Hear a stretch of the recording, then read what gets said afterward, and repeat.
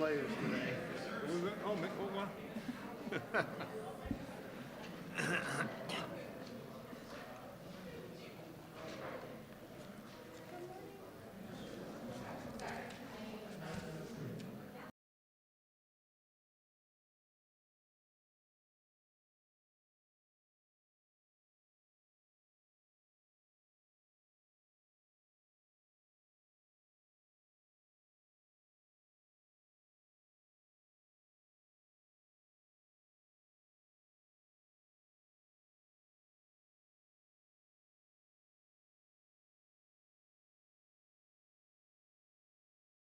Trustee Toomey and seconded by Trustee Dolslager.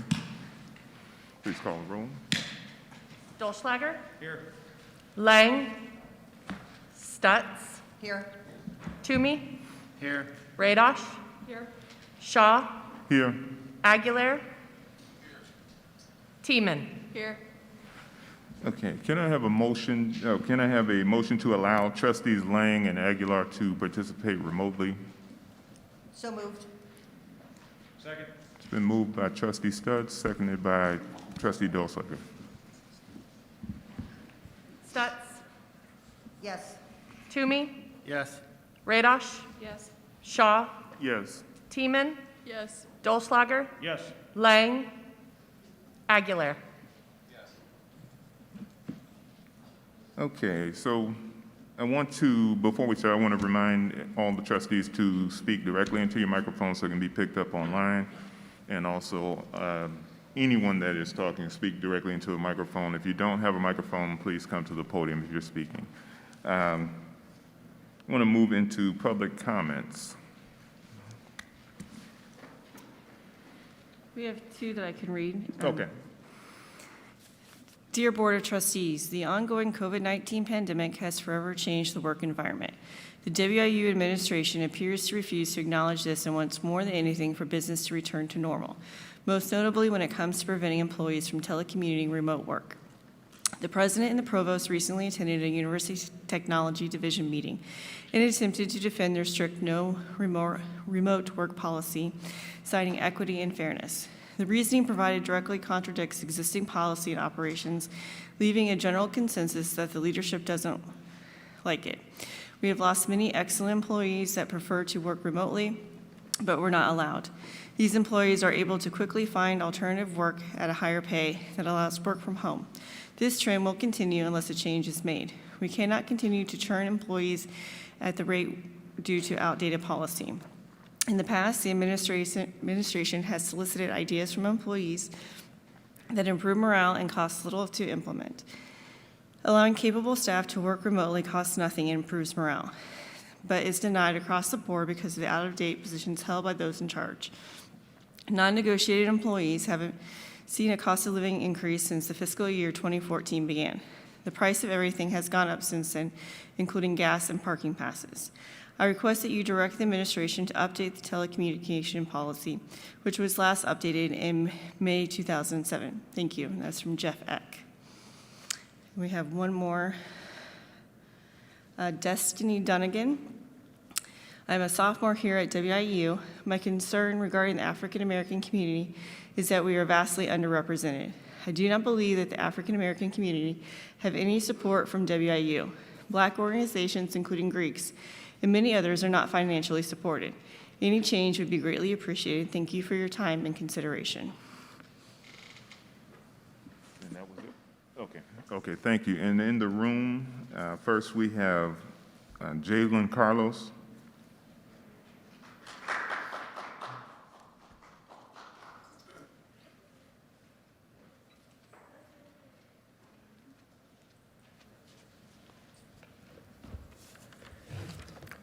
Good morning. My name is Jalen Carlos. For those of you who don't know me, I am the Vice President of Black Student Association. I also use any pronouns, so as long as you're respectful. First, I would like to go over the list of demands for Black students that we have made and revised. We, as Black students who attend WIU, are demanding that Western Illinois University show that Black Lives Matter and do not just say it. We are in a multi-pandemic era where Black people are at the mercy of diseases, COVID-19, and anti-Blackness. There's only one truly concern for one on campus. We have witnessed too much racism, microaggressions from professors and RRAs and people who are supposed to protect and serve us.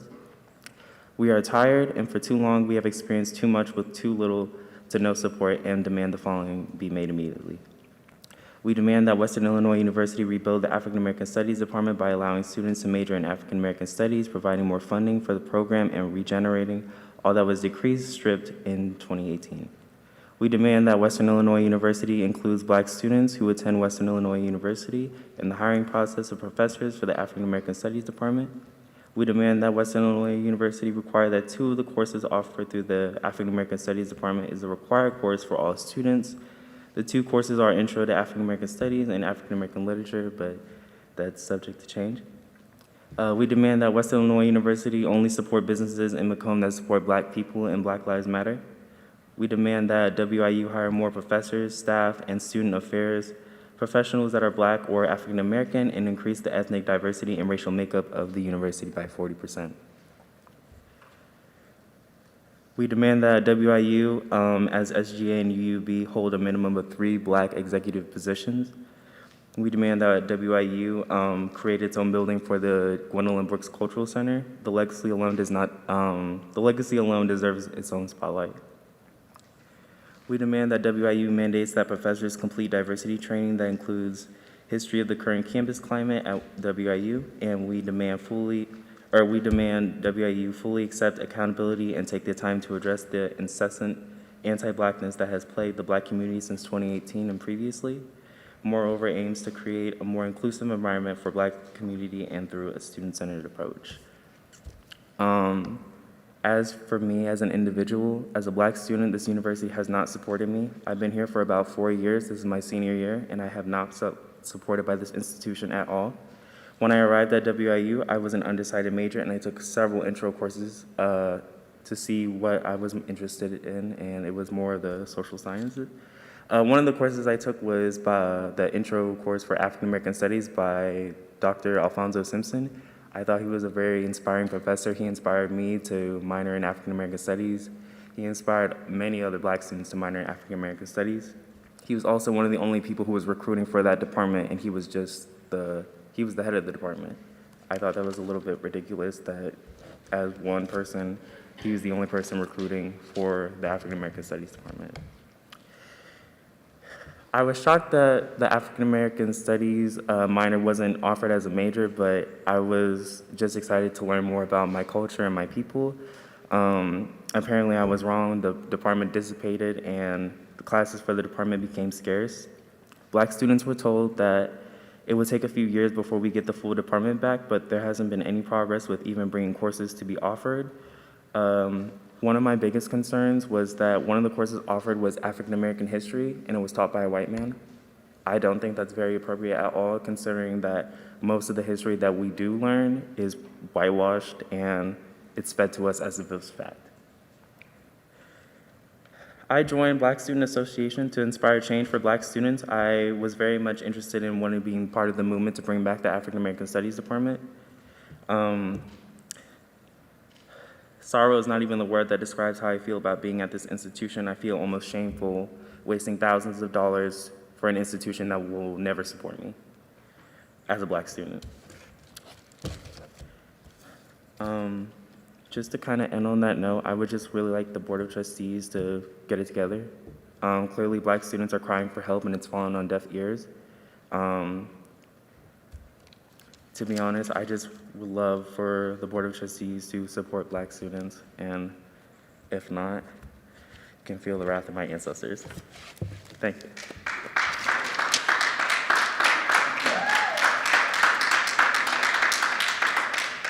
Next speaker is Shakaria Bailey.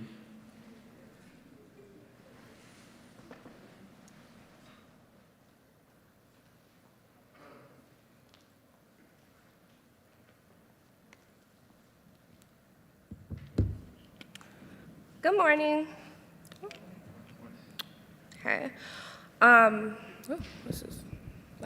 Okay, my name is Shakira Bailey. As you guys know, I am the president of the Black Student Association, and I have come here once again to speak on behalf of the inequalities that continue to plague this university. Black students are subjected to microaggressions from professors that are never ever reprimanded for their actions. This university is where students are surrounded by white students that aren't ever held accountable for their actions, but Black students are constantly under a microscope. We come here and we are immediately reminded that we do not belong. Our homecoming celebration is separate. We don't feel welcome, and that has resulted in us being segregated from the rest of the campus. We keep the community thriving, and the only reason why Black students even continue to come back each semester is from the hard work that we do as Black organizations on this campus, and we receive no recognition for the hard work that is being done. For the past 2 years, it has been a living hell for Black students. We watched a Black president get pushed out, and businesses in Macomb actively participate in that process and still be supported by this institution. A whites-only sign was printed in one of our computer labs. A former student was calling the African-American students the N-word and accusing us of spreading COVID. And then there was a news article that was posted that plastered Black faces and accused us of spreading the COVID virus, while other students as well participated in extracurricular activities outside of school, and they were not in that newspaper. They were not even acknowledged. It was literally an attack on Black students, as if we are the only problem here. While this was all happening, we held a forum to talk about our feelings, and no actions have been taken. So we held a protest, and again, no actions have been taken. We gave a list of demands as a starting point as far as what the university could do. As a student, it is not my job to think or to find solutions for this institution. A lot of you get paid big bucks to sit here and do that, and none of you have been utilizing your position for that. I come here, this is my third time speaking at this meeting. This is I don't even know how many meetings I've been in for the last 2 years with this issue, and nothing again is being done.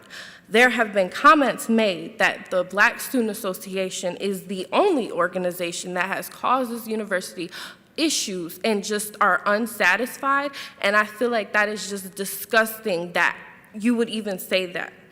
This year alone, I have reserved rooms for meetings in this university, and they call the MCC's director to approve my request. Why is that happening? Why is this a thing? I'm sorry, I'm gonna keep going because,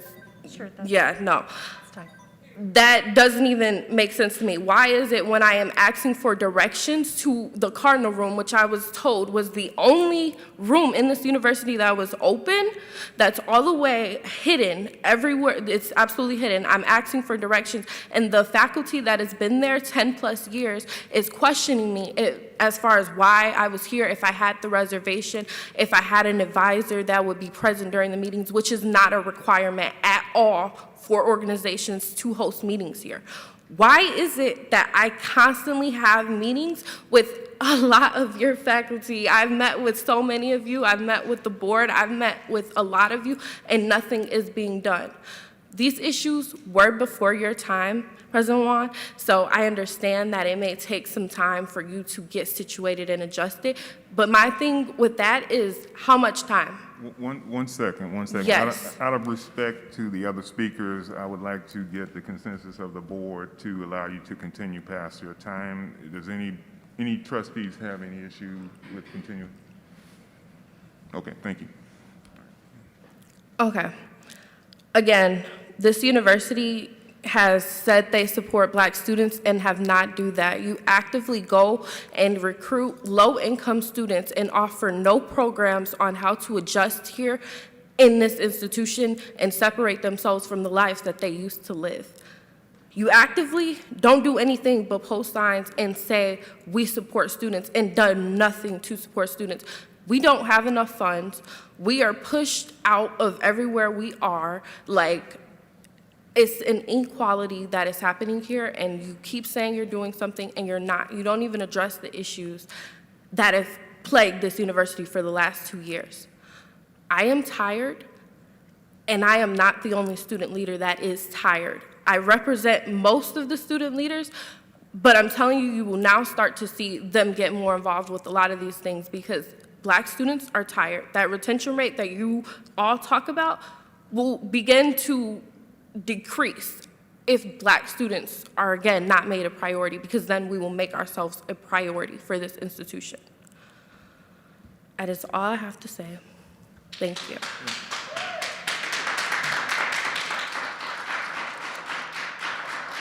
The next speaker is Quinn Townsend Riley.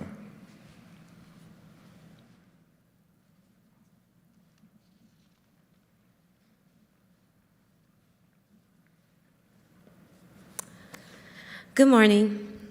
My name is Quinn. I use she, her pronouns, and I'm a graduate assistant in the Gwendolyn Brooks Cultural Center, the advisor of the Black Student Association, and the president of the Black Graduate Student Association. I'm pursuing my Master's of Science in College Student Personnel, and I'm here today to speak on the social starvation of Black programming, funding, and the viral infection of anti-Blackness. Working in the GBCC, I see how much money is given for us to use for Black History Month. I know just how much crumbs of funding we are given to lighten up the Black student experience. No one can survive off of crumbs.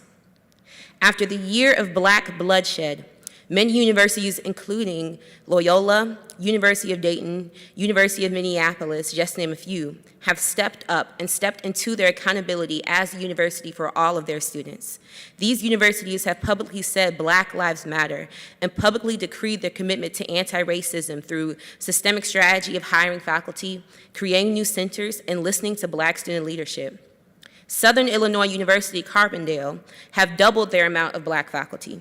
Loyola has designed not only an anti-racist task force that's publicly listed on their university page and lists strategies, but created new positions that target anti-Blackness on their campus. I understand that here at WIU, tradition is important, but the tradition of anti-Blackness needs to end. According to the Illinois Board of Higher Education, in the 2020 annual report, African American faculty constitute 5% of all faculty at Illinois colleges and universities currently.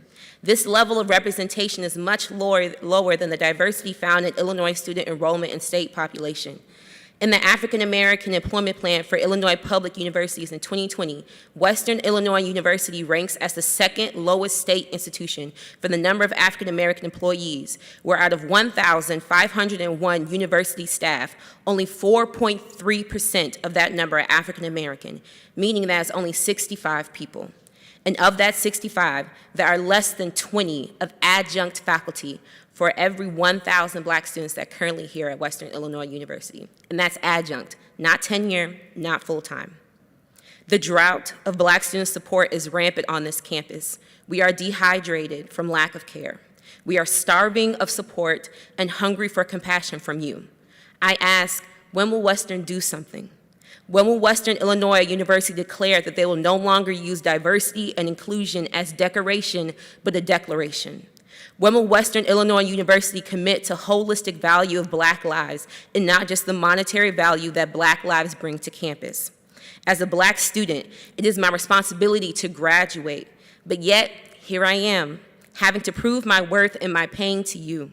Not only as a Black student, but I exist in a society that continuously shows me that my life does not matter, only to attend an institution that will only support with a sticker on a staircase. Black students should not be burdened with proof to show you at a historically white institution that there needs to be more done for them. This is something that you all should see and should know. As I prepare to graduate in May 22 as the first in my family to have a master's, I want to be able to say that I'm proud of the institution that has bestowed me with this honor, but instead, I'm here to tell you that I'm disappointed. The time is now to be on the right side of history. I ask you, what side are you on? Thank you.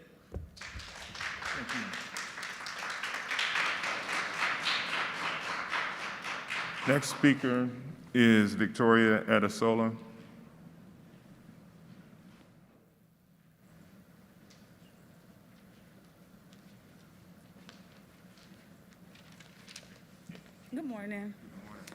Okay, so a lot of my peers, some of my peers just came up here to speak, and I can honestly see why nothing is being done because as some of them were speaking, some people were on their phones. And that should not be happening right now while we're coming to you early in the morning where we could be in class or at work. We're literally speaking our minds to you, and you guys are not listening. You're not doing anything. And instead of you to be listening and taking notes so you could write down changes that need to happen, you're sitting on your phone. That is not okay. So I just want to know why the protest happened in 2020, if I'm not mistaken, why has nothing been done about the demands that they said that we brought out to you guys? Can anybody answer that? I can. So, Okay. the 11 demands, I have studied it. I have my colleagues studied it.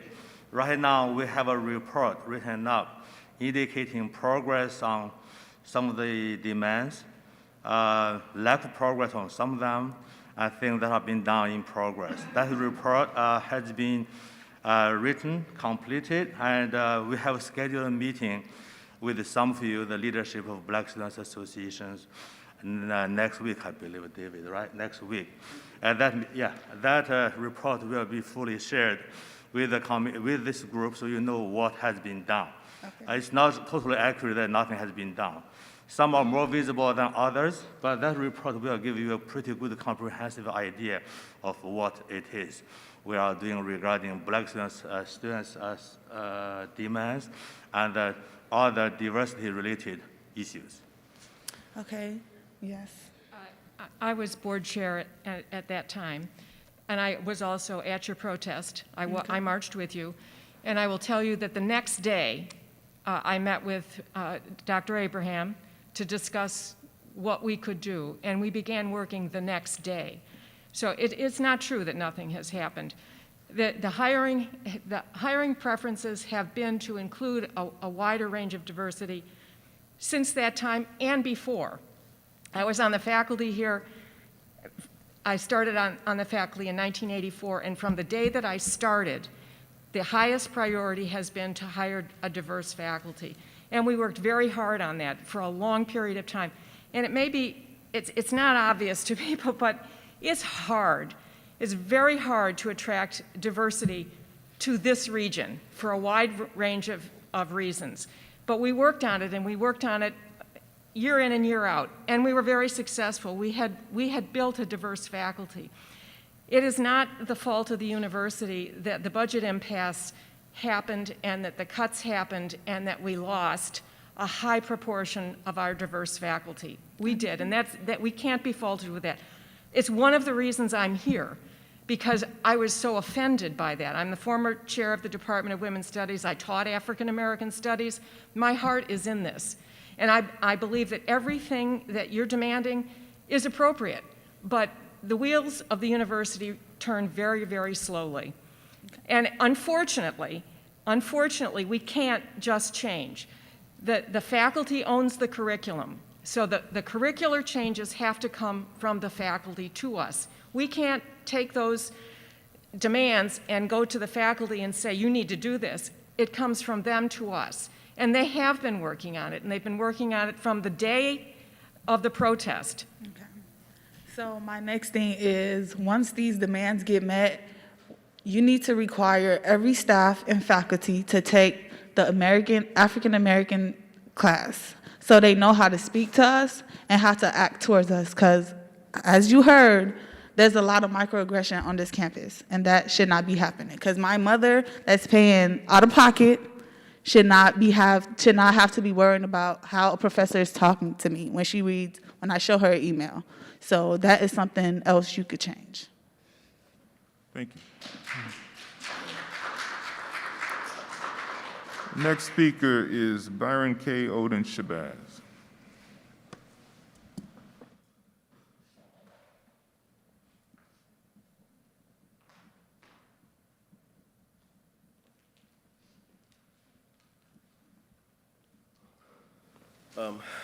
Good morning, all.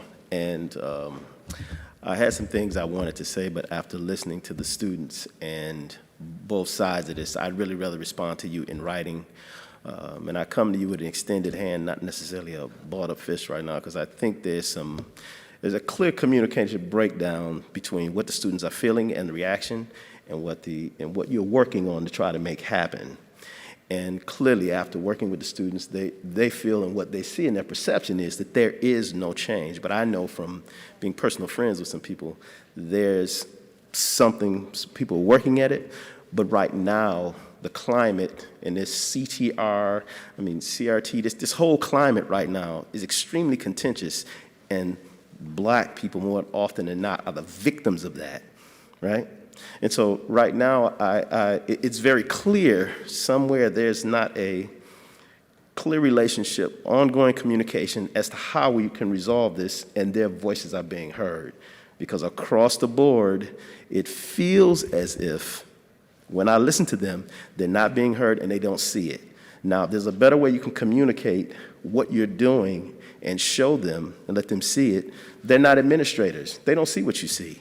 You meet, you make decisions, and you try to go for these outcomes. But if these outcomes are not felt, so that they go home and tell their friends, I go to Western, you should go to Western, I believe there's some validity in when the young lady says that there is going to be a decline. Because the worst enemy you can have, the mouth. They go back home to cities or wherever they're from and say, you don't want to go to Western, right? And I know from personal experience of dealing with Black alumni who told me, who used to send busloads of kids down here and saying, until Western gets that African American Studies program and some Black staff, we're not sending any more people down here. And if you need witnesses or people to talk to that are in the cities where these kids choose to come from, I can provide that, right? So again, I'd really rather get you something in writing. And the main point I would really promote or ask you to do is whoever it is that's going to sit down with these students, there needs to be something ongoing and tangible. They don't care about theory. It doesn't matter who's working on. They want to see something that says, it's better for me here. And right now, what they feel is that's not happening. And if there's anything I can do and act as mediator or however I can be of help to you, I'm more than willing. Thank you very much. Thank you.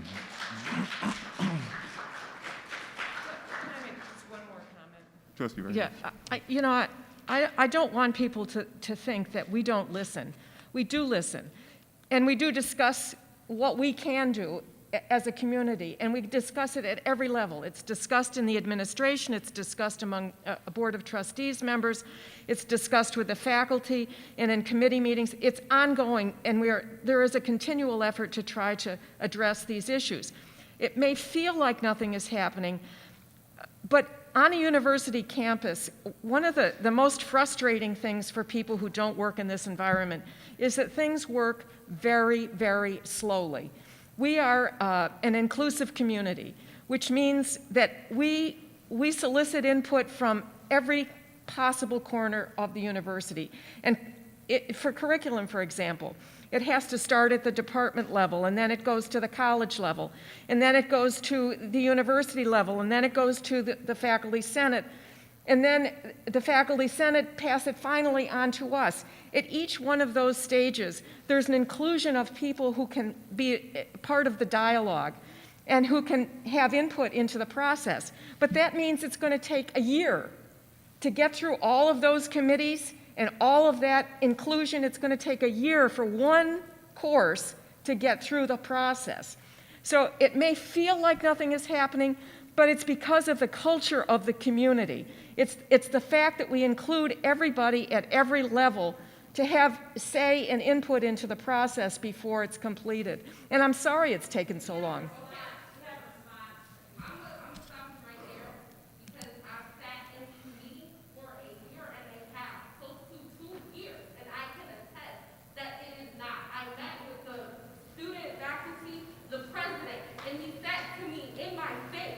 That bringing back the African American Studies department by itself is problematic. And he began to give me the politics of why this will not happen. So no, you guys sit here and say that you're actively doing something, but I have met with several of the people that you tasked to do this and work on this and stuff, and they have not done anything. Like I am telling you, I sit in these meetings and I hear what they say. I used to meet with President Abraham every 2 weeks to go over where he was. There was movement when he was in office. He is no longer in office, and that movement has stopped. And that's what I'm saying. Regardless of me having to come here and have different students voice their opinions or anything like that, and as you said, you guys have already actively been hiring or being inclusive in your hiring. If that's the case, it would show that within the faculty, and it does not show that. Like, I understand what you're saying, but what we will not do is not be truthful in this whole process. There is nothing being done, and there wasn't anything being done until I came here a few months ago or whatever, and when I spoke the first time, then everybody wants to start working on things, then we want to have meetings, then we want to do stuff like that. And again, it is a standstill. I understand there are a lot of different things that everybody works on. There are a lot of different things that are going on. But for the past 2 years, Black students have been suffering, and this university has done nothing. I'm not going to have an argument. No, you're not. I'm not going to, listen, I'm speaking. I'm not going to have an argument. But I want you to understand that the people that we're hiring now won't be on this campus until next fall. It takes a while. And it is not that we have ignored what you have said. We have not. We've been working on it, and everyone in this room has been working on it. I don't think it's fair to gaslight students. I don't think that's not okay. And that's a toxic environment for these students to actually have to live and learn in a place where people, because they have a microphone in front of them, can actually tell somebody what they're saying is not true. I don't think that's right. Our final speaker is Carissa Tinsley.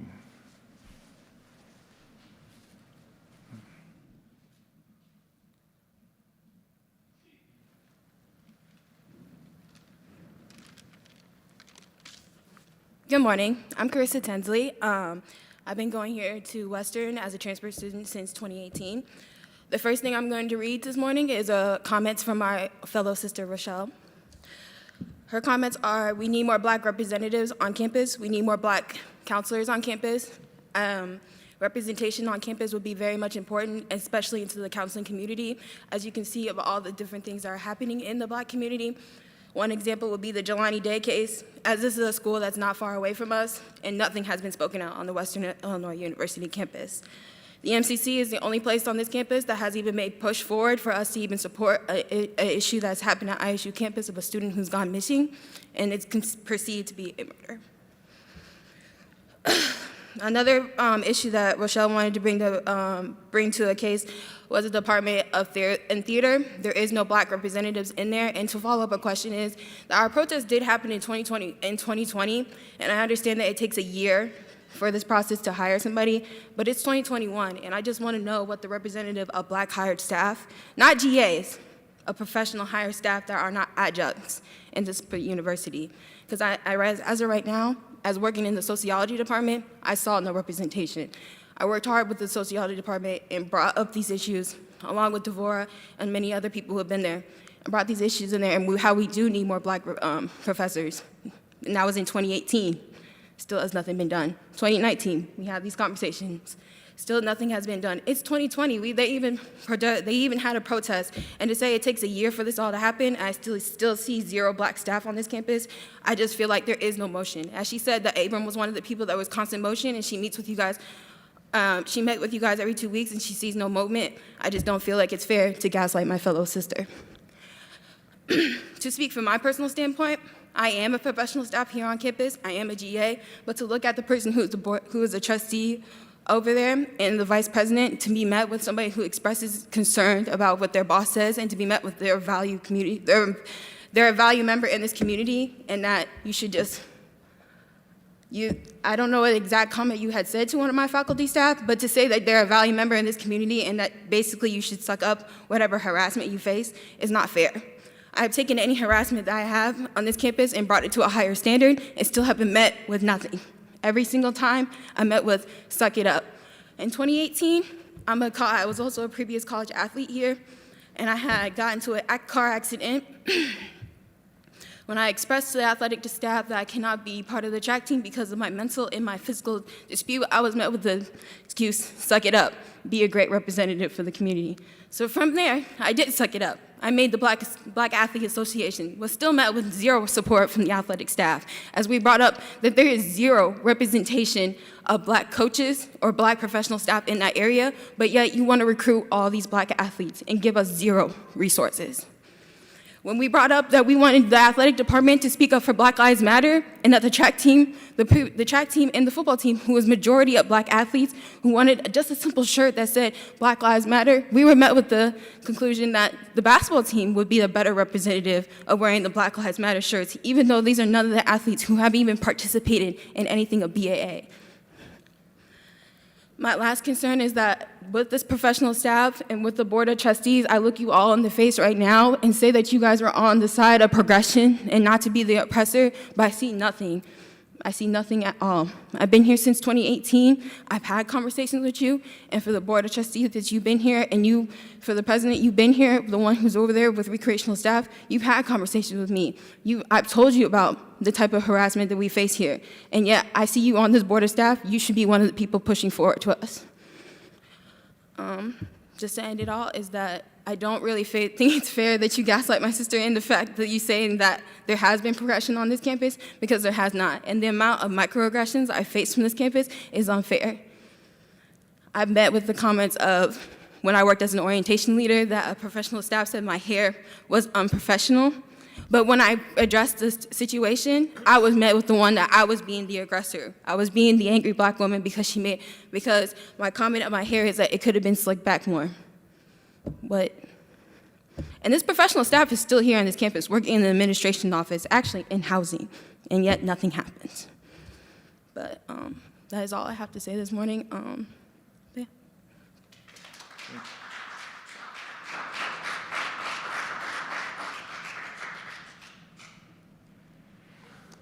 Thank you, and I would like to thank all of our speakers this morning. Before we move to the chairperson's remarks and the president's remarks, we do have one item. We need to review and approve the September 9th, 2001 open and closed session minutes and September 10th, 2021 open session meeting minutes. Is there a motion? So moved. It's been moved by Trustee Toomey, seconded by Trustee Teeman. Shaw. Yes. Oh, discussion, sorry. Yeah. I lost my minutes here. On the closed session meeting minutes, on the second page, lost it. The second page, under general discussion, personnel, the first line of the second paragraph. This is the ninth. It says doctoral position. It should say faculty position. That person has a doctorate. That's my only correction.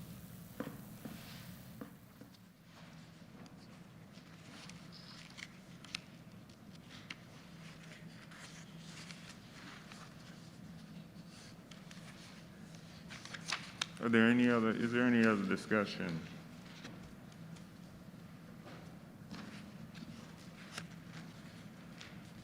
Okay. I make a motion to approve as amended. Thank you. Is there a second? Second. Trustee Toomey and Trustee Stutz. Is there any discussion on the amendment? Please call. Shaw. Yes. Aguilar. Dolzlager. Yes. Stutz. Yes. Teeman. Yes. Lang. Toomey. Yes. Radosh. Yes. Thank you. First, I want to welcome those in attendance and those participating online. Since we last met in September, I had a chance to enjoy homecoming, and it felt like homecoming. I enjoyed the alumni events, enjoyed the parade and the game, and I want to thank all of those that were involved in planning those events, particularly Alumni House and the Multicultural Center. We may have lost that game on the field, but I feel that homecoming was a win. After the parade, I learned that WIU has a food pantry for students. In fact, Dr. Shoup gave me a tour of that facility before the homecoming game. When I was a student here, we didn't call it food insecurity, but we were just broke college students. But running out of resources and being hungry was just as real back then. I've asked Dr. Shoup and one of her student leaders to speak on the pantry today. At our last meeting, I talked about leadership during the pandemic. In 2021, we've managed through things that are beyond our control in this country. We got the pandemic, we had an attack on the nation's capital by US citizens. We've had polarizing jury trials and yet another school shooting this week. While these events are beyond our control, what we can control is what we do on our campuses and how we treat each other in our communities. We have Black students at WIU who have voiced several concerns, and they have voiced them repeatedly. We need to understand the core issues behind the demands presented, and we need to act expeditiously. I am committed to solving these problems, and I know that President Huang and his team are as well, and I trust that I can speak for the board, on behalf of the board, that our work will be done when all of our students feel welcomed and respected. I believe we can do this, I believe we should do this, and I believe we will do this. I made a couple of other stops since our last board meeting. I attended the November CSEC meeting with Trustee Radash and President Huang. I met the women's and the men's basketball teams at their practices. Side note, those teams are 5-2 and 6-2 respectively. Stopped by the SGA meeting yesterday and attended the men's basketball game along with other trustees and President Huang, 93-80 over Ball State. I intend to meet our other programs and attend other games when possible. And finally, the board has an office in Sherman Hall. I appreciate Dr. Huang and Ruth and Athena for helping to set up and support that. It gives us a chance to spend more time here and to be more involved. And I'd like to set something else up on the Quad City campus. And with that, I will turn it over to President Huang. Thank you, Mr. Chair. Thank you to everybody who is here, students, faculty, staff. This is the last 2 weeks of the semester. I hope things are going well for you, winding nicely. The semester did go better than I anticipated. Back in August, I was nervous in how things would go when everybody was back on campus. Indeed, there are glitches here and there, which is true of human nature, true of the environment we live in, but I do think the semester has gone pretty well, as far as I can tell from my perspective. So I want to thank everybody for their effort for a pretty successful semester, right? Just as importantly, thank the trustees. I'd like to thank them for their time, their efforts, and their dedication. The trustees really are a very hardworking group, very dedicated. I recognize them whenever I can. And they work for free. This is the valuable thing, right? Volunteerism is the best manifestation. And you can see that in our trustees. I have a few updates and some comments, so just bear with me for a few minutes. As the chair pointed out, we had a big win last night. We were there, several trustees were there, and really encouraging, really creating momentum for the university, its image. Our players are very good, very professional. As a president sitting there, you have to feel good. You have to feel encouraged and very upbeat, right? The same is true of the women's basketball team. They have been making wins also. Again, there are good things happening. I don't want those to be forgotten. Next, senior leadership team building. You have seen some changes over the last few months. And right now, we had a field search for the VP for Finance and Administration, but we have a good interim there. She will continue in that role for the spring semester. That's Shannon Sutton. Actually, for the two candidates we brought to campus, both of them were minority status. right? We offer the job. One of them is African American. We offer the job to them. They declined. Okay. Now we are not unique, as I've been saying to many. This is a statewide issue. When I was in a SQ conference a couple weeks ago, I heard my fellow president say the same thing. There are challenges hiring at the top level and at every level because of COVID, because of people's unwillingness to move or to change a career, to relocate. So we are looking at solutions moving forward. The provost search is ongoing. There will be I think screening will be starting in a day or two. Chair Yilong here. Laura is here. He may or may not give you an update, but I wanted to say that search is ongoing. So hopefully by the end of spring, we have a couple more leaders hired, and that will fill in a few vacancies of leadership positions at the top. Strategic planning. We have a strategic plan called Higher Values in Higher Education 2017 to 27. It's a 10-year plan. And that plan, I understand, is revised, updated on an annual basis. When I was a candidate, I endorsed that plan. No plan is perfect. I used to have a colleague who told me, no models are, all models are wrong. Some models are useful. The plan is a good document overall, but does need updating every year. Now, the difference this year is, as I have been working with the Provost Billy Clow, Associate Provost Mark Mossman, and many of you, the plan will need to reflect the priorities we are setting, the important initiatives that the university needs to handle over the next few very challenging years. We are living in a very, very chaotic, very challenging era. Billy and I were just having this conversation, interestingly, right? As a leader, we are leading through chaos. That's very, very true, to quote him. He relayed this expression to me yesterday, right? So the plan, the updating will reflect our recruitment efforts, retention efforts, institutional distinctiveness. And this is the piece I'm very proud of. How do we make WIU a standout place in many ways, as many ways as possible, right? So programs, academic programs, services to students, campus infrastructure, you can name other things. We have to stand out. Otherwise, we'll be like everybody else, right? That's not what we want to see. WIU is good, it's mature in many ways. In other ways, it needs to grow. It needs to adapt and need to improve. Okay?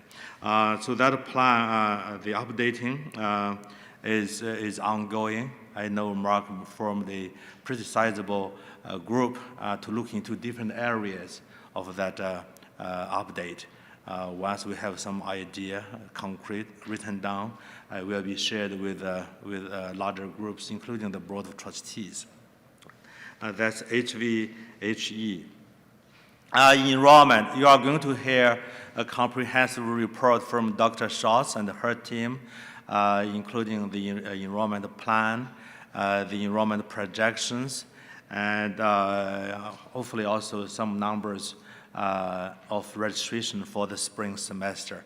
Right now, the numbers I saw, they are sort of stable like last spring, but I know it's still a little early, still about 40 days out before the beginning of the next semester. Students are still registering. Now, the same time last year, if you recall, mostly we were online, right? Now, mostly on campus in presence. There is a difference here in the pattern of registration. But I do believe that the enrollment plan we developed, all these plans are new. Enrollment plan, the retention plan, these are new. These are being implemented. One of the major changes in the strategic planning piece you will see is a new goal. And when we set a goal, I wasn't here. Some of you were, some of you were not. The goal for 2017 for enrollment was 10,000 students head count, right? That head count was named back in 2016 and 17. That was in the wake of the budget impasse, whose effect was not deeply felt then. Today, we are still deeply feeling the impact, adverse impact of that budget impasse, right? You can see, the damage that impasse did to operations, faculty, staff complements, enrollment, and many, many other things. If you go back to even just 2015, you will see the university is poorer by $2 million. That was only several years ago, 6 years ago. So there is a difference there. Okay. The plan updated will be shared with the community as soon as it's ready. Okay. Now, moving on, we do hope to see some movement in the international arena. You will see more students coming from other countries. That will be a boost to our enrollment. Okay, those numbers are still being finalized. For the students expressed concern about not having an in-person commencement, and the university studied this issue, especially back in October or thereabout. The commencement committee looked at it. Was not appropriate to have in-person commencement in a small venue like Western Hall or something. It needs to be a larger venue like ISU. ISU would have, right? You can accommodate a lot of people while being socially distanced. But we did listen to the students and to many people. A number of people wrote me, alumni, former trustees, students, including these young ladies sitting here. So, well, we'll do something, not a full-scale commencement ceremony, but there will be something on the 18th by colleges. The students will get an opportunity to walk across stage to receive their diploma and to accept, a handshake from the provost and the president. So I think it's a good thing to do. Again, I know it's not what everybody wanted.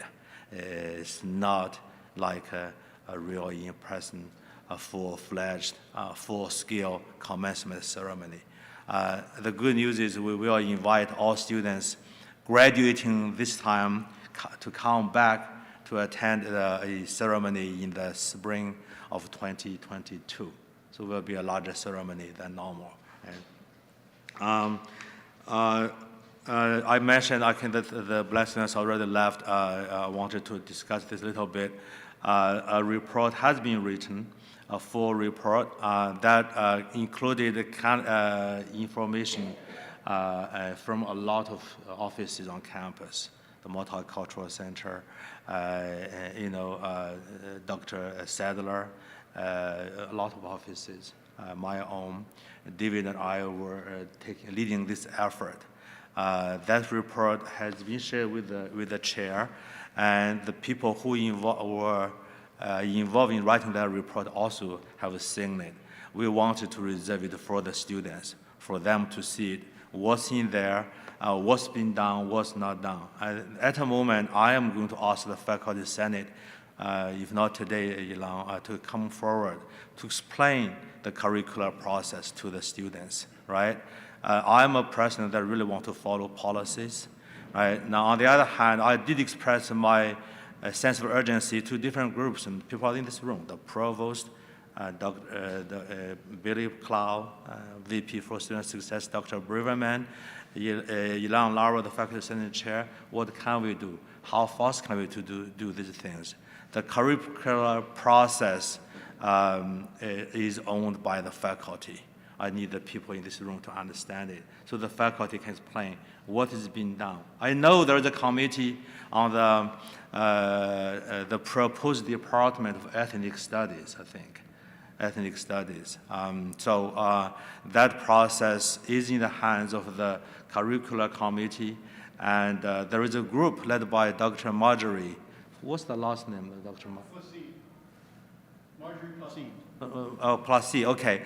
Okay, so actually, she should be able to explain that process too. I need the students to understand this piece.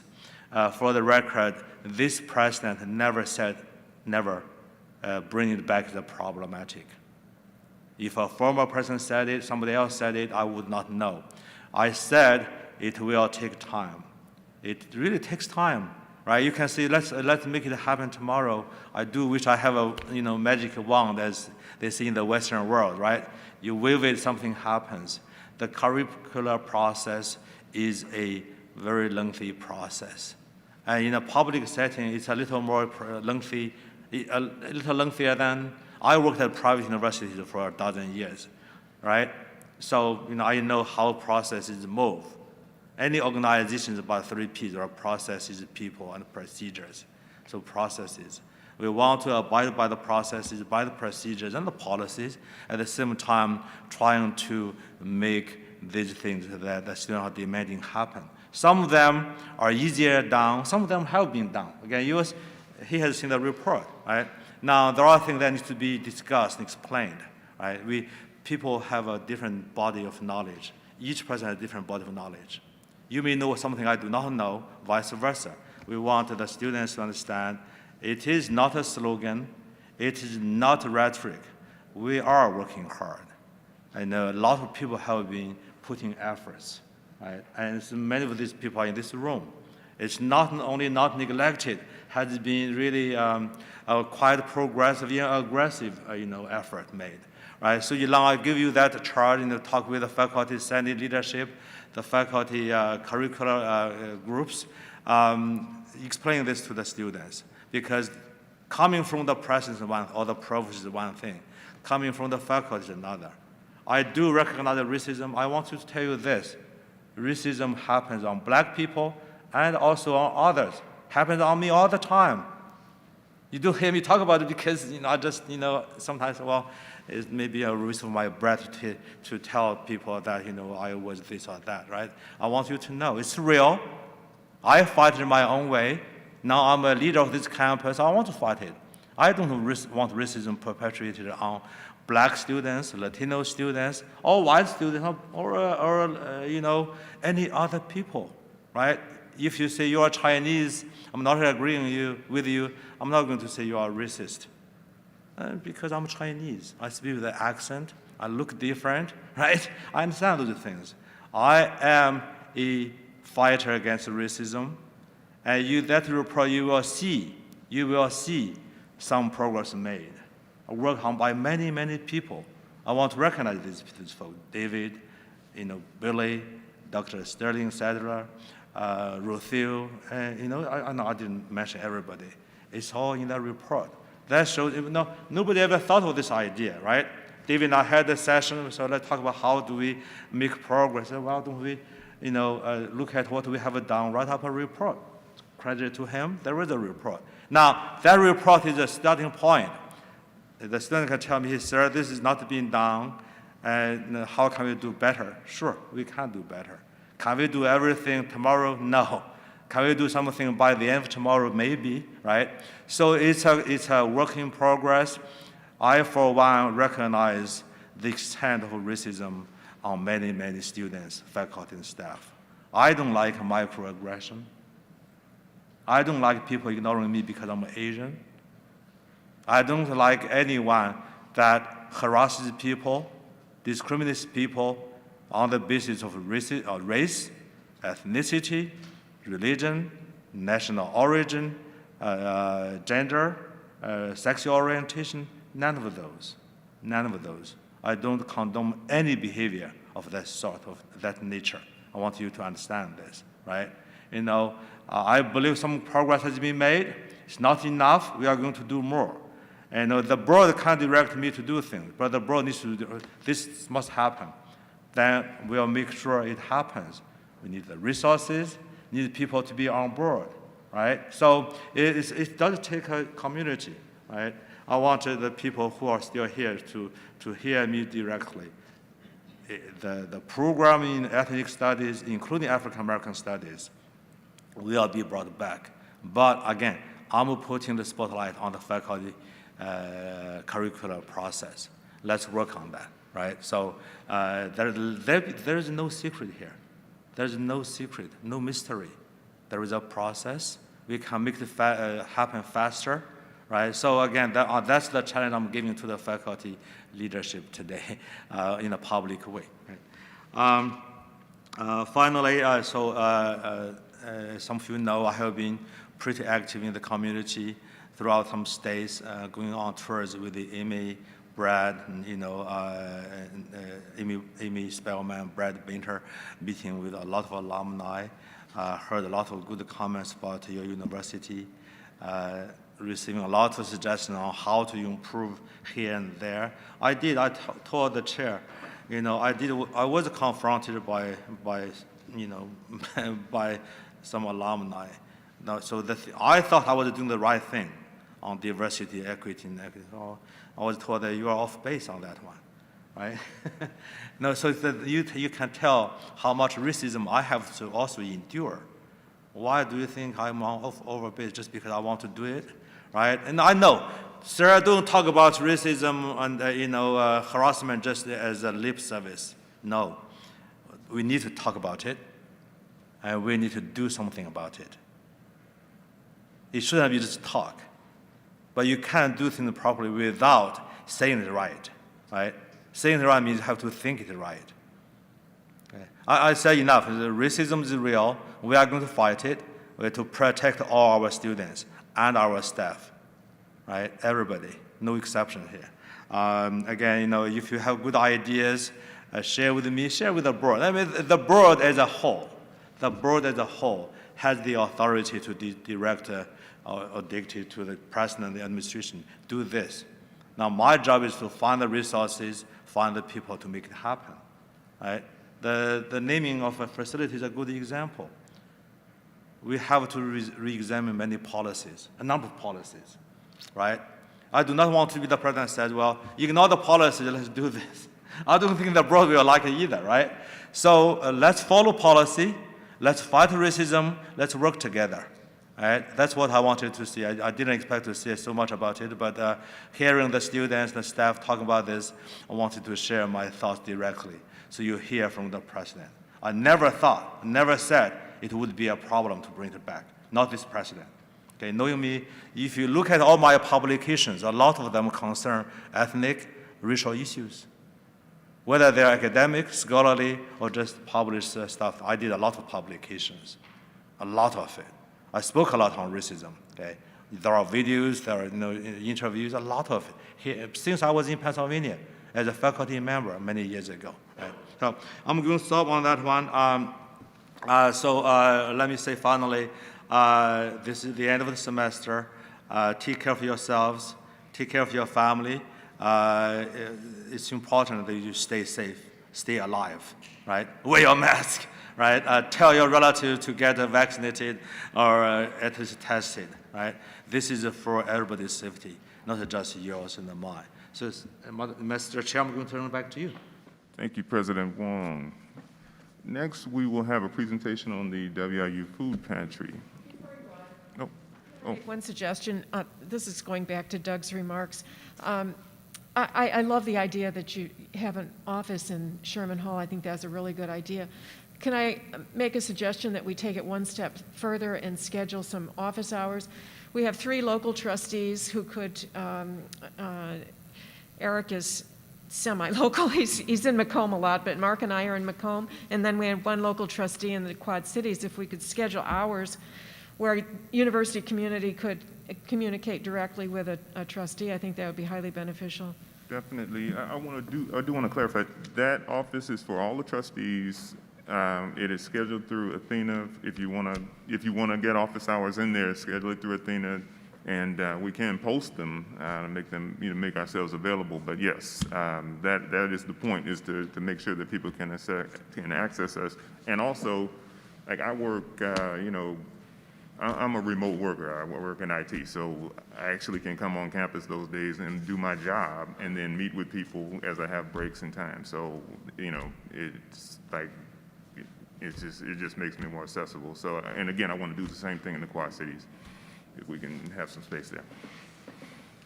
Oh, keep knocking that water over. Okay, now we have a presentation by Dr. Shoup and Brittany Van Tine. Thank you for having us today. It's great to come meet you and speak with you.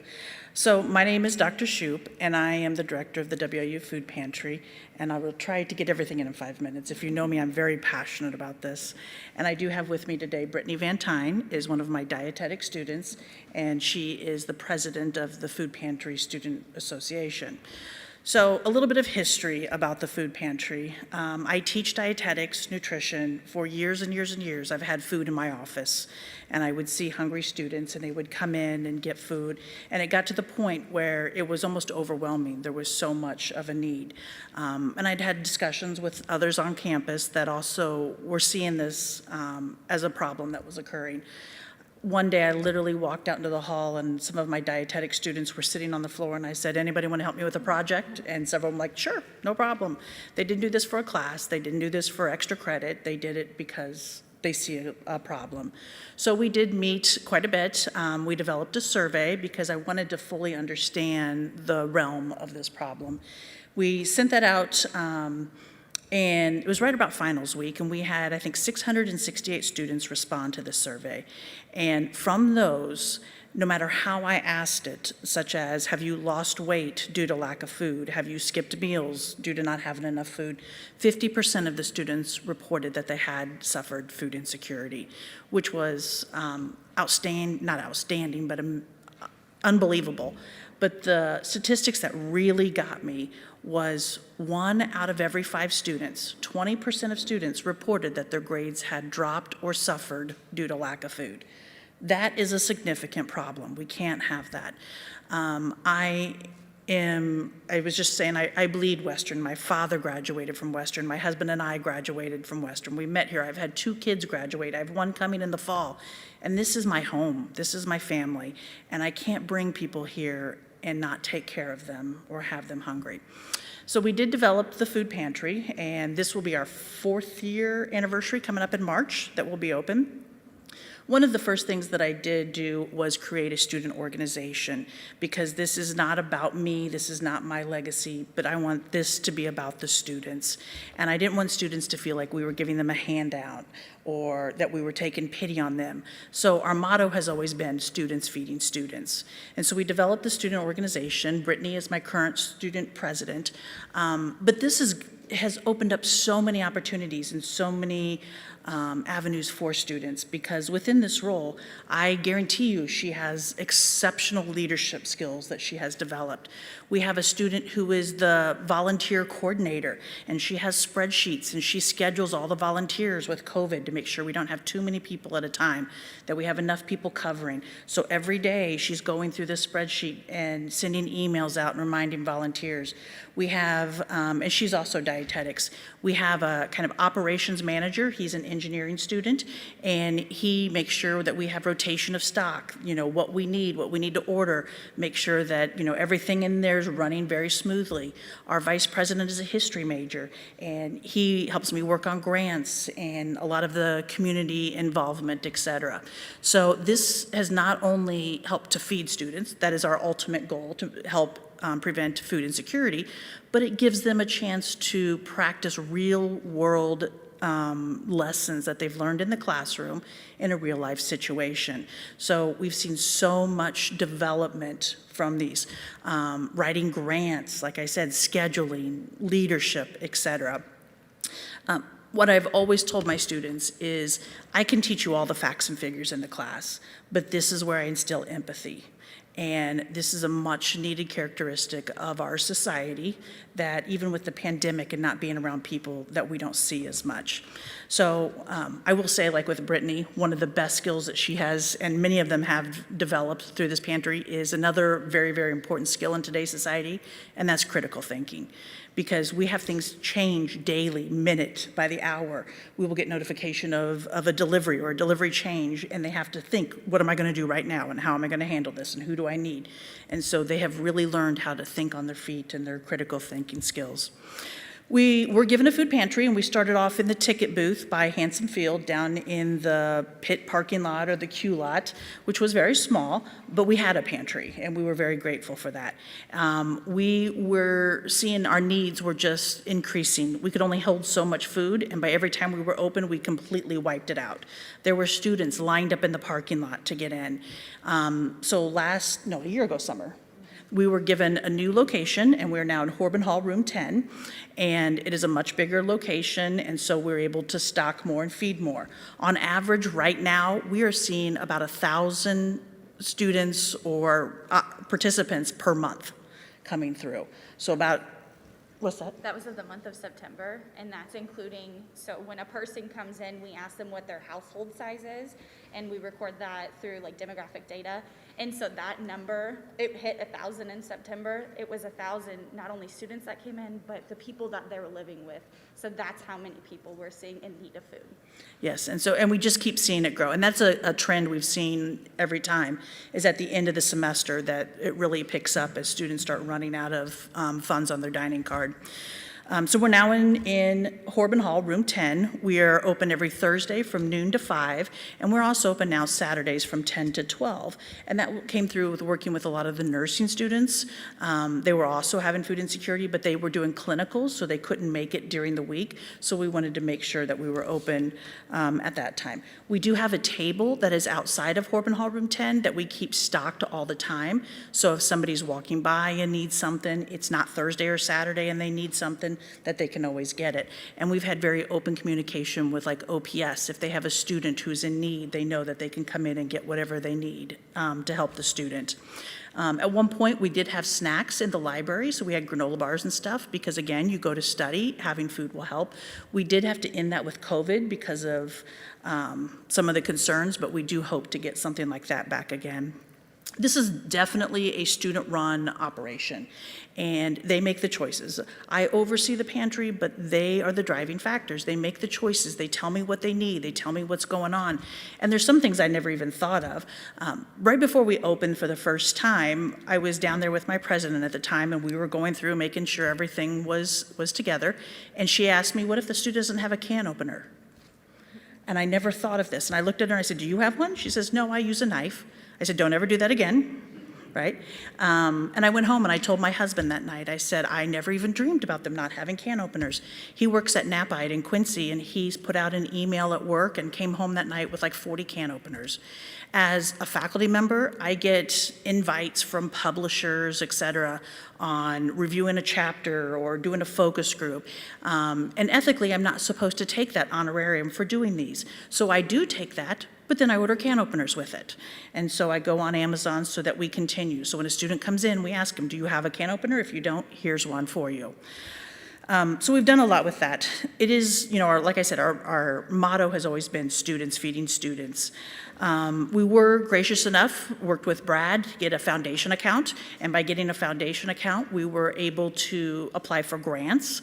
We have gotten a grant from McDonough County Power to help us. We have gotten a grant from Dot Foods, and they have given us funds plus store credits, so we've been able to go up there and get foods. I am working, ever since we've developed, I've been in with it's a coalition, College University Food Insecurity Coalition, and I just got an email today, or yesterday, they were doing some micro grants, and so to apply for those, and I sent that off. We have been very involved with the community. I think I grew up in Macomb, and I understand the need to have that connection with the community. Within the community, we work with several churches. Trinity Lutheran Church has always been a big supporter of us and given us donations. First Christian Church has helped us, but several different churches. We work with Macomb Housing Authority. I work with Amber out there, and we do mobile food pantries. And so 4 times a year, Riverbend is one of the ones we supply, bring in a huge food pantry. One things I have a lot of is volunteers, so I bring volunteers to help run this, and then whatever food's left over, they donate to us for free. And so we have a very good working relationship with the mobile housing. Most of our food comes from a couple sources. We do get food from Midwest Food Bank, which is out of Peoria, and I get 2 pallets of food from them every month for free. I do take my husband's truck. I go to Quincy and pick that up at Mernella there in Quincy, and then I drive that up to Macomb. I let the students know when I'm here, and they help unload. I can also go to Peoria once a month and get cold and frozen items, things like that, and again, bring that back. That is one of our challenges, is for the past 4 years, I've used my husband's truck to do this, and I'm running to Quincy, I'm running to Peoria and stuff. So one of our long-term goals is to get a box truck, something that we can put these in, because I've been bringing this up in the rain and boxes get wet, and we all know what wet cardboard is like. It's not very pretty. So I would like to have a box truck eventually. Other place that we get is Riverbend. Riverbend is a Feeding America program that is out of the Quad Cities, and we were actually one of the very first colleges that they've ever worked with, and now I think they have over 100 that they're working with. So that was a very inspiring, neat process to help them pave this path for food insecurity. I can buy things there very, very cheap. I can get a case of cereal, which has 12 to 16 boxes for like $2. Their statistics show that for every $1 that we get, I can feed 4 meals. So we do get, my last order with Riverbend was 5,000 pounds of food. And I think I paid $600, and it told me that I'd saved like $5,700. So I do get a very good deal with those. I work with the WIRC here in Macomb. That's where Riverbend will deliver to. When I was there picking up my Riverbend order, they donated a bunch of deer meat to us. So we, protein is always a prime thing to try to have. So we do have some deer meat, and they also worked with me with another grant that they're going to help order and purchase more food for us here. Salvation Army in Macomb, we've worked with a lot. Our clientele is very different, and so like we get dried beans, peas, lentils. Our students don't know what to do with those. But their population does. They get ramen noodles, and their population doesn't know what to do. We can't keep ramen noodles in stock. So we will switch food and swap food and do what we can to help each other out.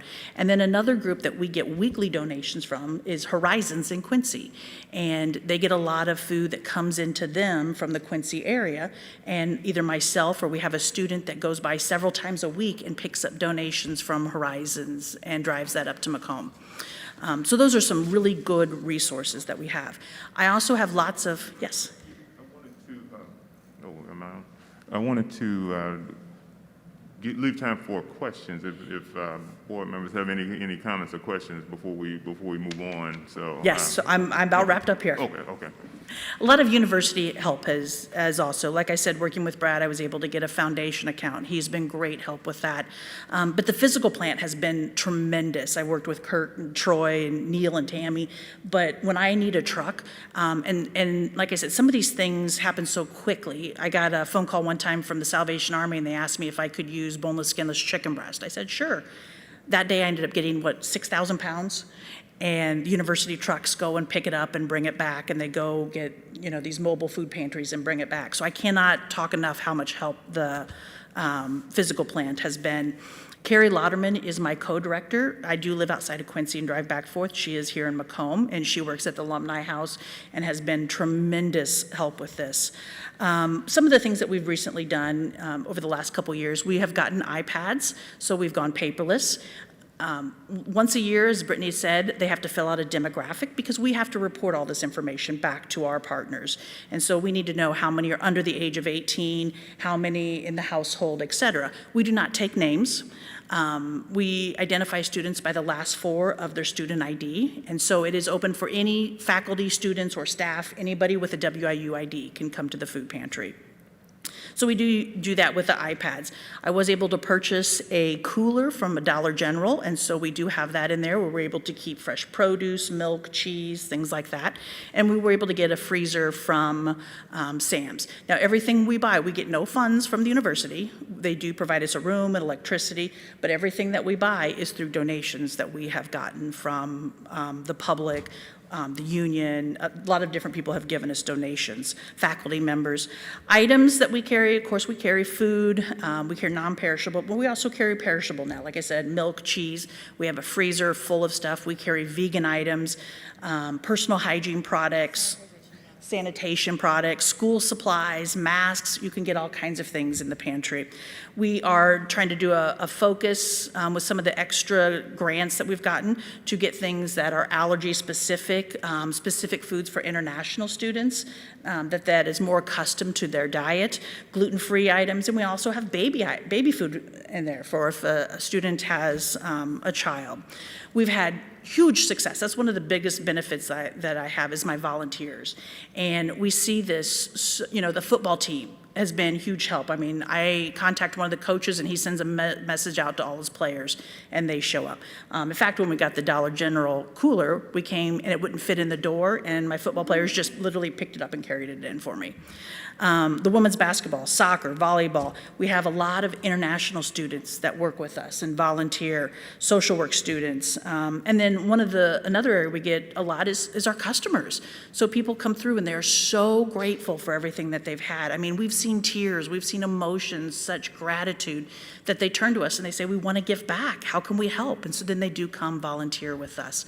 So we have a wealth of volunteers, and that is great. My next role, what I want to do is I want to do another survey, is what I'm working on, but I want to see how this affects retention. And if having enough food to eat helped you to stay and finish your college years. My goal has always been to be self-funded. I know that our population is a very unique time in their life while they're doing their studies, but they're gonna go on to become a professional. And once they become a professional, my goal has always been that they will help and give back to feed the next generation of students that are coming through. I have also taken on some role as a mentor. So like this last week, I was contacted by SCC out of Burlington. They're wanting to develop their own food pantry. So I've had several of them contact me and ask me how to do this and what are some of the steps and tips. So I'm always happy to help other universities. We do still have needs. Like I said, we need a truck. We need a new scales, heavier duty, better scales. We need new shelving. We just did, participated in the Day of Giving and things, but some of it is, I think, that people just don't know we're there. When I met Trustee Shaw, he had not heard of us, didn't know that we were there. Like I said, I'm very passionate. I'm like, come visit, I'll show you. And so we walked through, and I think you were pretty amazed by what you saw and how much we had to offer and what we have for the students. But it is a wonderful resource. I personally am very blessed by this. To have this on campus, to be able to participate and help to lead these students. And I think every student that is involved is also very grateful and blessed for the lessons they've learned and the gifts that they've been able to give. Questions? Brittany? Oh, Dr. Radash. I'd just like to say thank you so much for all that you do, Dr. Shoup.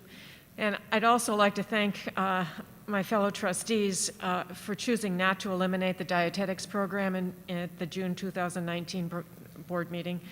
I'm really glad that we did not do that. Me too. Other input from board members?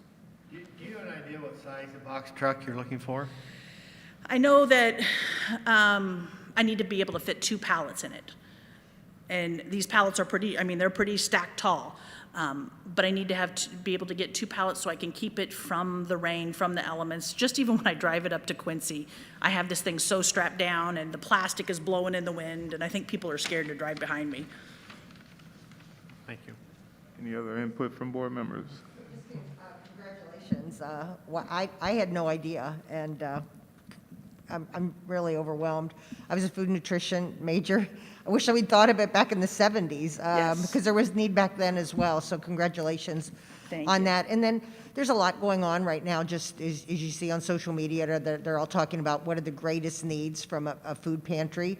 What are your top 3? I'll let Brittany answer that. Thank you, Brittany. Well, in regards to food, we're in need of rice and things like pasta. Those go through, we have to actually kind of be sparse with that, and we have to set limits on things because patrons come through and they ask for a certain amount, and we try to provide as much as we can, but we serve all students, staff, and faculty, and I want to do that fairly. And so I make sure that I set limits, whether it's 1 or 2 or 3, but I set limits on the things that are obviously more popular and wanted.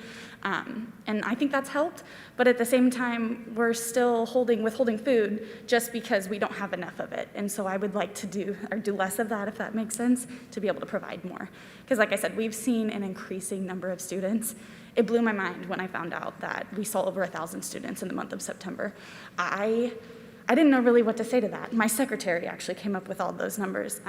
There are so many positions at the food pantry right now that one person obviously can't do everything.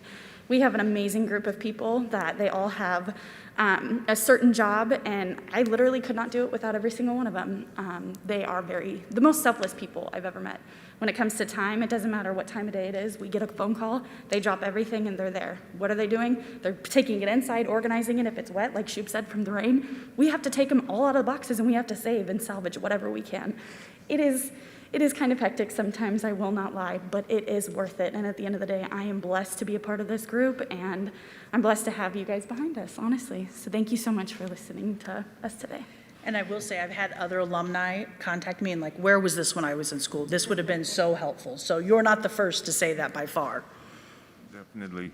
Well, thank you. If there is no other input, I appreciate what you do. It is very necessary, and it was 2 students actually came to volunteer while we were during the Saturday of homecoming. 2 students showed up to volunteer, so it's a great thing. So. Thank you. Oh, go ahead. I said I did send Trustee Shaw some pictures of the pantry that he can share with you if you'd like to see them. And by all means, if anybody would ever like to come visit the pantry, just send me an email or let me know, and I'd be happy to take you down there and show you. Once you get in there, it's a completely different world that you've never expected, and it's a great feeling. And I know the people that volunteer, the people who come through, feel I don't say the love, but the comfort, the welcoming, the joy to know that somebody cares about you and somebody's looking out for you. And I think that's more of what we need in this world and at the university, et cetera, to know that people care about you. Definitely. Thank you. Thank you. Okay, we're moving into reports and discussion items. We have report number 12-1, Finance Committee report, budget and financial data for quarter ending September 30th, 2021. We have Interim Vice President of Finance and Administration, Shannon Sutton. Good morning. So you've got the report in front of you. Just some highlights. As you know, the all funds budget was passed by the board in September of this year. The income fund, we have received about $27.6 million in revenue, which is about 52.5%. And we've expended $19.4 million this is all as of the quarter end September 30th, 2021, which is approximately 17%. The report also includes the auxiliary facility system, AFS. They have received $14.6 million in revenue, which is 54.2% of their budget, and have expended $8.5 million, which is approximately 23% of their budget. Cash flow at the end of the quarter, the income fund cash balance was approximately $7.2 million, and the AFS is $25.9. Further back in the appendix, you can find more details for the split out of both the revenue and expenses for the items. And I'd entertain any questions anyone would have. Questions or comments on the report? Dr. Radon. First off, I'd like to draw attention, and again, this is a broken record, but you're going to have to hear it over and over again. Under contractual services, the largest contractual expense for Western is utilities. I'd like to urge us once again to try to convert to renewables as much as possible and as soon as possible. The second one is the telecommunications services. I have a question about why that is so large. Why the budget? Why the numbers are so large in that area. Which are you looking? Well, if you go to page 14, sorry. Okay, sorry, thank you. 14. So just, why do we have such an increase? That one I'm not sure about. I can definitely look into. And see, Renee knows.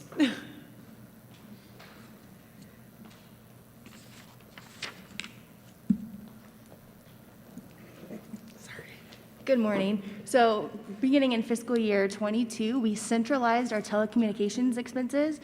So instead of it being spread out across all funds, it is now coming from the appropriated side of the house. So that's the increase in the budget that you see. So it's not an increase in expenditure, just a budgeting change? Correct. Okay. All right, second question is on commodities. Is that the same? We've shuffled something around? Same page, 14. So commodities expenses have gone down, correct? Expenses, but the FY '22 budget, why was that so high? So when we prepare the budget, the line item budget that you're seeing here each year, we try to realign and look at where expenses have come from. We did see an increase in expenses last year in contractual and commodities due to COVID. So we tried to realign that this year to help put the budget where it was needed. Thank you. Other input? Okay, thank you. And we have report number 12-2. Shannon, you're up again. That is purchases between 100,000 and below 500,000. Right. And these are purchases that don't need approval necessarily by the Board of Trustees, but we do bring them for information. They're as you can see, the second year renewal for the Tri-States Public Radio subscription, some subawards for grants, and charter flights for the football team. Questions? So do any other sports do charter flights? Or is it just the football team? Football's a free. 3? We base that on 8-hour radius, so anything over 8 gets consideration. Can you come to a mic?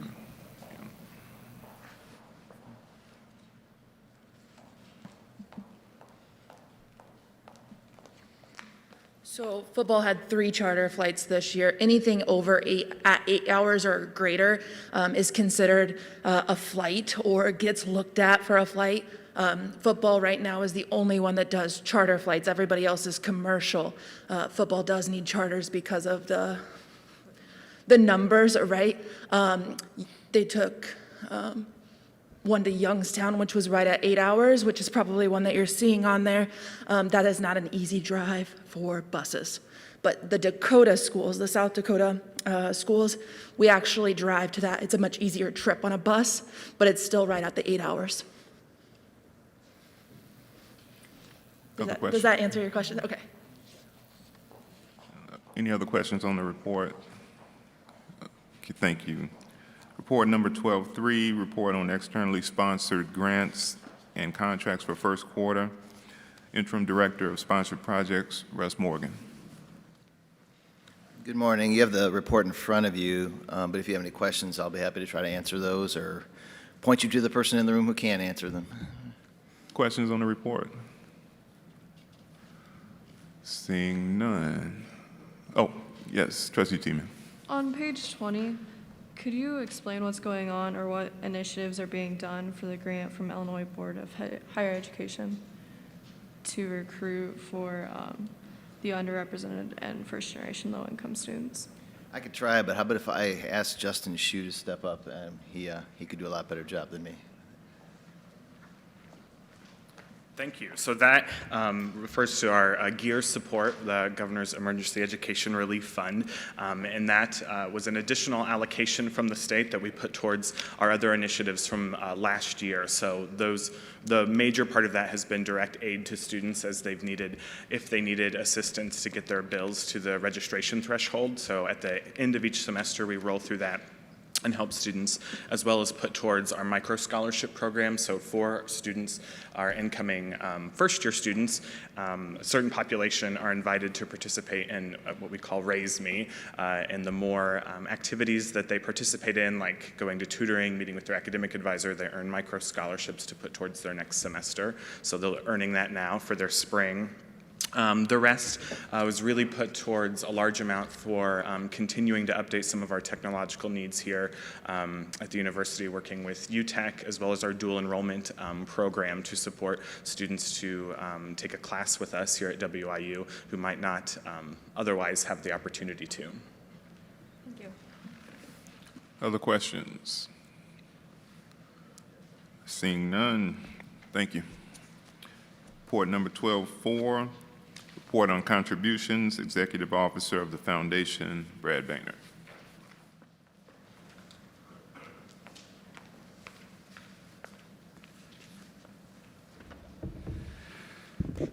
Good morning. It does feel a little bit like walking into the lion's den when you pass through the gate here, so. I want to thank you for the opportunity to present a report on contributions to the Board of Trustees. My report will be brief, but I do take some liberty in adding additional comments about alumni and development in general, since it's now been well over 2 years since alumni and development has had a seat at either university leadership meetings or Board of Trustees meetings. So I appreciate the opportunity to update you what goes on in our world working with 140,000 alumni. Alumni programs continues to travel the country and bring alumni up to date on Western. We greatly appreciate that President Huang has joined us in the travels as much as possible, and he has been well received at all stops and has met with large groups, small groups, and individuals. We appreciate his support in these efforts. I would like to add that we had a very large turnout in Denver of nearly 60 alumni, and the cost of the reception was picked up by 2 alumni, and as this was at John Elway's restaurant, this was a significant savings for us. We also had a smaller reception in the home of an alumnus for our Salt Lake City alumni, and the cost of that reception was covered by an alumnus. In 2 weeks, we will be at a very prestigious setting in Atlanta for another event, and that cost of that reception will also be covered by an alumnus. Our alumni event in Memphis was held at the Dixon Gallery and Gardens and featured a piece from our own WPA collection, some history for everybody here. The Jazz Singers by Archibald Motley as a part of their display featuring black artists. This particular piece of art is in demand, has been on display around the United States and as far away as Spain. And when it's back, it will be seen in our office if you want to stop and see it. Homecoming was well attended and very successful. We had a great town and gown event before homecoming. They introduced 17 new Bulldogs to Macomb, bringing the total Bulldogs on display to over 90. The newest edition of the Alumni News magazine, Western, was completed and mailed to 120,000 alumni this fall, as well as all Western employees. We always get a great response to this.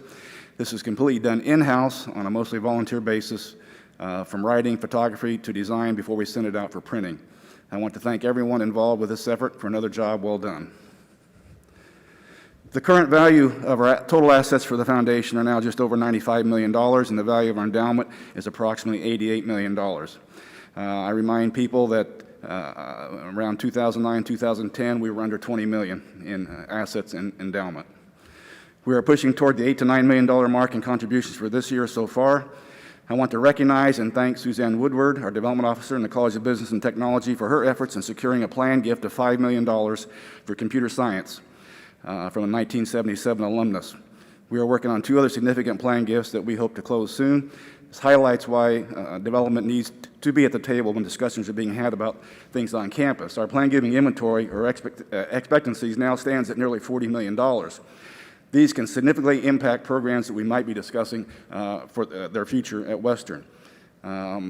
Some of the largest planned gifts we have will impact areas such as accounting, music theater and dance, men's and women's golf, psychology, nursing, physics, along with the just announced gift from computer science.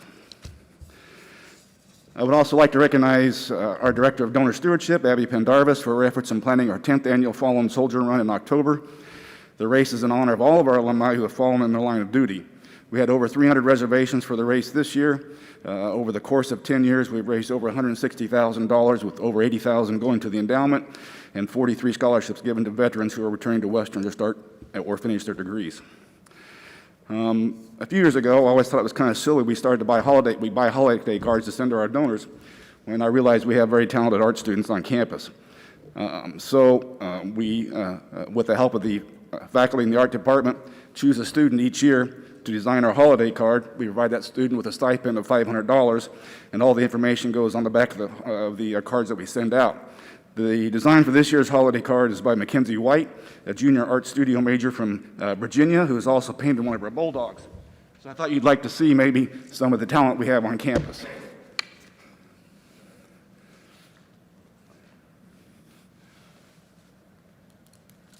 So we're very pleased that we can utilize our students and also help them financially when they do these things for us.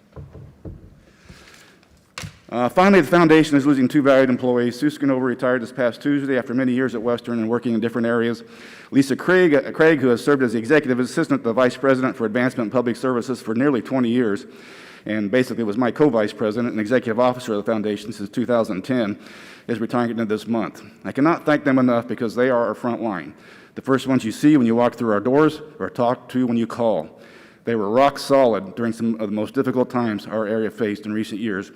And this in spite of, like so many of our other support staff on campus, taking on extra responsibilities while facing furloughs or layoffs and raises. They're going to be sorely missed. I wish them the very best for a long, healthy, and prosperous grandma-oriented retirement. This concludes my report. I'd be happy to take any questions. Questions on the foundation report? Seeing none, he's going to yield the remainder of your 90 minutes. Okay. I yield. Go ahead. Just want to thank you and your team for what you've done. I mean, you look at 2009, 2010, just under 20 million and being where we're at right now. So thank you for what you've done and your team. It's fostering relationships. It's keeping in connection with folks consistently. And developing that rapport and continuing on with that. So thank you. I also want to thank the foundation for assisting. I don't know if folks have been able to attend a football game or walk through campus. I think everybody here has, of course, but those in the audience, there's a nice new digital board that's on Hanson Field, and there was some assistance there as well. So just want to thank you for what you do and how you cross over and assist everybody. I would say a couple of things. I need to thank the Foundation Board. I appreciate your comments. I need to thank the Foundation Board. They're very proactive, way more proactive than we were probably 20 years ago in how we support things on our campus. And so I thank them for their support and giving me kind of the ability to go and do what I think is important with really out checking with them on everything. So I thank them. I think one of the things we do say to our alumni, and I think President Long is finding this out on his visits, we have very dedicated alumni. And I say this when we have two alumni, for example. One flies in from Washington, D.C. to spend a few hours, and the other one flies in from California to spend a few hours. Bunny Weiss, for example, is in our magazine this time, and Lieutenant General Ben Stewart was the other one. Both flew in on their own dime to come down here and spend 4 or 5 hours with our cybersecurity program. And our alumni can be game changers. This could be a game-changing thing for Western cybersecurity if we can get it going in the direction with their help that it needs to go. So we have that alumni, and the one thing we try and share with our alumni is it doesn't matter who you are. If you're University of Illinois, you're a great school, but you're a greater school because of alumni contributions and support. And that's the same for Western. As we approach our 125th anniversary, it's really important we mobilize our alumni, and they can support us and make a big difference on our campus.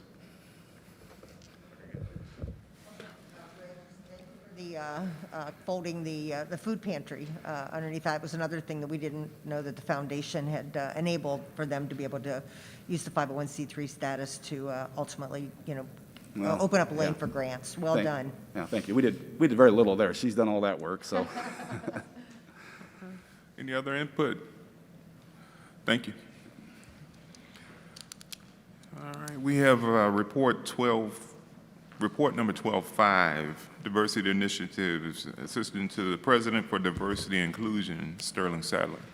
Good morning, everybody. I guess it's still morning. Yeah, good morning, everybody. Hope everything's doing fine. I guess one of the things that I want everybody here to know that we are moving forward with trying to establish diversity issues and things of that nature in a positive, in a meaningful way. I do recognize that there are some issues, there's some concerns, but I want to think there's a lot of people that are out here who helped me to actually move diversity and equity and inclusion forward, as well as the president. And so we are doing some positive things. I can't grip my hands around everything that we're doing. Sometimes it is as if we're moving in slow motion to a certain degree, but you're right, it does take time. But I know we do need to, certain issues and certain concerns, we probably should ramp it up to a certain degree. I've given you my report. I think one of the things that I'm happy about that we're doing is we've established and finalized with the president's support the the university's diversity statement, and that's in your report. And if I can take just a little time and just read the first part of that, as Western Illinois University fosters respect, equity, and inclusion for all students, faculty, and staff. And so we changed, it generally will say faculty, staff, and students, but we talked about that and felt that students need to come first since we want to be student-oriented, student, faculty, and staff. WIU has committed to equity, social justice, and diversity. We value inclusion as a core strength, as an essential element of our public service mission. WIU embraces individual uniqueness in a culture of inclusive and supports broad and specific diversity initiatives. Western believes in the educational and institutional benefits of diversity in society as integral to the success of all students. And then there's a list of commitments behind that. And we wanted to make sure that we put together a statement that was broad enough so that various units within the university can actually develop their own diversity statement. And so that's something I want to say that we're very happy with. The other thing is briefly, because I can't be long-winded, I'm sorry. We finally established in the President's Council on Community Engagement. I have two co-chairs that are former employees of here, Belinda Carr and Andrea Henderson are the co-chairs of this council, and we've identified 7 community members to serve on this committee, as well as 7 university members, and we are actually in the process of sending out a letter. And before we send that letter, though, we need to send that, have the approval of the president that everything is okay with that particular letter. All right. And so I'll just leave it there for now. If there's anything else. Do you have any students on the group that is headed Yes, by there's Belinda? 2 students on there, so we have to, I hope they say yes. So we have 2 students on that committee. Other questions? I was just going to say, Sterling, thank you for what you do. And, you know, I've had conversations with you and also Rocio, and, you know, I just want to continue to encourage everybody to just love each other and just really love thy neighbor. If people know me, I'm a faith-based person, and just continue to do unto others as you'd have done unto you. I think we can do great things. I know we will do great things, and we're focused on it. We just have to continue to increase our communication on what is being done and the timeline of it. I think a lot of that will help.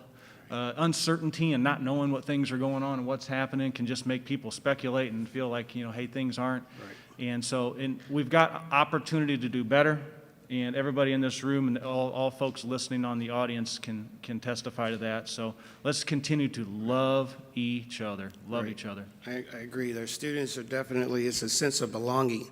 They want to feel like this is a home away from home. And they are our booster shots. And so, you know, if we're lacking or slacking in something, they're definitely there to remind us that we need to be back on track on certain issues. And so that's good. Oh, also the training is actually today. Okay, so we've got the training approval through the state, and so we're going to move forward with that as well. All right? Oh, go ahead. Okay. Oh, go ahead. I appreciate hearing that students are serving on that. Can you elaborate how those 14 people are identified? Yeah, I had a small ad hoc committee, and I asked them to come up with names of individuals they think would be willing to serve on this particular committee, given the structure of the committee and what the needs are. And so each of those individuals came up with a particular name, and we had a discussion about those individuals. Other input? Thank you. All right. Report number 12-6, Enrollment Management, Vice President for Enrollment Management, Amber Schultz. 10-minute break. Oh, what do you, 10-minute break? Even 5, whatever. Okay, soon as we get. 5? Okay, okay, we will, Sorry. sorry about that. We'll reconvene at 10:20.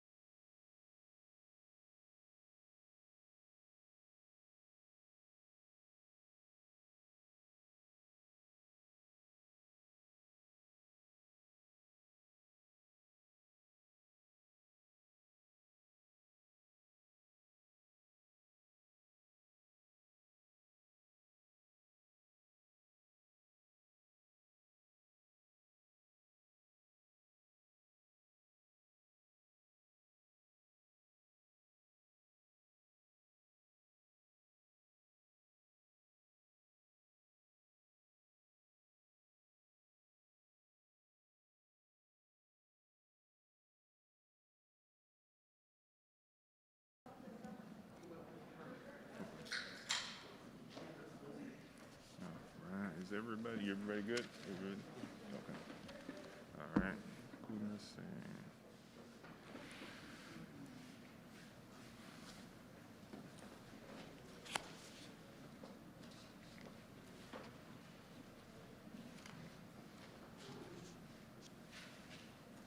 Okay, we are now ready for the enrollment management report, report number 12-6.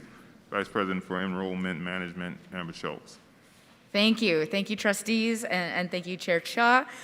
Very excited to be here to share the enrollment plan with you all today. I'm going to begin with some really basic information around just basic enrollment data, and then really dive into the enrollment plan for the upcoming years ahead. So, but before I start that, Dr. Huang had mentioned earlier about some spring numbers. So as of yesterday, for this coming spring semester, we're 2.3% ahead overall on our head count for registration, which is exciting. We have one new entering freshman over last year at this time. We're down 10 new entering transfer students compared to last year at this time. We're also down 8 new entering graduate students at this time compared to last year, but we will be and we're up one dual enrolled student. Overall, for our graduate students, we are 299 students ahead of last year at this time, mostly because of that continued large entering international class that we brought in this past fall. We do anticipate a number of additional new entering international students for this spring semester. So even though we're down 8 right now, we do not intend on being down on graduate students for the spring semester at all. So for those of you that are sitting with your back to the screen, I do have a number of pretty data-heavy slides at the very beginning. So if you can find a way to see the screen just for those first number of slides, and then the rest of it's all in the board report. But so as you know, Western Illinois University experienced 14 years in a row of enrollment decline, but for the fall of 21, we were able to kind of put a stop to that decline, and we're really looking to leverage the stop in our decline in enrollment and leverage that to continue to turn the corner and grow enrollment from here on forward. So our overall enrollment, I think that's an important and timely conversation based on what we've all been listening to this morning, is that we really are working on increasing overall enrollment. And even though our overall enrollment from the data you see on this slide from 17 to 20, we were decreasing enrollment, but at that same time, we were increasing our student of color population. So I am very excited to serve a diverse campus and committed to continuing to grow the student of color enrollment on campus, both to enhance the diversity and the cultural opportunities on our campus, but it's also because that's what we need to do in order to meet enrollment goals moving forward. I know I've spoke with many of you on the leadership team and many of you on the board about the demographics that are impacting our enrollment goals. And when we look deep into the demographics and some of the writings by Nathan D. Graw and others, we have to know that in order to meet our enrollment goals, we need to be able to attract and enroll and graduate students of color to accomplish this. So as you can see above, you see our race and ethnicity by percent of overall enrollment. We've continued to work on increasing our student of color population. We are growing the number of African American students, or we'd like to continue growing the number of African American students and Latinx students in order to meet enrollment goals moving forward, because that's what the demographics in our area point to. So something we'll continue to work towards.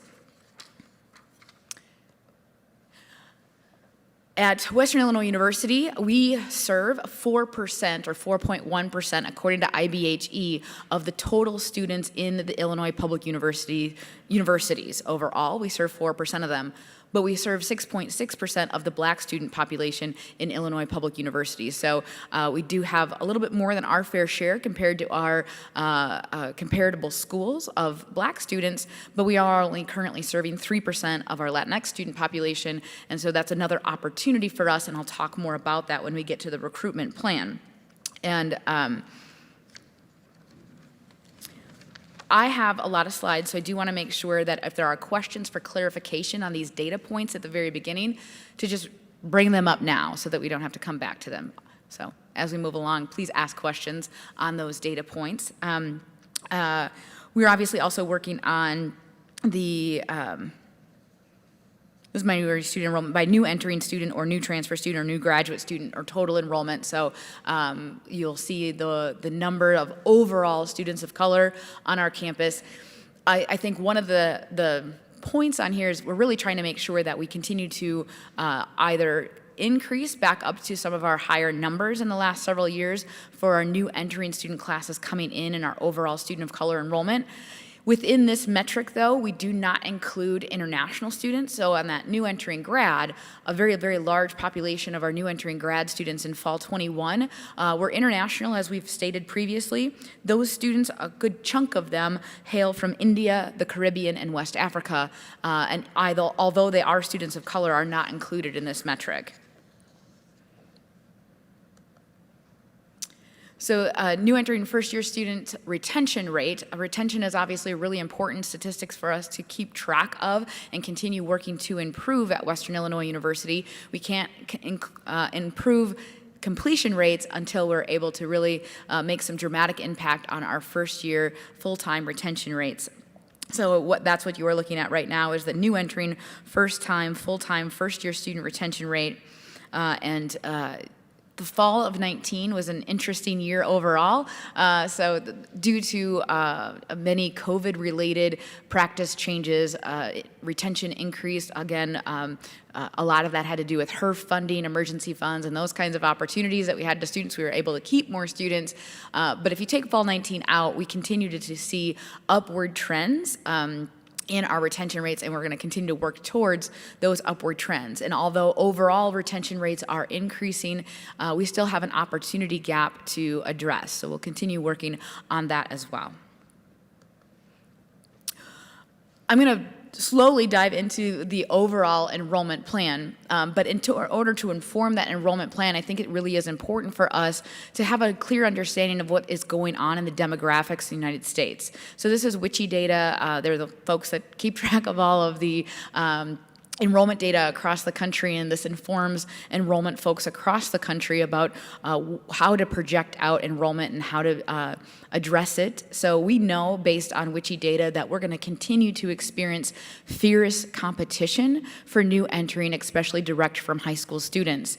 Obviously there was some growth across the country, but it wasn't dramatic growth. If you look back even further, there was really good growth up until that dip you see in 2007, and in the upper Midwest has actually started to decline pretty dramatically and will continue to decline even more dramatically from 19 to 2037. So in order to increase our enrollment, it's going to take some resources and it's going to take a lot of work, but I'm going to be going over those tactics and strategies in order to increase our enrollment. Just know that we are trying to increase enrollment in a fiercely competitive environment due to the demographics that are not in our favor.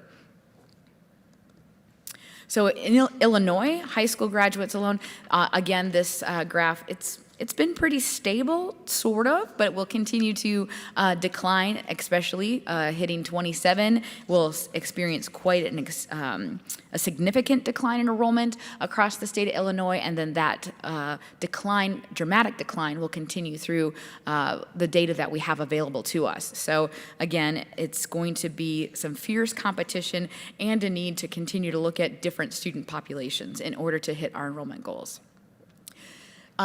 If you can't tell, this kind of looks like the United States, but additional WICHE data, it's really trying to illustrate the decline in enrollment, but to what extent? To what extent is that decline in enrollment? So if you find Illinois on that map, you will see that between 19 and 37, we anticipate a 24% decline in the number of students graduating from high school in the state of Illinois, sorry. Some of our neighbors are not experiencing that extensive, dramatic decline. So you see, Wisconsin right to our north is only a 10% decline, and Iowa is actually seeing a 1% increase.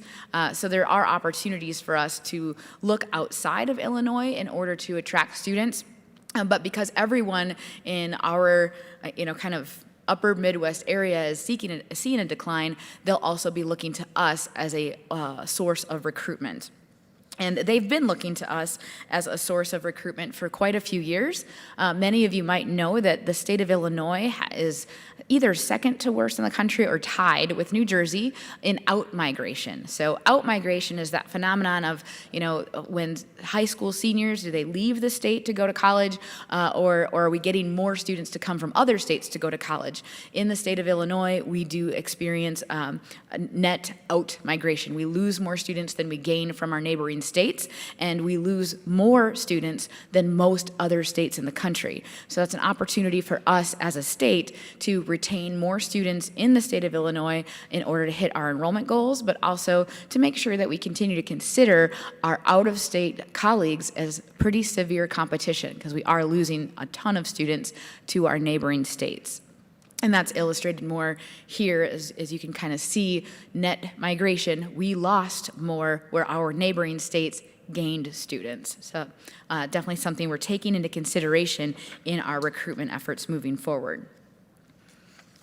Any questions about the data that I've shared? All right, excellent. So I do want to spend a lot of time with you all today. Most of the information that will be on the screen from this point forward is covered in the Board of Trustees report. So if you don't feel comfortable continuing to look at the screen, you should be okay, but you're more than welcome to continue looking up at that screen. So the enrollment plan consists of both the recruitment plan and the retention plan. And our plan is to increase enrollment by 20% by 2027. In the spring of 21, Dr. Huang directed my predecessor to develop a recruitment and a retention plan with the team, and I'm super excited about the team and the work that occurred prior to my arrival. So I really do want to thank and recognize the folks that are in the room with me today because of their contributions to these efforts. So that includes Angela Boniface, and all of the data I just presented is all courtesy of her and I working together, but mostly all her. So thanks, Angela. And then Doug Freed, their Director of Admissions, has been leading efforts on the recruitment plan, and Justin Shu, our Director of Retention Initiative, is leading efforts on the retention plan, but also I have the pleasure to continue working closely with Mark Mossman in Academic Affairs as he oversees a grad and international enrollment, and those two aspects are huge, huge pieces of our future enrollment growth plans. So, again, we need to increase enrollment by 20% by 2027. And in order to do that, we're focusing on setting goals at increasing our new student enrollment. That means new entering first-year students, new entering transfer students, and new entering graduate students by at least 3% each year from 21 to 27. We're also going to be working towards increasing our retention rate this is the first time, full-time first-year student retention rate by 1% from 21 to 27. It's a lofty goal. So if we were to achieve these goals, that's kind of how it projects out. If we were to increase our new entering class size by 3% each year and our retention rates by 1% each year, this is how we would achieve that growth to 9,000 by 27. As you can see in the fall of 21, we fell slightly short of that goal that we had set at 7,600. And so this plan will require us each year to kind of evaluate where are we at right now and what additional resources are we going to need to implement in order to reach that goal of 9,000 by 2027. So in terms of new entering student enrollment goals, as I've indicated, 3% each year in order to accomplish that goal. So you see that we started in fall of 20 with a really strong new entering first year student class as well as transfer student class. And then in 21, we would have needed to also achieve a 3% over and above the 1064 on new entering freshmen and a 3% increase on the 721. So in the fall of 21, we did fall short of those new entering undergraduate goals, but we hit it out of the ballpark, thank you, Mark, on international and graduate students. So that did help us stay flat with our new entering student goals. So we're going to continue to work on achieving that 3% increase. So if you just remember the numbers you see there in the 21 column of 920, 648, and 778, these are our goals moving forward, right? So our goal in 20 we did not achieve for new entering first-year students and transfer students. And in 21, we did not achieve that goal either, but in terms of graduate students, again, we surpassed our ultimate goal that's out there in 27 because we brought in 778 new entering graduate students this past fall. And so we'll be continuing, again, some environmental scans, some market scans, and really looking at how can Western Illinois University achieve the 9,000, and do our goals need to be modified over time. But currently, this is what we are working towards. The recruitment plan and the retention plan, but the recruitment plan is available to review if you want to read the entire thing. It's very similar to what you have in the board report, but a little bit more detail in the recruitment plan that you can find on our website, on the strategic planning website. We are working hard to ensure that our recruitment plan is aligned with the campus strategic plan, and as we continue to evolve the strategic plan, we will continue to evolve the recruitment and retention plans. But as I mentioned, due to the severe competition for students, as well as our how difficult it is going to be to meet some of the lofty goals we've put out in front of ourselves, we will continue those market scans and situational assessments to determine how we can achieve the goals. But in Chapter 1 of the recruitment plan, there was a huge focus on specific recruitment tactics for specific student populations. So right now we have a series of working groups on campus that are developing tactics and strategies that are specifically targeted at students of color, adult, online, reentry, military-connected students, as well as looking at out-of-state students and other potential new domestic markets. And then I'm also working closely with Mark and Dr. Randy Glean on graduate and international student strategies so that we can at least maintain that kind of the numbers that we've experienced. We don't anticipate the growth that we've experienced this year in grad to continue. Many of you are probably well aware that with that large international class that came in, there were reasons why we had such a large international class this past fall, and a lot of that had to do with a pent-up demand from students not being able to pursue graduate education, international students not being able to pursue graduate education with us for the last few years. And so some of those students that were interested in us put their plans on hold for a couple of years, and we're now able to come this fall, some additional ones in the spring. We do not anticipate that kind of dramatic growth to continue into future terms, but we are trying to find ways to normalize or kind of level out the demand for graduate international, as well as to increase our undergraduate international enrollment.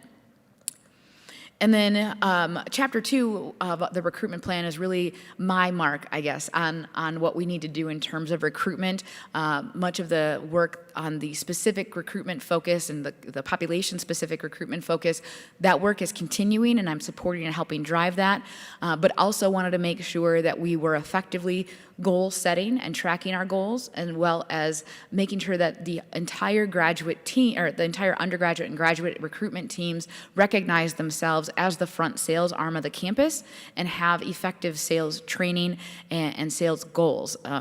As well as the tools that they need. So understanding the features and benefits of the campus to be able to really promote Western Illinois University very, very well. I feel very strongly that our best front foot forward in terms of how to recruit for Western Illinois University is a focus on the incredibly high quality academic experience our students receive. So continuing that work of collaborating with our academic areas. And then it's about bringing the team into some current times, right? So there's opportunities that we can do to bring a lot of sophistication to strategic lead generation, the implementation of predictive analytics in our lead generation activities. But we also spent some time and energy this year trying to make WIU more transfer friendly, as well as increasing the level of personalization and the frequency of our communication plan.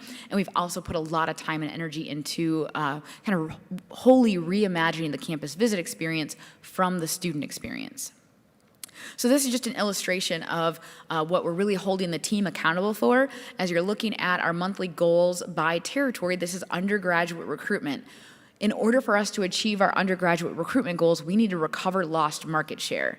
And so throughout the state of Illinois, even though some areas in Illinois have shrunk demographically, the numbers that we're getting from those areas have shrunk more severely, right? So the superintendent of Macomb Schools is sitting in the room. I'm going to pick on Macomb Schools. They're right here in our backyard. They are part of one of those recruitment territories up there.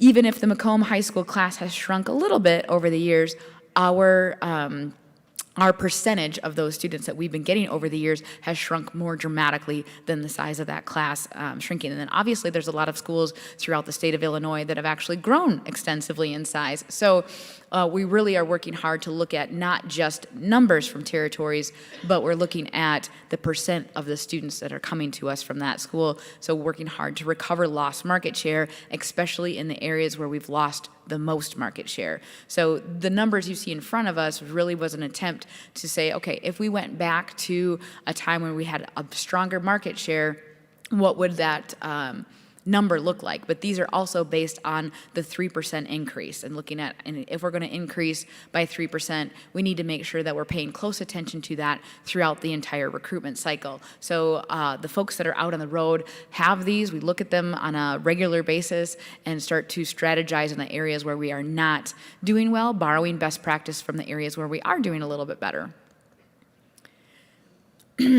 So we are working on the relationship-based sales. This is a concept for our recruitment team that's just not implemented, and that's okay, but they're very enthusiastic and excited to focus on becoming those relationship-based sales folks.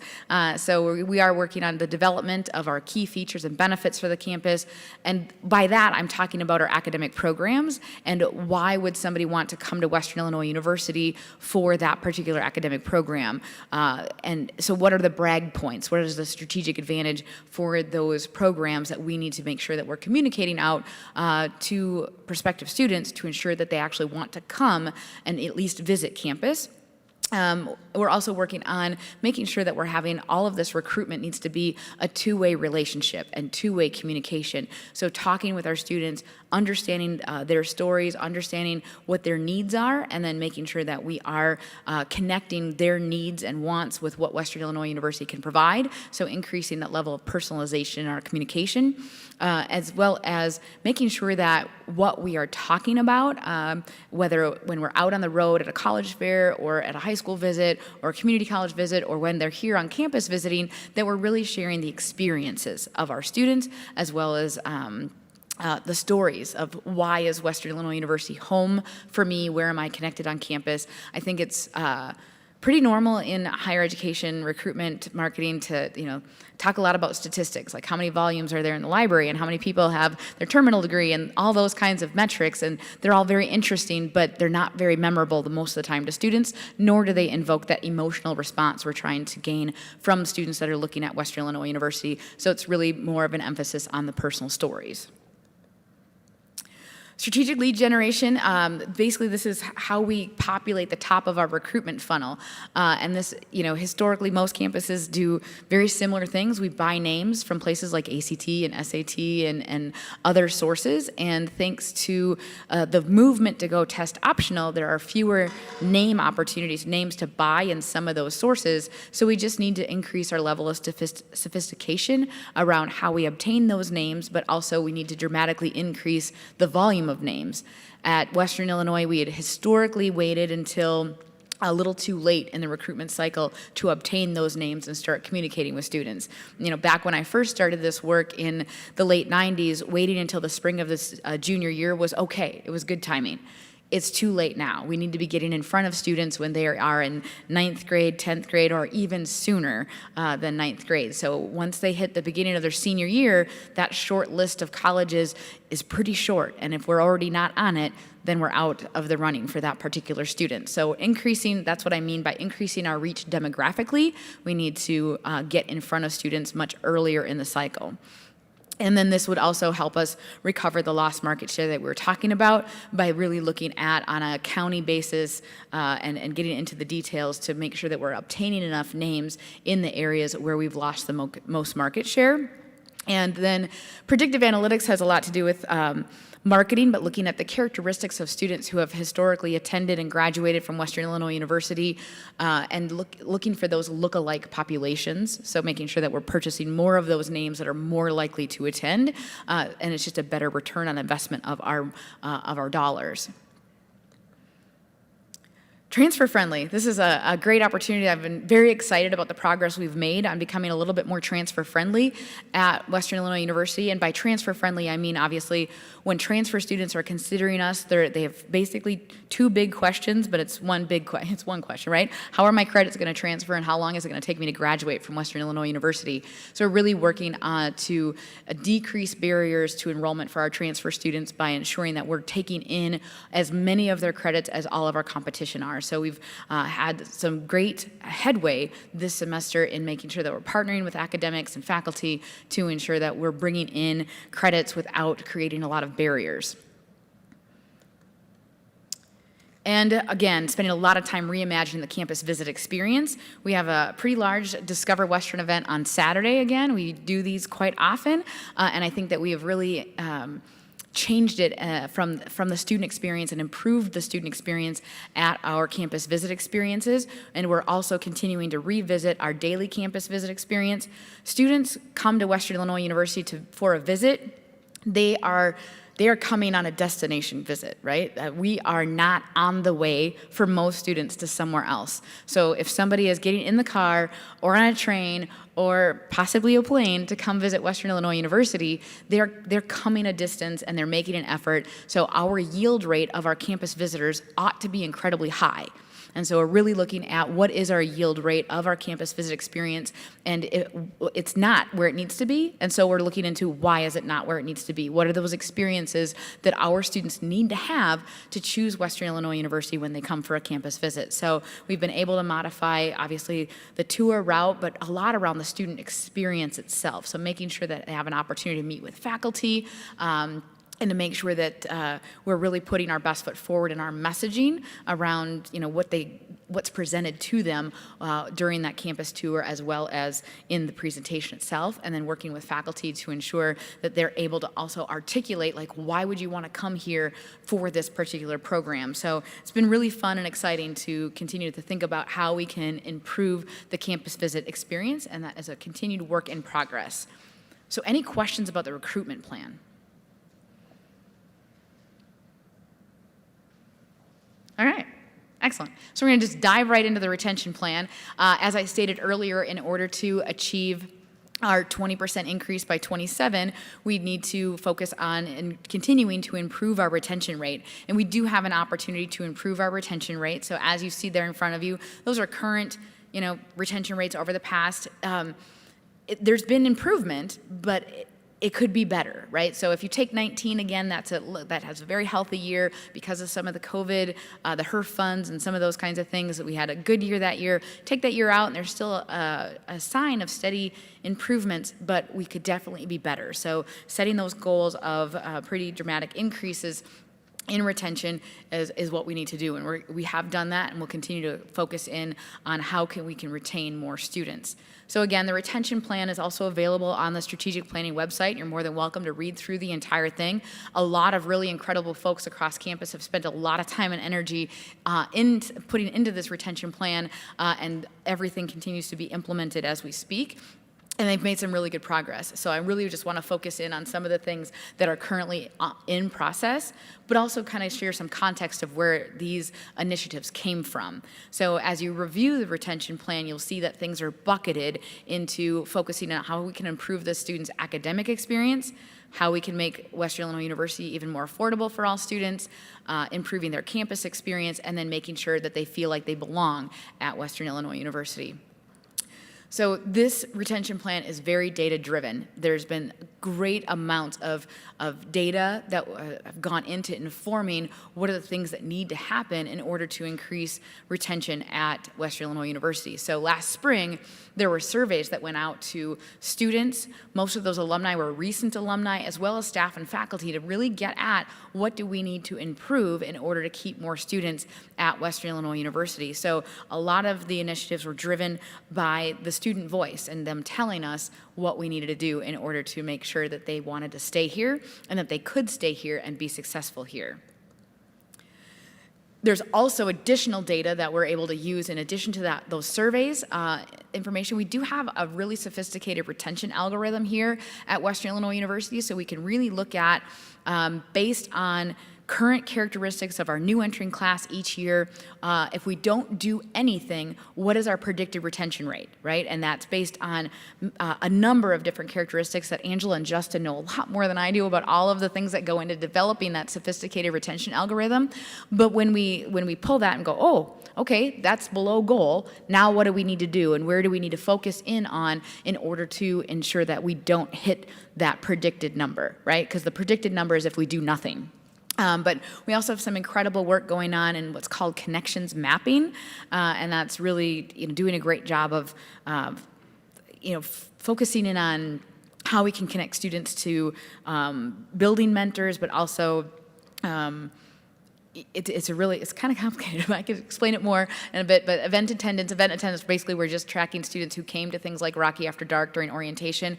Are they using the fitness facility? Are they using the library? Because those are things they have to swipe into for access, so we can easily track their kind of connection to campus through event attendance. And then the 5th week of the semester, we survey the RAs, and we are asking the RAs to report on their student residents. Do you think the student is connected? Do you think they're forming friendships? Do you feel like they're connecting to campus? And so we follow up on the reports of students who are probably lacking a little bit in how they're connecting to campus.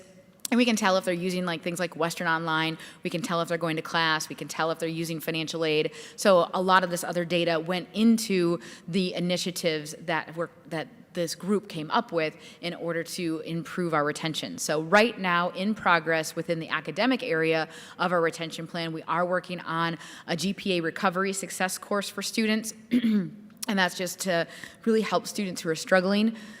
This is a really big issue right now for multiple reasons. We want to always help all students who are struggling academically, but because of COVID, there's some additional learning loss or however you want to address that. It's a bigger issue right now than it probably has been in the past, but we definitely need to help students who are coming back after an academic suspension to really be successful. So they're also getting some of the academic success coaching.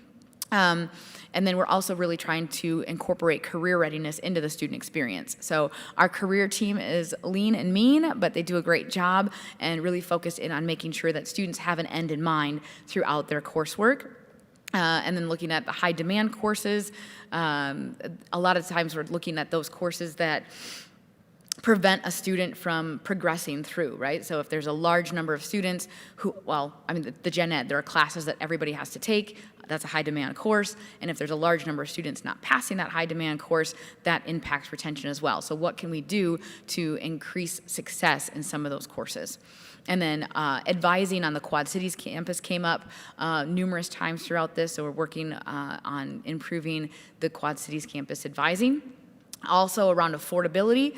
A lot of affordability kinds of initiatives was an improvement in improvement in the student experience. So making sure that as students are navigating between financial aid and billing and receivables, that they have a clear understanding of what's going on, but also making sure that we can make sure our students are employed. And so there was a first year, or in the first couple weeks of school this year, we had a great, very, very well-attended employment fair for all of our students. So it was incredible to see the interest of our campus population in on-campus jobs.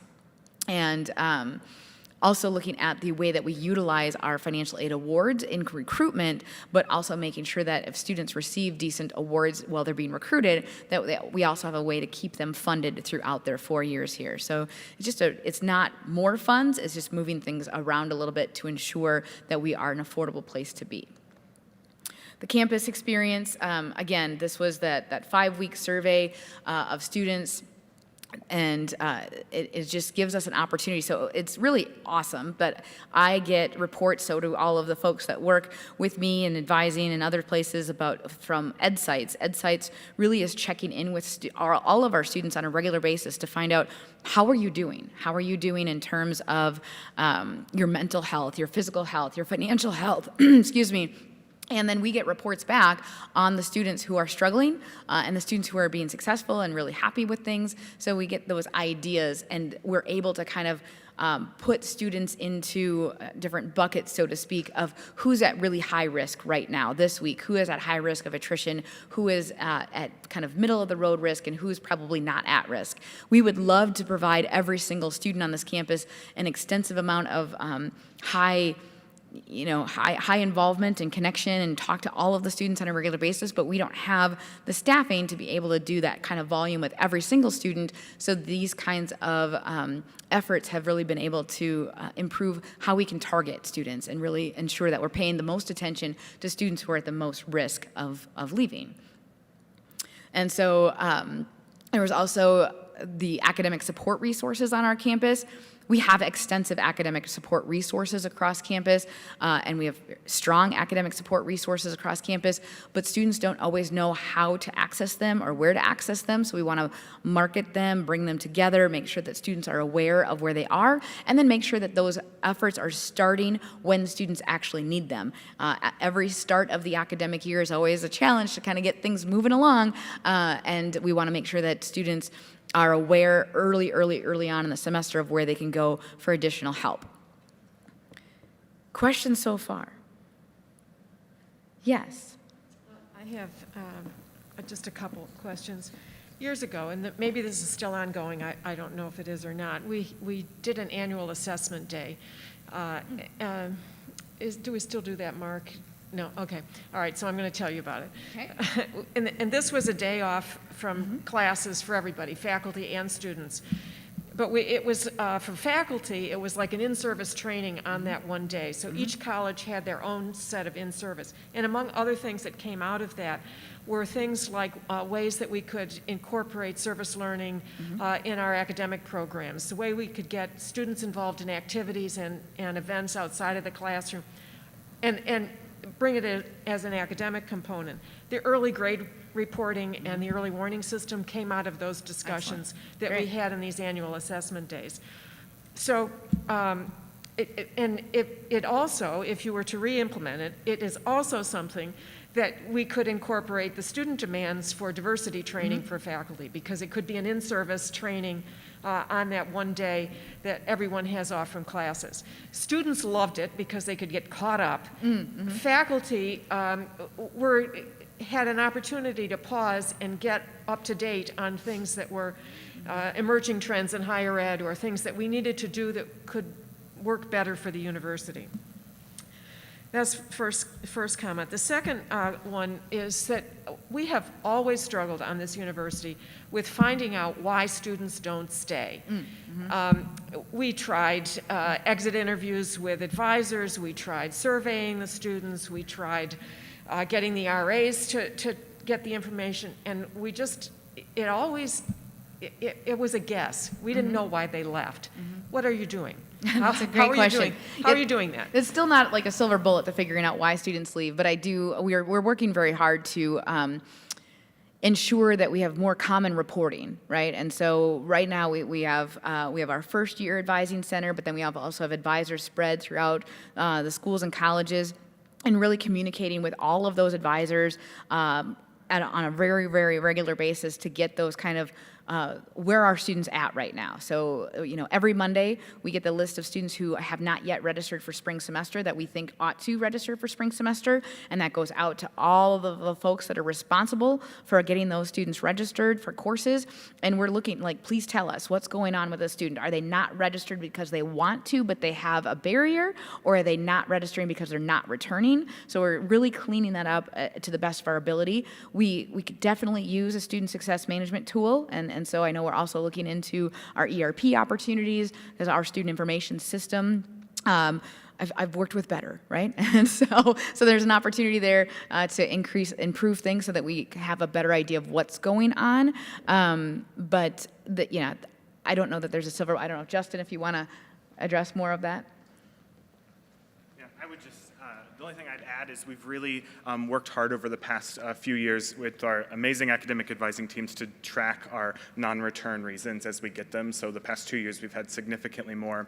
The other thing the retention office does is anytime we don't have a non-return reason, we are following up with those students via phone, email. Now, we don't get them all, but that has, again, increased a little bit more. Sometimes it's easier to tell a random person a little bit more about the experience, and it might be somebody who you had a trusted relationship with. So we have increased those significantly, and we can pull some of those non-return codes, particularly after this first semester, and get for the boards, you can see what some of those are.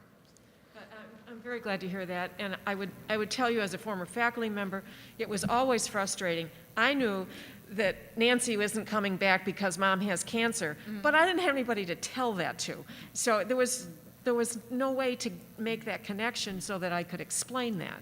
If you'd allow me an awesome plug for our care referral program, because our faculty are doing an outstanding job giving us some of that exact information. Submitting a form goes directly to us, so then we can follow up or update appropriately, because there's some situations like that where it's not appropriate for me to call and be like, hey, what's going on? So, but our care referral program this semester will break previous semester records in terms of how many we've gotten. So between the Student Development and Success Center team and the retention team, we follow up with all of those, and our faculty and staff are doing astronomical in submitting those. So that's one way now that we have that faculty can give us that. Great. And I think that continuous outreach throughout the semester, I think we've improved our efforts. I think it's very normal for many campuses to do a huge amount of outreach right now because it's time to register for spring semester. And so it's a great time to do that outreach, but we've also been reaching out throughout the semester to check in with students on their connection to campus and how are they doing, like I said before, in financial health and personal health and, and academically, and how are they feeling about it? Are they planning to come back even a number of weeks ago, or were they struggling with some things that were causing them to not want to return? And so through Justin's team, they have also implemented an artificial intelligence chatbot that does texting, but it's a conversational texting, right? And so students think they're texting with Rocky. They know better that Rocky doesn't text, but they are sharing a lot of incredible information with Rocky that's really helping Justin and his team with that focused outreach to students. So they are telling Rocky, like, yeah, I don't feel good about my financial health, or I don't feel good about my mental health right now, and I need some help. And then they are able to connect those students with resources so much sooner in the semester. All right, sense of belonging, I think that some of that touches on that, but we also are in the process of really attempting to build this umbrellaed student experience coming into Western Illinois University and anywhere in higher education. That first year is so important. I don't ever want a student to feel like they've been handed off from a recruiter to somebody else once school, like once they get to a new student registration period or something like that. That experience of us wanting you here so bad needs to continue throughout their first year. And so, but there's also a lot of other really important aspects that occur during the first year that are pivotal in keeping students here. So we're in the process of creating what we're calling the First Four experience. And the First Four is a really focused in, it's guided by best practice from other campuses on what things do students need at key times during their first semester in order to stay. And it's a focus in on the first 4 days, obviously like that move in, that welcome to campus period, and the first 4 weeks, because we all know that we lose a lot of students in the semester right away at the very beginning, that first 4-week period, and then the first 4 months of the first semester. So really focusing in on what do students need within the academic experience, within that sense of belonging, within their financial health during those times in order to be able to stay. So I'm really excited about fall 22 new student onboarding because we'll be able to launch this new First Four model at that time. But also there's a lot of work going on in creating common spaces on campus and making sure that students find their ways to get connected to campus. So just there are committees focusing on how they can do these things right now, and these initiatives are in process. So again, to summarize what's been going on, the enrollment plan right now consists of a separate recruitment plan and a separate retention plan that you can view on the strategic planning website. Both plans are data-driven and based on best practice from other places. Overall, we're just trying to improve our connection and our communication with folks, and our goal is to increase enrollment by 20% by 2027. Additional questions? Questions, comments, or questions from board members? I just want to say, and I've already expressed this to you, but publicly as well, the granularity of this report is excellent. I mean, the detail, I mean, and it shows us as a board that you're looking at the things that we need to be looking at. I wrote a couple comments down here, but, you know, WIU is a destination campus, right? So ISU is in the center of the state, more of a metropolitan base. Identifying what we are, right? And then also increasing our communication, show interest in our prospective students and learn about them and ensure our WIU information is relevant. Campus visits must be student-centered experiences. These are all things that we know, but to focus on the target of it and making sure that that experience is memorable and impactful. Can these potential students see themselves here? I think that is a ceiling point where they say, hey, if they can see themselves here, they will come here. We talk a lot of the same language because in my business it's about onboarding customers and yield rates and strike rates. So all these numbers, I know you live in them, but I get excited when I see these things. I've had some conversation with Darcy as well, but in regards to how we're marketing and how we're targeting, the geofencing, I mean, everybody in this room has been at their house and they've been talking about a topic, and a short time later, there's an ad that pops up on their phone that says, whoa, that's kind of freaky, right? Somebody's listening. But the detail and the data that's out there is so specific. So in terms of general marketing and recruitment of students, the traditional marketing isn't as impactful as the targeted marketing. Now, we don't see as much of that because it's going directly to those students, which in turn, on a digital marketing standpoint, is actually more effective. It costs a lot more money, but it is more effective. And I've got so many different notes, things that we'll talk about, but we definitely need to continue with the momentum. I feel in a better spot today than I was 2 years ago from the standpoint of the granularity of what we're doing. 20% by 2027, I think, is attainable. We will continue to revisit that with the president and your teams to make sure we're making those adjustments. But I can tell you, I feel very good about where we're at. And thank you for your details. Thank you. Thank you. Yeah, it's really, really important that in enrollment management we collaborate campus-wide and that, you know, we kind of keep all of the options open because there is no silver bullet. So as you say, and I've been so excited about the willingness of this campus community to collaborate with us in enrollment management and keeping us informed. You know, just last week, Danielle reached out and, hey, I'm sure you're aware of this already, but there's a big basketball tournaments where we're bringing in tons of high school students into Western Hall over the holiday break. What are we doing? I'm like, great question, and we need to make sure that we are very visible. So, you know, Eric already mentioned it, but we're going to geofence our own Western Hall those days because then we can capture the IP addresses of all of the high school students and their families that are in Western Hall on those days, and then from that point forward, they'll be inundated with ads from us. So. I mean, to some extent, you know, you can only afford so many, but we're going to do our best to make sure that we're targeting those students who were on campus and make sure that they come back for another positive campus visit experience. But, questions? Other input from board members? I'd like to second what Eric has said. I think you're doing a fabulous job, and the whole campus approach is just absolutely wonderful. I think when you engage everybody, you're going to be a lot more successful. We have done that, and we're successful, and somehow, with all of the other distractions over the last, 7 or 8 years, we lost sight of our goals, and I think you've pulled us back, and I really appreciate that. Thank you. Thank you.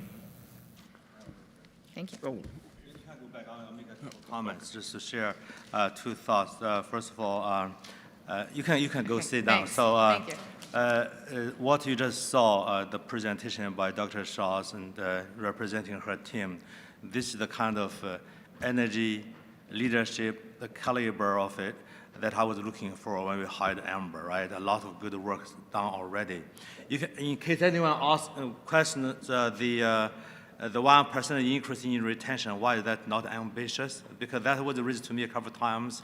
If we achieve 1% every year, in 5 years, there will be a significant increase in retention. this campus needs to do a better job of retaining our students. Only 51% of the first-year cohort graduate in 6 years, 51%. That's really low. Okay? The work we are doing now, they are doing, will be really important, critically important. So I want to give a shout out to Amber and her team. Amber did quote Dr. Nathan Grohl. I was also reading, she and I have been reading the same book and same articles, I guess. It's not a conspiracy, by the way. Dr. Grohl is the person who, a few years back, predicted that 2016 to 2017 would be an enrollment cliff year, if you haven't heard that. It's the same guy.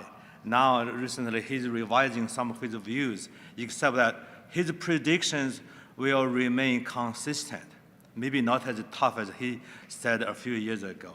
We know, though, another important point, Illinois is one of the largest states that might have a large number of migrations, migration to other states. This is a huge challenge. Then the national demographics shifting. In his Dr. Grohl's words, he calls it the demographic fertility cliff. Not as many people having children, therefore fewer people go to high school, and therefore fewer go to college. And we are faced with a very competitive environment. I'm hoping that this plan that we are putting into place, plans are good if they are implemented. The fuller, the better. But that's what we are trying to do. I want to hammer those messages home after a great presentation by Amber. We have one more report before we break for lunch.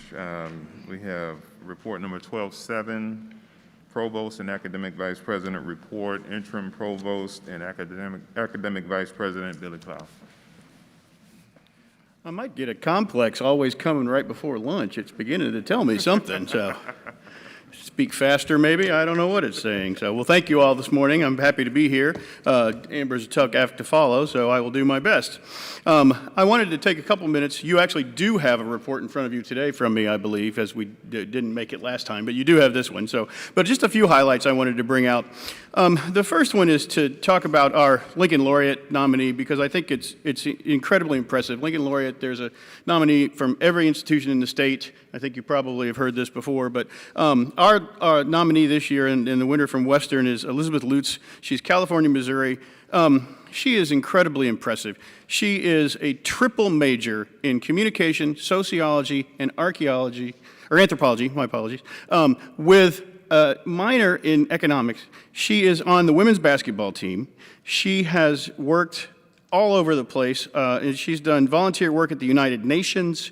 She has done all sorts of things. She is working on her first research paper, and this is all in the report, but I just wanted to highlight it. She's about to publish her first research paper called Coach Like a Girl, Collegiate Athletes' Views of Female Head Coaches. She is just an incredibly impressive woman, and I think someone that we just need to honor as an institution. We had a lovely ceremony a week and a half ago or so, and family and coach, Dr. Toomey was there, knows the family well, and so it was a really lovely moment, and so I just wanted to take a minute to congratulate her publicly in this forum. So.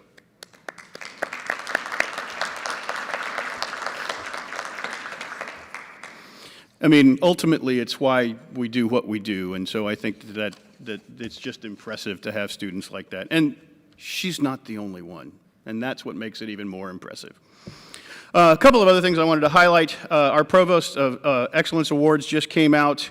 A handful of faculty that have been honored for the work that they do for us.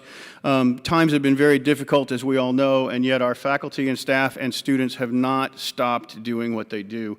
And I'm continually impressed with what they're able to do in amazingly trying times. So the Provost Award for Academic Excellence in Teaching is Dr. Susan Brooks, Department of Mathematics and Philosophy. Their bios are in the report, so I won't go through them. The Provost Award for Academic Excellence in Internationalizing the Campus is Guada Cabedo Timmons in Foreign Languages and Literatures. Provost Award for Academic Excellence in University Community Service is Jennifer Ploss, Department of Kinesiology. Provost Award for Academic Excellence in Scholarly, Creative Performance, and Professional Activities is Dr. Lego Song, Department of Chemistry. The Provost Award for Excellence in Multicultural Teaching is Dr. Laura Ebert-Wallace, Department of Sociology and Anthropology, and the Outstanding Academic Advisor is Ember Keithley, the College of Business and Technology. So again, I just wanted to publicly congratulate them. We've not had a chance to have an in-person ceremony for them, and so congratulations to all of them as well. A few other highlights. A few other highlights just for the fall. And again, this is just partway through an academic year, and what our faculty are doing with our students is really incredible. College of Arts and Sciences and the Department of Physics, Dr. Kishore Kapali has been working with a national team and collaborators from Google and Caltech to develop educational teaching materials for high school teachers to introduce quantum science concepts into their classrooms, which is just well beyond what we can be, that I can probably even fathom. The activities are being piloted right now in a number of classrooms across the country, and they'll be released nationwide in April on World Quantum Day. So this is a very, it's a great achievement for Dr. Kapali, and again, it's one of these things that puts Western on the national board so that people can see that we are very serious in doing great things at our institution. Once again, our School of Nursing graduates have a 100% pass rate on the national licensure exam. You heard Brad Bainter talk about the cybersecurity program in the College of Business and Technology. We are up for, in the application process for to become a Center for Academic Excellence in Cyber Defense that comes through the National Security Agency. This designation would be, is for regionally accredited academic institutions that offer cybersecurity related degrees. It's very important for us, and we're working very hard to achieve this so that we can build upon our cybersecurity program. The goal of this program is then to support high-quality academic programs at higher learning as we build our nation's cybersecurity force. And so we've been working very hard with that, and we've been partnering with the foundation to work on some opportunities for some fairly substantial funding opportunities as well. You heard Amber talk a little bit about international studies. We had a great class that came in this fall. We're expecting somewhere in the range of 120-ish or so new international students for the spring semester, which is another high for us in terms of a spring semester enrollment. So the work that's being done there is really great. And then we're anticipating, and it's way early to get too excited, but we're anticipating between 250 and 350 additional new students in the fall of 22. So that would get us close to 1,000 students, international students on campus, which is something that was a goal when I first came, and then it just didn't ever get there. And so we're very excited about that opportunity. Through the Illinois Institute for Rural Affairs, our Peace Corps Fellows program, right now, we have the largest cohort that we've had in 27 years in the history of this. We have students enrolled, and they come back after they do their Peace Corps initiatives. They do 2 to 3 semesters here, and then they go out and serve an 11-month internship in rural Illinois communities. And we currently have people pursuing their degrees, finishing up their degrees in community and economic development, education, geography, GIS, health sciences, the MBA program, the MLAS program, political science, RPTA, and sociology. So University Technologies, which doesn't always get a lot of press, but the CATE, which is the Center for Application of Information Technologies, has just worked in collaboration with Penn State to roll out the Lookout for Child Abuse mandated reporter training across the country for all the National Head Start organizations. This training is estimated to reach around 10,000 learners yearly on a national basis, and I think anytime we're looking to protect our kids out there, is incredibly important, and so I applaud them for being able to do this. This is work it's contract work that they do. They've worked with Penn State on this, and it's been really exceptional work, so congratulations to them. And lastly, and the President and I, neither one of us were quick enough or smart enough, perhaps, to work out the travel arrangements, but the Marching Leathernecks are headed to Hawaii on invitation to perform at the National Pearl Harbor Day on December 7th.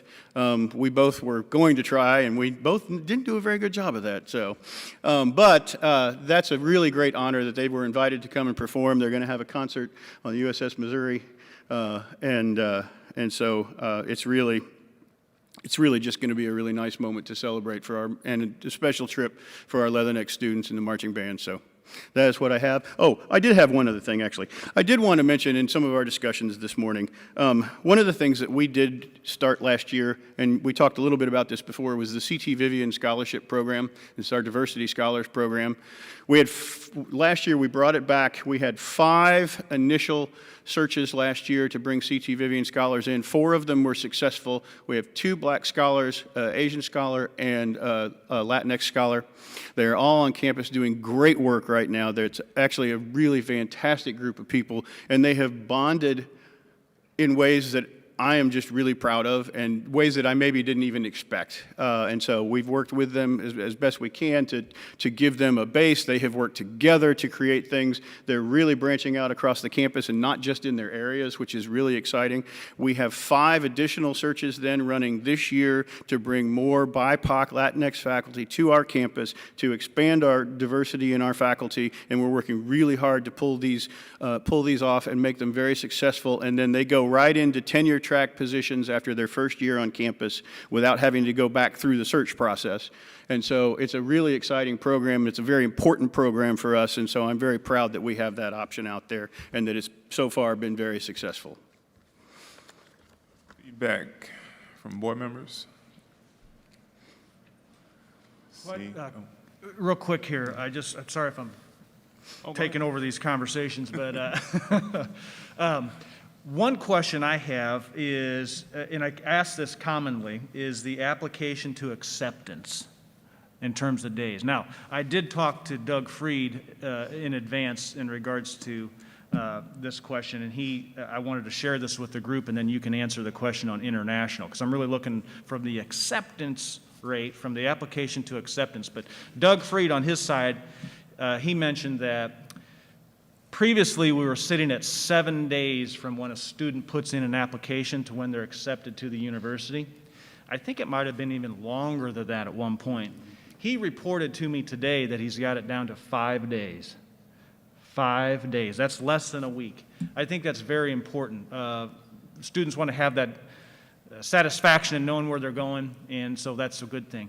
Internationally, how are things sitting in regards to with COVID and the visas and different things of that? Do you have a general range of where we're sitting on acceptance for international students? Because they come to the universities where they get accepted usually the first. Right. So when I first, my first trip into the interim provost role, we discovered, and this was pre-COVID, mind you, so it's all gotten a little weirder in terms of international especially, but we were sitting at almost a month or a little longer to process international, and this was, 3.5 years ago. Mark and I actually, with a lot of assistance with the staff that we had at that point in time, which was a fairly thin staff, got that process. We rearranged, we moved some folks around in the graduate studies office, and so now the international folks work out of the graduate studies office, since most of those international students really are still graduate students. And we got that down to around a week or a little more on the basic acceptance. There's a lot more complicated processes that go into admitting international students than there are to domestic students. And so, the overall process probably still takes under a month. But the actual initial acceptance into Western, which is what we really need to get them excited about coming here and knowing that they can be a part of our family, happens very quickly now. At the moment, we've been a hair backed up. I think they caught up, but that's because the sheer volume of applications has increased tenfold. Because of Dr. Glean's success in building excitement and being out there and really working, we have seen an enormous increase in applications. And so part of the process in the application process is the financial side of it, where you have very specific financial requirements that have to be met on a federal level before you can be completely accepted. And so that's where it slows down sometimes, and that oftentimes depends on where they're coming from and what they can get provided quickly. Additionally, some consulates move faster than others in terms of allowing processes to make the visa processes to go through. Recently, we've been backed up in countries like Nigeria, where all of a sudden, literally a week ago, they opened their doors and we had, I think it was 30 additional applicants from Nigeria that we didn't even think, we had put on hold because they didn't think they were going to get. And so we will actually put international students on a wait list or a hold so they can defer if they can't get through the process. And we've also increased it so that you can actually enroll as an international student and work online if you're having trouble getting through and getting visa clearance. So we can get you started even if we can't get you in the country now, which we didn't used to be able to do. So those are benefits that we've been able to see, and I think we're seeing we're seeing success in those areas. 3 years ago being a month to now, around a week time period or somewhere in there to where they'd have some information and know that, hey, WIU's looking like it's going that direction. That's big, so thank you on that. Second thing, just wanted to mention, every trustee received a note from former mayor of Macomb, Tom Carper, and it's in regards to the cybersecurity, and so we do have that. I really want to just make just a comment on it, and I know that Bunny Brown is looking at doing some assistance there, and Brad mentioned that in his earlier talking points. But I just view cybersecurity, and I know the program's been here since 2017. There's been enhancements, and we're growing it. But it is truly, and I said this when I first became a board member, I never want to be an institution that misses out on something that's an oncoming, up-and-coming field. We talked about the hospitality and different things, and we were looking at reducing or eliminating that field, and it's like, no, don't do that. We can't do that. It's an up-and-growing thing. There's hotels growing everywhere. People need this. Cybersecurity, it's not a future thing. We know that it is a now thing. Mr. Carper, as we know, is on the Amtrak board, and cybersecurity and security aspects are crucial and huge in that realm of the business. But he has indicated too that, if you can find people in cybersecurity, that's great, but keeping people once you find them, because it's in such high demand. I say all that to get to this point. We've got these pillar programs of law enforcement, nursing, supply chain management. What if, just what if, and I know you're probably thinking the same thing I am and everybody in this room. Let's make WIU the world's focus, the United States focus on saying, hey, these pillar programs in connection with cybersecurity, this is the institution that you go for that. That's that distinctiveness, institutional distinctiveness that we're talking about. I know you're focused on it. I feel like I needed to make mention of that, because when we start focusing and accelerating what we already do well as a university in those pillar programs, and then layer in a current need, such as cybersecurity, 9,000 enrollment, 9,000 enrollment, all right? All in cybersecurity? Not all in cybersecurity, not all in cybersecurity, but those types of thought processes, so. And we do have a couple of searches out there in computer science, and part of that is to enhance our cybersecurity presence and our teaching abilities. And we're looking at some other things in conjunction with some of these conversations we're having with Brad and his folks. And so there's a lot that's actually going on, and a lot that's been happening. We've probably had half a dozen meetings in the last two months on the subject, working with these alumni who are very interested in us being successful, and we've had some great discussions. So. That's exactly what I've heard as well. So thank you for you're welcome. focus there. And Billy, I just want to thank you for including Elizabeth in your report today. I did have the opportunity to attend that Lincoln Laureate presentation, and I was blown away, not just with the fact that she's has 3 majors. She also has a minor. She was also a full-time basketball player, athlete for the university. And then when they listed the number of community involvement things she's been in, and as you said, she's not the only one out there. She's a fairly quiet person, and I've got to know her and her family quite well. And I didn't know much of the stuff that she's accomplished while she's been here on this campus. So, it doesn't matter the number of students, whether it's 5,000, 6,000, 7,000. One thing that we're blessed with is the number of those kids who go out in our community and make our community a better place because of their work and their volunteerism. So thank you. I think I also neglected to mention she's actually an honor scholar as well, member of an the honor Centennial Honors College, so. She's also a starter. She's not just doing back, the practice. She's a starter, and she's a star player. She's absolutely phenomenal. Other feedback? Okay. Thank you all very much. Thank you. Appreciate it. We are ready to break. Board members, do you want 20 minutes or 30 minutes? 20? You want 20 minutes? Let's reconvene at 12:05.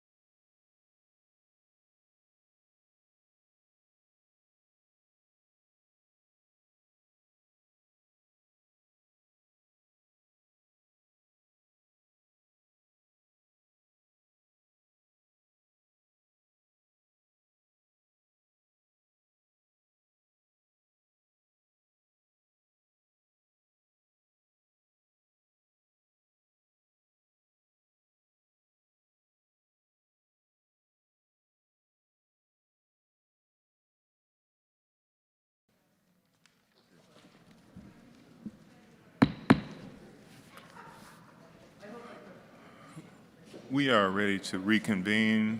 Our next speaker, representing Macomb Campus Student Government Association, Elizabeth Orwick. Good morning, everyone. SGA has had a successful and eventful semester, and I'm so proud of everything that we have accomplished. We continue to have our meetings every Wednesday at 3 p.m. Next year, they will be at 4. Oftentimes, we begin our meetings with a guest speaker. This is a great opportunity for SGA to learn about different offices and positions on campus and ask questions that pertain directly to SGA and the students.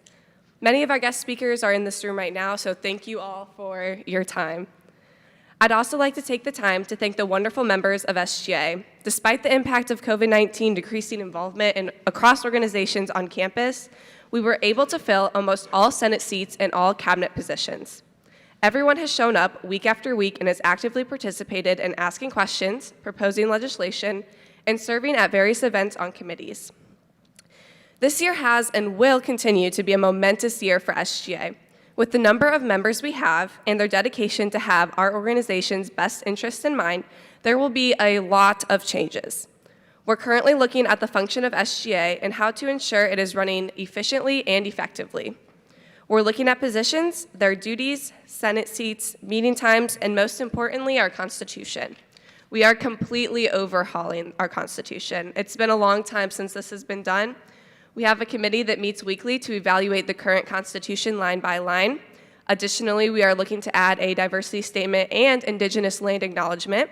Nothing is set in stone with our Constitution, but by the next board meeting, I should have that final draft for you all.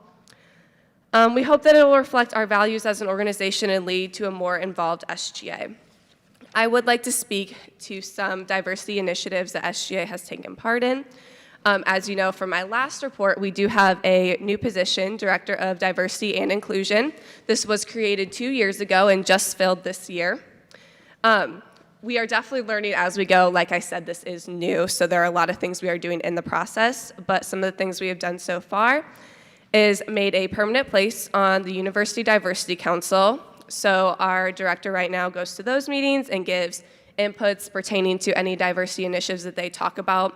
One of them that was brought up earlier was the university-wide diversity statement. We had a part and gave our opinion on that. We're also reaching out to students, organizations, and various social media efforts, for example, Facebook groups, to reach students and hear from them.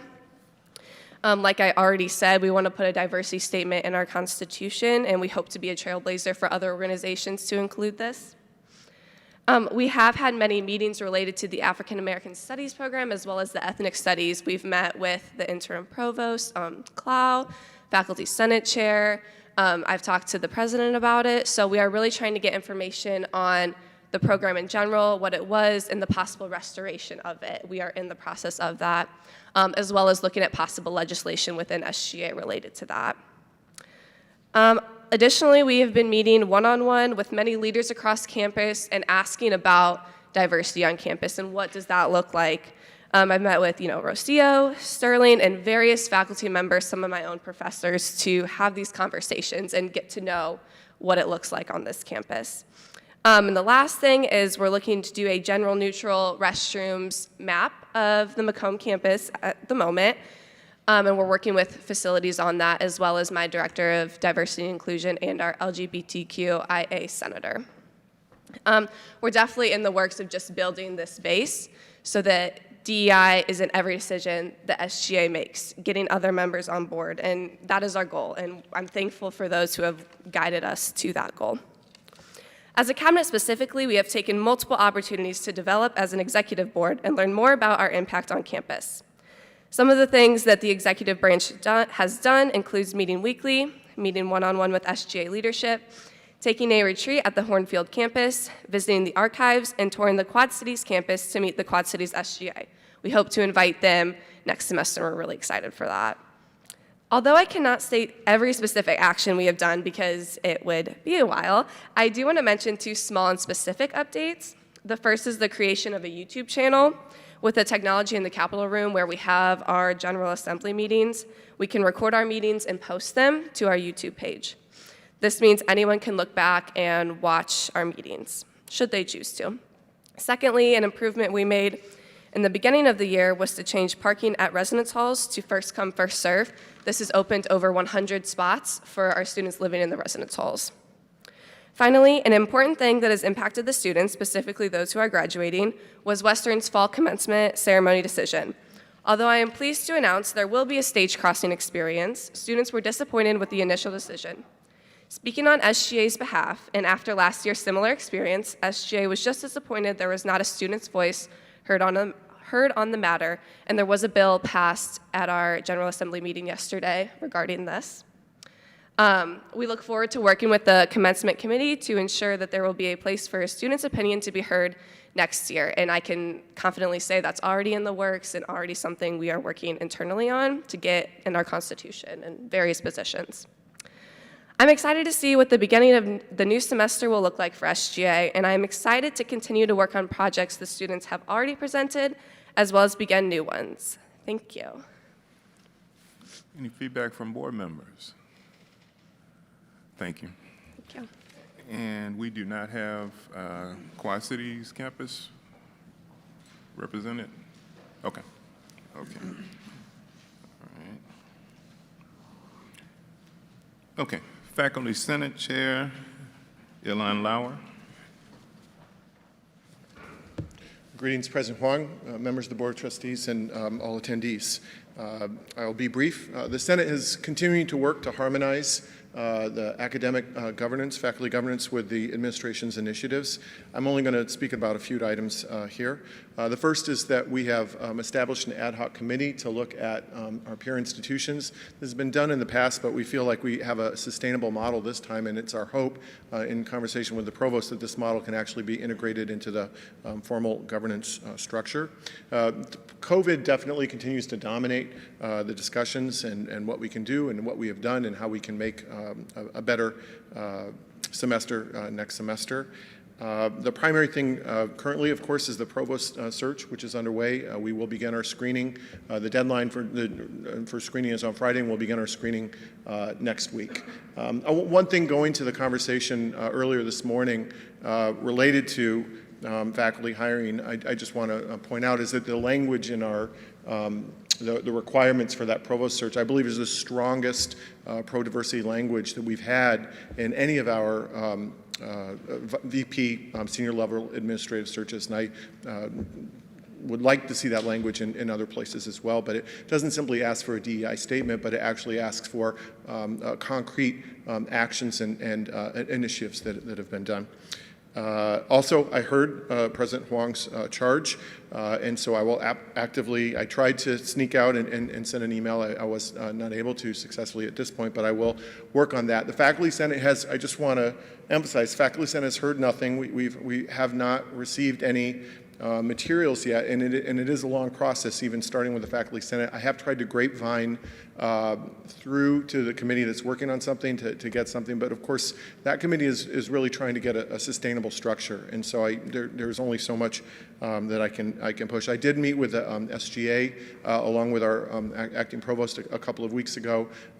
It was difficult for me to talk about that without seeing a particular specific response and that or specific initiative, and that is what I said at the time. But I am committed to working with that and making sure that goes forward at the time in which I do hear it. And in the meantime, I certainly will reach out to the students who we heard from this morning. And those are all my comments. Any questions? Trustees? Seeing none. Thank you. Thank you very much. Next, we have Council on Administrative Personnel, President Sarah Lytle. Good morning and greetings from the Council of Administrative Personnel, COAP.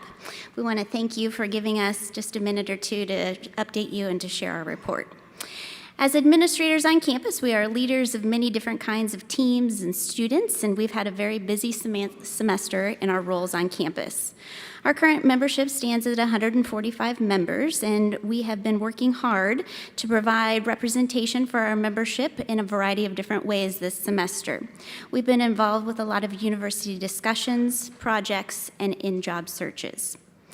We have continued to have our monthly exec board meetings where each area of campus has representation in any decisions that are made and also has a space to bring forward any issues or concerns from their area.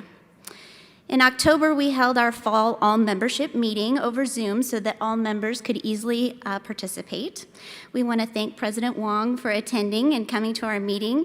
He updated our membership on university happenings and initiatives, and we were able to have an open forum to ask questions and to engage in good dialogue. As administrators, we strive to be knowledgeable and also to lead by example. It is important to have time and space to talk to senior leadership, and we appreciate Dr. Wong's time. The effort to share vision and the space to ask questions and to be listened to adds value to all employees, but especially administrative employees. We are excited to keep our Employee of the Month recognition program going, and again, encourage everyone to visit the WIU website for a more centralized and easy Employee of the Month nomination page. A special thanks to our HR area for their efforts to kind of consolidate and streamline those processes for many groups across campus. As we near the end of the academic semester, I'd also like to make sure that I thank all members of COAP for their efforts on behalf of all of our students this semester. Thank you for your time. Thank you. Feedback from board members. Thank you. Okay, next we have Civil Service Employees Council President Nikki Friedrichsen. I was all prepared to say good morning and realized it's now afternoon, so good afternoon. So in following the theme of communication from the meeting today, I just wanted to say that we have appreciated the open dialogue that we've had in our November meeting where President Wong came, Chair Shaw, and Trustee Radosh, and we look forward to the continued dialogue and the opportunity to listen and to be heard. That's very important, I think. A lot of times we like to just talk about what's wrong and what's not happening, and I think hearing both sides of what's going well and what we can do is very important in this day and age. Also wanted to mention that in our Constitution for the CSEC, it says that members will understand the financial issues relevant to CSEC and WIU overall, and will understand the distinctive nature of WIU in the marketplace. And we keep hearing this word distinctive come up, and I think it's very important for everyone to understand that it's the people and the employees here that make us distinctive, whether it's faculty, staff, students, and I think that whether it's through salary increases or other ways, it's important to consistently recognize people. And I wanted to recognize significant employees today. We're about to vote on the Employee of the Year soon here, and I just wanted to run down the list of the past year Employees of the Month.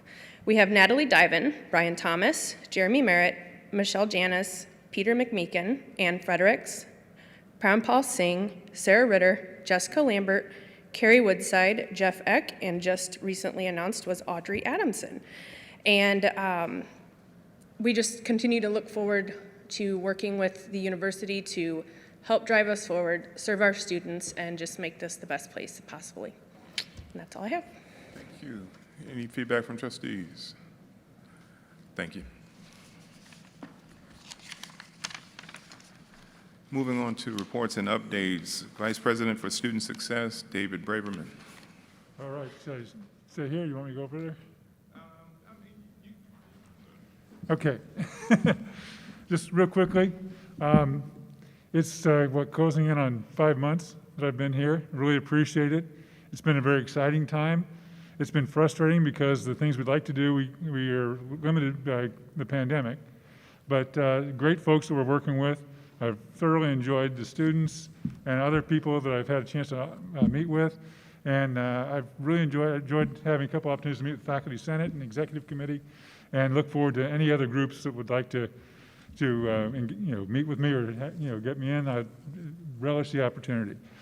I have to say, I have to start with COVID, I guess, and so I'll try and go quickly through that, and I'll be brief. Since Thanksgiving, we saw an uptick because people went home. That's what we thought was probably going to happen. We had about 8 students that could not come back because they were exposed and were quarantining at home. We have, as of today, or as of last night, we had 30 positive cases on campus. Most of those were students. Most of those are in quarantine or isolation off campus. We do have 3 in quarantine isolation on campus over in Bayless Hall. So we're working with that. We are watching for the new variants. You know, I was really hopeful last week at this time that we may have the mask mandate lifted in February or March. Now, not so sure about that. So we continue to monitor it, and we've got a lot of folks that are paying a lot of attention to everything, and we continue to meet on a weekly basis to compare notes. Compliance has been pretty good. 87% of our faculty are vaccinated. Faculty and staff are vaccinated. About 99% of them are compliant by being vaccinated or tested on a weekly basis. Our students are about 70% of the students that need to be under the protocols are vaccinated, and we have about 93% compliance rate. So that's really good. It does leave us with about 300 students that we have to communicate with. And just to remind folks that vaccination is a one-time thing, but the testing is every week. So we do have to do about 1,500 plus tests a week, which is still taking away a lot of time and effort and energy. And then we have to find people who are not compliant and try and find out what's going on with them and whether they're just not on campus that week and didn't tell anybody or whatever else is going on. So there's been a lot of folks who have been involved in the effort around that, and several of them are here in the room, and I'd like to thank them. I want to thank them individually because it will take a long time, but they've been doing phenomenal work on top of their regular work, and we really appreciate that. I think it makes a difference to the whole campus. Let's see, we had, and just as a piece of information, every time a student is reporting a positive test or symptomatic positive COVID test, we do follow up with them. And so it's contact tracing, that's following up, it's making sure they have isolations, they're taken care of. It's about 8 hours per student that we follow up with. We currently have 30 students right now. We did not have a lot of active cases earlier in the year because we did a good job with a lot of prevention and a lot of other testing and other things. So we hope it's plateaued and we won't see a lot, and the precautions we're taking now will keep it low, but that's where we are right now. And we are pushing for vaccinations. Our next vaccination clinic on campus will be December 7th, and that's also available for boosters for anybody who wants those. Over the winter break, we are amending the procedures. We still have 10, I think we have at least 10 right now, students living in campus and residence halls, plus we have athletics, and then we have the staff that have, that stay here and take care of people over the time. So we've amended the process for that, but we still are trying to make sure we have a safe environment. And the spring semester, we plan to continue the current process and to monitor. So there's my COVID report. Let me jump off of that and get into the other things because we still have 1,000 things going on, and a lot of those are a lot more fun. Well, before I do that, Health Center, we are getting flu. We had flu clinics. We've had starting to see more students with flu-like symptoms. It's not huge numbers yet. We're trying to pay attention, and we're really trying to reinforce folks, if you don't feel good, stay home. We hope the masks will help a little bit. People are always interested in mental health on students, and especially in this area, so I'll just mention quickly some things there. We try to promote positive mental health before it becomes devastating. We do things like Kinder Mondays, do presentations, and do things like that. We've also looked to see where people are popping up that are reporting severe anxiety or anxiety around areas and see if there's any commonalities there. And so some of our counseling staff are pairing up with some other people on campus, identifying different areas that do tend to have higher student incidence of anxiety and looking at what's happening in those areas and seeing if we can address some of those things. And there have been some faculty working with the counseling center staff that have been doing a really great job of trying to do that and trying to change some of the practices that might be causing some issues. Teleconnectors are calling students as a part of the campaign to check in with students and help them with connecting them with people and resources. Rocky's texting students to provide additional layers of support. We do have a testing postdoc intern starting next semester that will be able to do assessment testing for our students on campus, which will, I think, be a big asset for us. The University Counseling Center, it's one of those fun things in collaboration with the Multicultural Center. It's providing support groups for students outside of the Counseling Center. So this includes a BIPOC support group, a queer peer support group, Black, Indigenous, and people of color support groups. The University Counseling Center is also working with student recreation and students from Recreation, Parks, and Tourism Administration to sponsor a non-competitive walking running club on campus. Counseling Center, also doing a lot of services hybrid, which is really nice because we can do some services to the Quad Cities campus and be able to help students there, but also it's able to reach out and work with more students more efficiently. And that's maybe an upside of the pandemic, as we've learned how to do that better. And so people are not as afraid of using that. They're more comfortable using that as a mechanism. The Student Development and Success Center have seen a number of students with a number of different issues. And so they reach out to those students and through the behavioral intervention teams, the Students of Concern, the Care Network, and just a lot of areas. So we continue to follow up with those students. Campus Recreation has, in addition to working with others, have 20 club sports competing with other universities. And I was asked to mention that the golf course had several tournaments and had its most successful years, one of the most successful years in the last decade. So Nick was happy about that.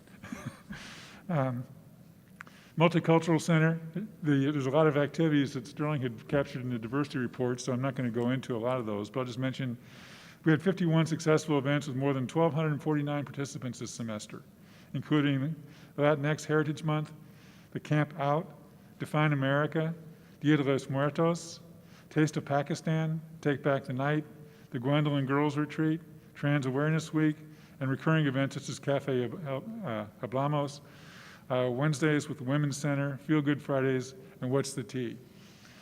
MCC staff have presented building an inclusive community to the Macomb Business Academy and local leaders. I've got to give a plug into Digital Rec. I know that several folks have been working on it, so I hesitate to pull out any of them, but I see Joe all the time, and so he's done a really good job with that. I'm looking forward to everybody getting a chance to get over and see it. I'll just mention we've had 422 different students have accessed it. There's different students as opposed to the people who are there every day. Peak usage is around 9 o'clock at night is when most people go in there. Average about 33 students using the space on a daily basis. And the dedication is today at 4 o'clock. In the Union, we've had 938 event submissions so far this year, actually as of 2 weeks ago. We had Community Day right before the holiday on November 18th, had good attendance, had a ribbon cutting for both Qdoba and the Daily Drool, had bookstore raffles, a calendar signing by Colonel Rock, held tabling for admissions geared towards local students as well as union services such as catering and event management. And Sodexo awarded $20,000 to Dietetics and Nutrition Program, $7,500, $20,000, $7,500 to the Dietetics Nutrition Program, sorry, Billy. Nursing Program got $7,500 and the Food Pantry got $5,000. So in addition to the $500,000 I did for the renovations for the union, that was some scholarship dollars on top. Housing and dining have it's a big part of campus life. We had a safe trick or treat and haunted house for campus in the Macomb community. About 400 people attended the events. There's been a number of other things, but one of the things that highlighted is the Big Pink Volleyball event that Thompson Hall and Campus Recreation co-hosted to raise awareness for breast cancer and funds donated locally to Linda's Fund. And on the 18th, the Resident Hall Council hosted turkey dinner for the Macomb community. It's a drive-through pickup event where people can come in and pick up prepackaged turkey dinners. So not the community building events we usually like to have where people can come and break bread together, but we have to adjust to COVID. The Veterans Resource Center's had a very active year, very proud of these folks. Military Appreciation Week actually went 2 weeks. They had 15 military appreciation events, educational events, over 500 students, faculty, and staff, and community participants and partnered with it. And they had, this semester we had fewer than last year, but we had 10 students mobilized over this last semester, and we sent care packages to them. And campus safety, looking forward to working with SGA and doing a campus walk, safety walk. Already before we do the walk, the President authorized 7 emergency blue light call boxes to be put in on campus. Much appreciated by everybody. They have a number of trainings and just the regular operations. Office of Student Experience, I'll highlight just a little bit here as I conclude. I'll start with talking about SGA meetings. Not really part of that office, but I always think of SGA as engagement. But I've really appreciated working with, the president and other folks in the group. And I think I speak for all of us that have spoken in there. We really appreciate being invited to come in and have a chance to speak with and hear from the students directly, the representative groups of the students.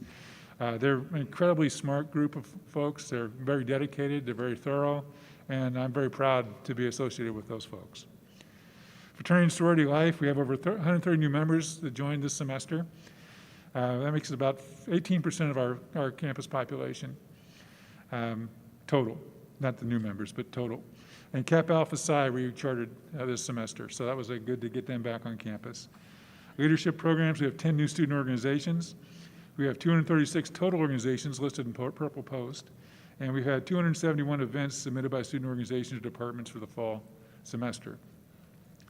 And regular programming, I just noted that we had 1,500 people, students attending Rocky After Dark.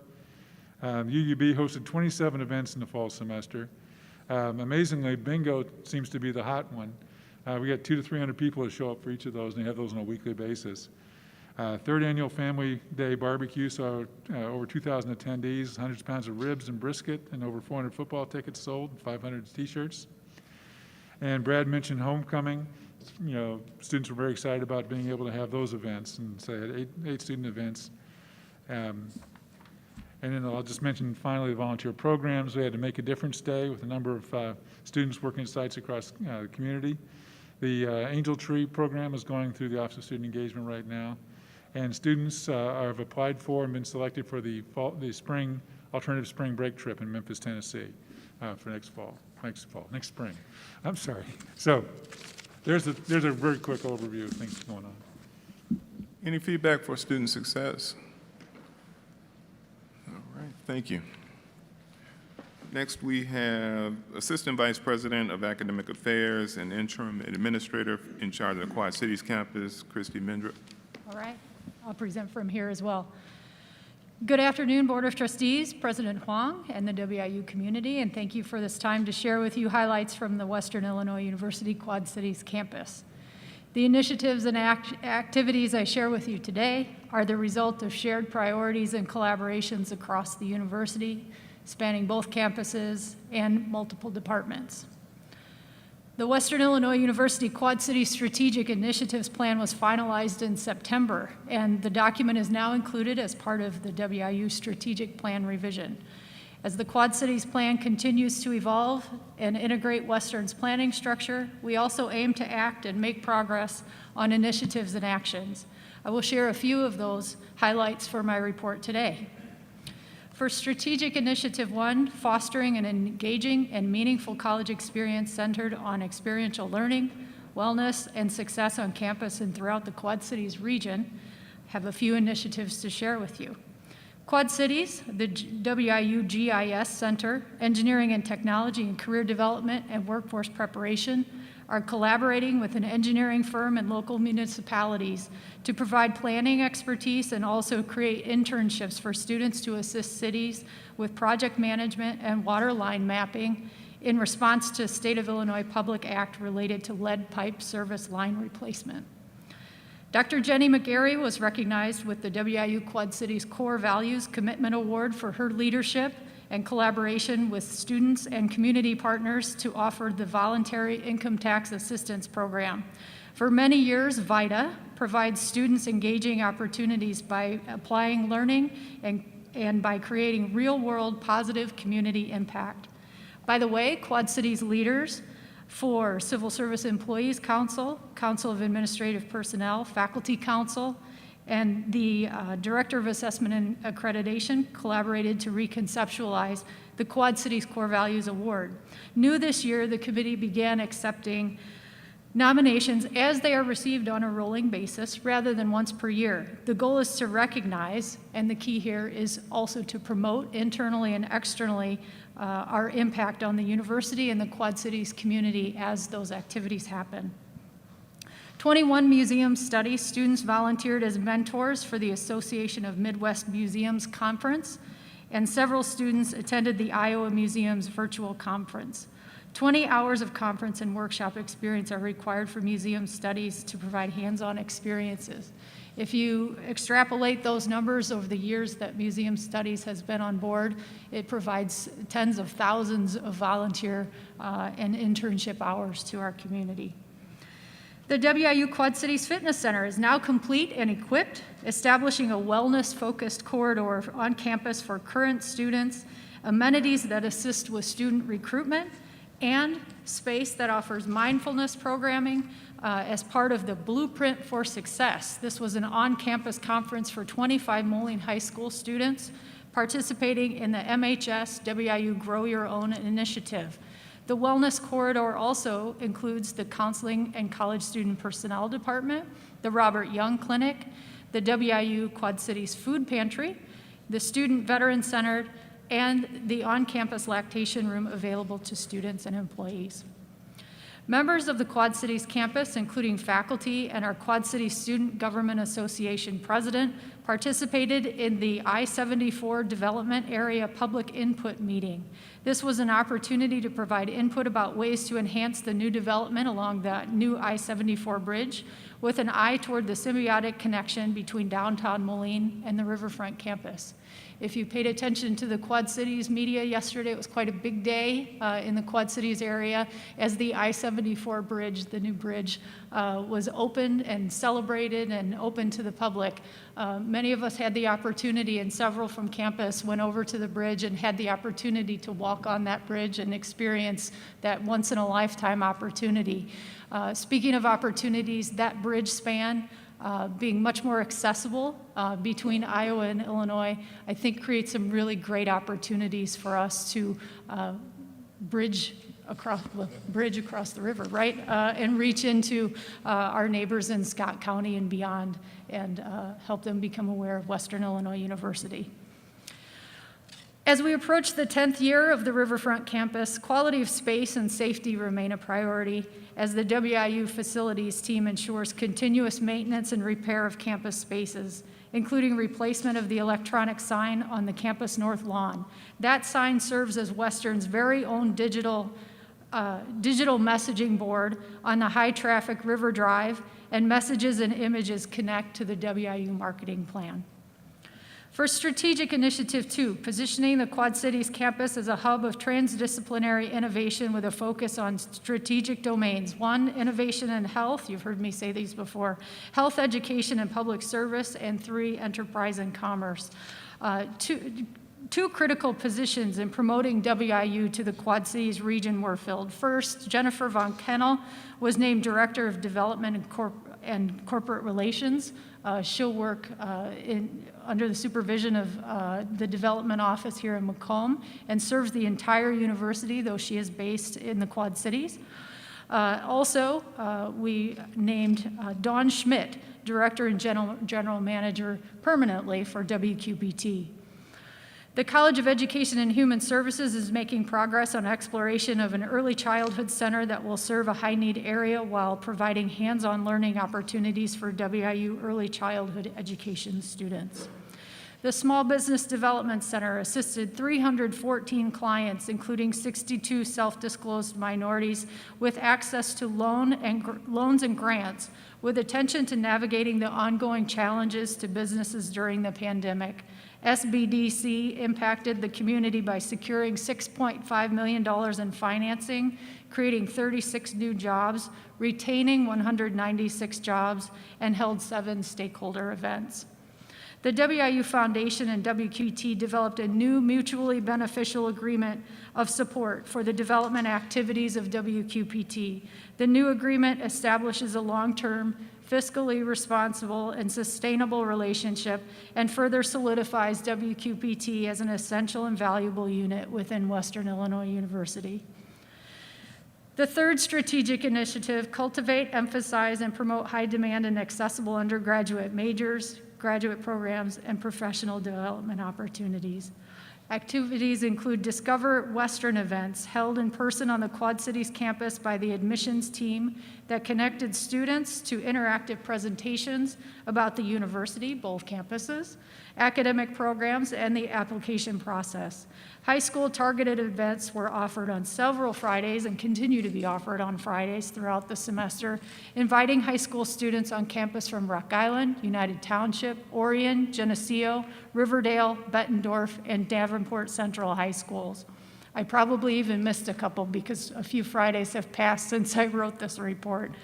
These events will continue as the team aims to utilize the Quad Cities location to recruit students to both university locations. WIU welcomes to the Quad Cities Mercado on Fifth, a nonprofit organization with a mission to serve as a resource and catalyst for minority entrepreneurs.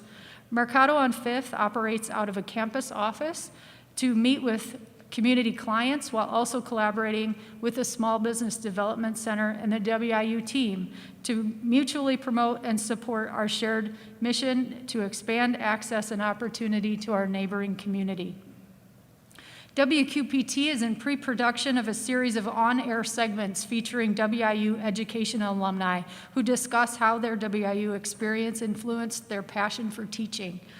WQPT's focus on local programming through the cities, a current public affairs program, informed the region about current topics of food insecurity, infrastructure, ending polio worldwide, the UAW John Deere strike, which has been resolved, COVID vaccines, honor flights, and downtown Moline events. WQPT also taped year-end spots that include a Happy Holidays message from President Huang. As I reflect on the past year and a half, key themes emerged that illustrate the Quad Cities campus evolution and continued momentum. During 2020, our focus was to create a new foundation that would best position the campus to evolve. Teams across the university worked together to optimize campus spaces, align staffing for efficiency, skill set, and job satisfaction, create a sense of place and pride through campus branding, to establish a shift toward a one university collaborative mindset, and of course, to ensure the safety and health of our community. During 2021, our focus has been on planning, partnerships, and action, building on past success and future opportunity. Our university community contributed to the WIU Quad Cities Strategic Initiatives Plan with the intention of connecting initiatives and actions to university planning and decision structures while energizing new and existing partnerships, impactful, deliverable, and meaningful programs and community connections, and like in 2020, continuing to ensure the safety and health of our community. Looking forward to 2022, Western Illinois University is well positioned to delve further into the actions and priorities of the WIU Quad Cities Strategic Initiatives Plan. Thanks to the support of the Board of Trustees as a result of the shared vision, commitment, and collaboration from President Huang, Interim Provost Clow, and the rest of our senior leadership team, along with students, faculty, and staff, the Quad Cities campus is well positioned to build on past success and to expand Western's impact in the Quad Cities region and beyond. This concludes my reports and my remarks, and I'm happy to provide additional information or answer any questions. Is there any feedback from trustees? Trustee Doe? Yeah, just wanted to mention, I'm excited because I know a while back I challenged and I said, hey, what are we doing out there for the corporate relationships? Because I've always believed that, and I think many folks have believed that the Quad Cities is just a gold mine in terms of the industry up there and business, and John Deere is an example and many others, but I'm excited to see where this goes in regards to the hiring of the director of, I'd say, corporate relationships. Thing that you recognize and know is that, I mean, the more we can communicate and foster relationships and stay close with each other and encourage each other and really cultivate that business standpoint to where John Deere and these other corporations are like, yeah, I'm going to Quad Cities.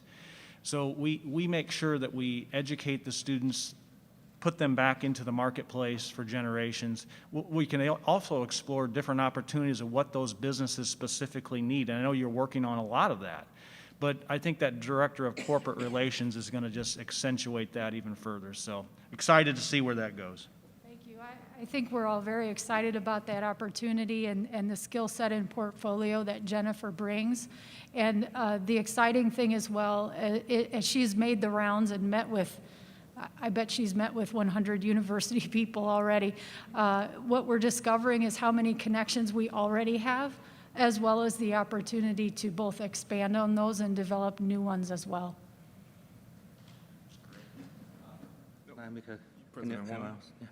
Just a couple of quick comments. I think they are meaningful.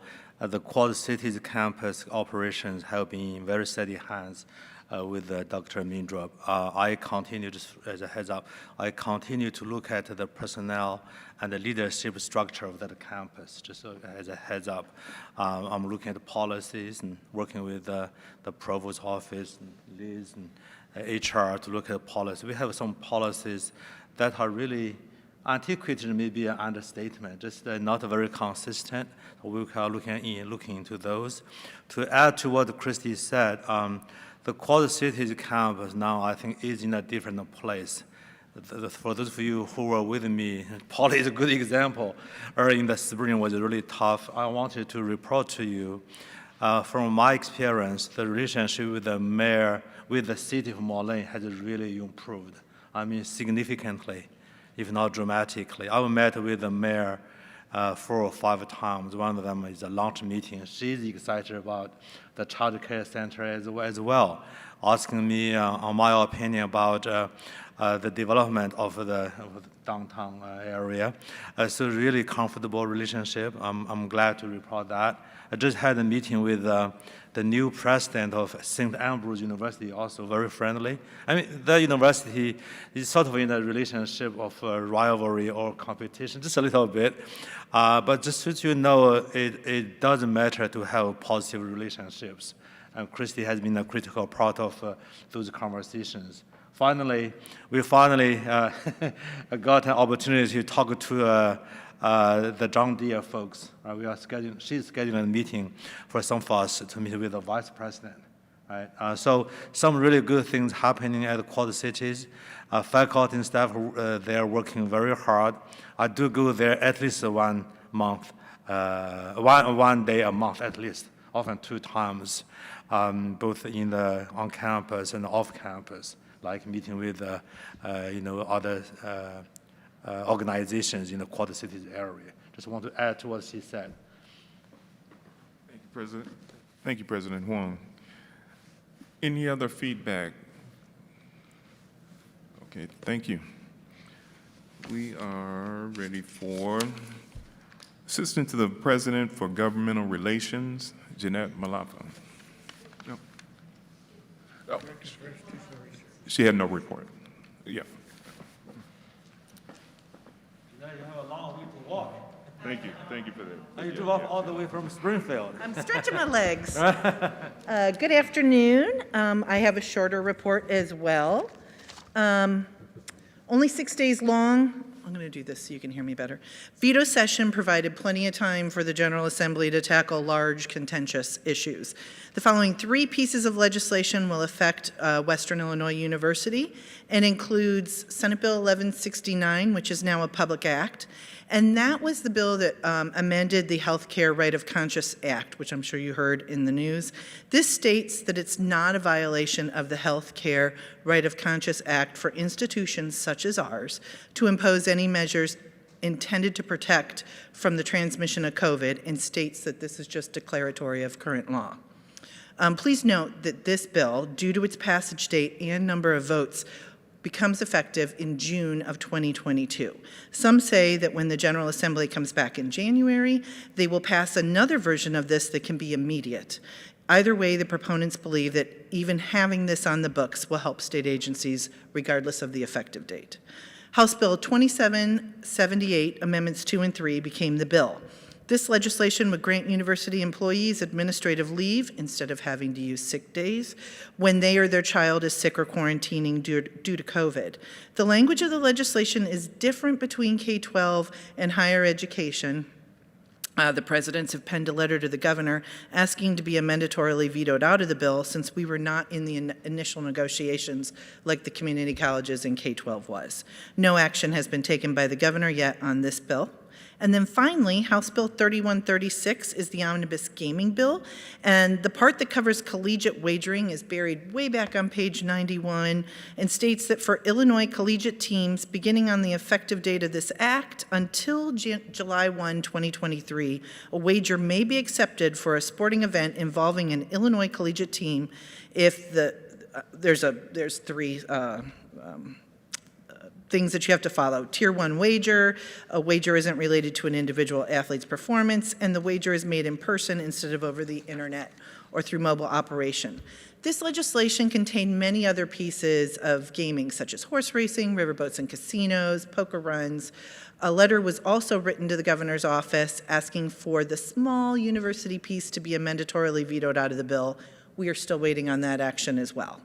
In other news, the first meeting of the Illinois Board of Higher Education's Commission on Equitable Public University Funding happened in November. President Huang was sitting on that. This commission was created by Public Act 102-570 to recommend, at a minimum, specific data-driven criteria and approaches to the General Assembly to adequately, equitably, and stably fund public universities in the state and to evaluate existing funding methods, which there isn't a funding formula at the moment. The commission must provide a report of its findings to the General Assembly no later than July 1, 2023, and that report must include recommendations for an equity-centered funding model to distribute state resources to public universities. And finally, before I talk about the upcoming spring legislative session, I need to mention that the November 2022 general election, which will be a state holiday in 2022, will be using the newly drawn redistricted lines. Both campuses will be in the same state Senate district and the same congressional district. Illinois loses a seat in the congressional map, which will lessen our representation in both the State House and Congress. In addition, our primary has been moved from March 15th to June 28th.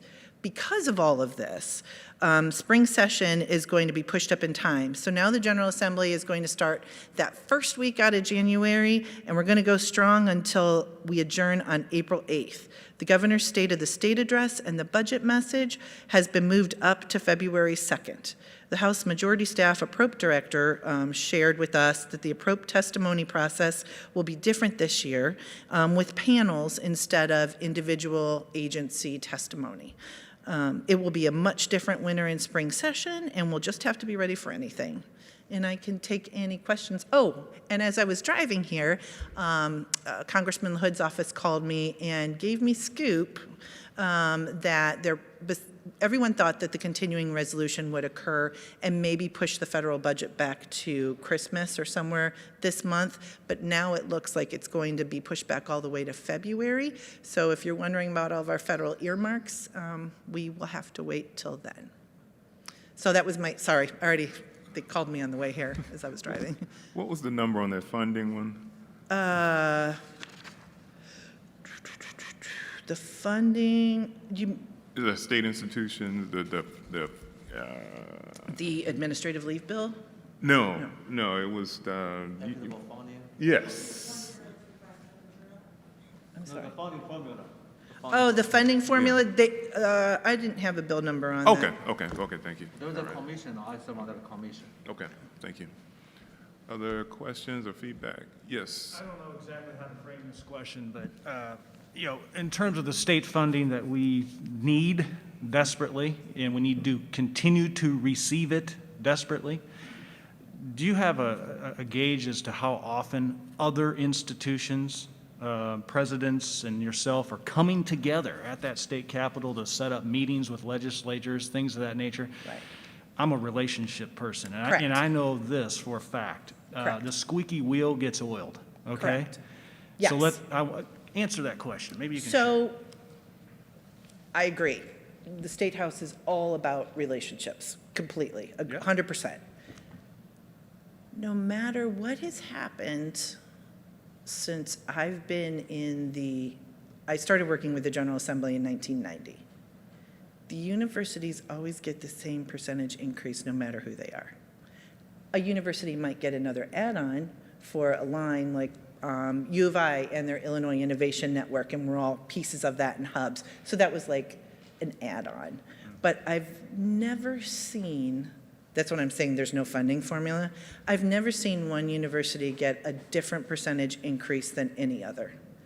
That's not, you weren't expecting that answer, but I've never seen that. We do, we do go, we talk, all I do in the building is beg for money. I'll take that statement back. In the budget impasse, there were 3 of us universities that had to quietly behind closed doors ask for the first stopgap, and we were the only ones to get that money early on. Then everybody else got filled in with that money and were made whole later, but we needed that money immediately to make payroll. No, all those things matter. Yeah, And yeah. we have our priority list of $500 million worth of deferred maintenance and our lists and different things, and all those negotiations add up cumulatively and matter, and being visible and available. If nothing else, I just want to make sure that I'm expressing how important it is to be visible and available, and making sure that we're working hard to get and represent what we need to achieve here. So correct. Yes. Yes, we are always, well, so do you and Dr. Wong, besides COVID. do you and Dr. Wong meet over there on a quarterly basis? He has not been there yet because of COVID. Okay. So I have to get tested Monday, Wednesday, Friday when they're in session on a Shield General Assembly account in order to even walk in the building. So I know that that's been a challenge. Yeah, I but beyond that, yes, we're doing calls with virtual calls. Yeah. For the budget meeting, we did Zoom meetings. Correct. And we're not sure exactly how the appropriate hearings are going to go, if they're going to be in person or if, but it has been easier in the past when COVID wasn't part of it. And staying close with Darren, obviously LaHood called, office called you and things of that nature. So thank you. Thank you. Appreciate it. Other feedback? Seeing none, thank you. Oh. Okay, we have Director of Athletics, Danielle Supernat.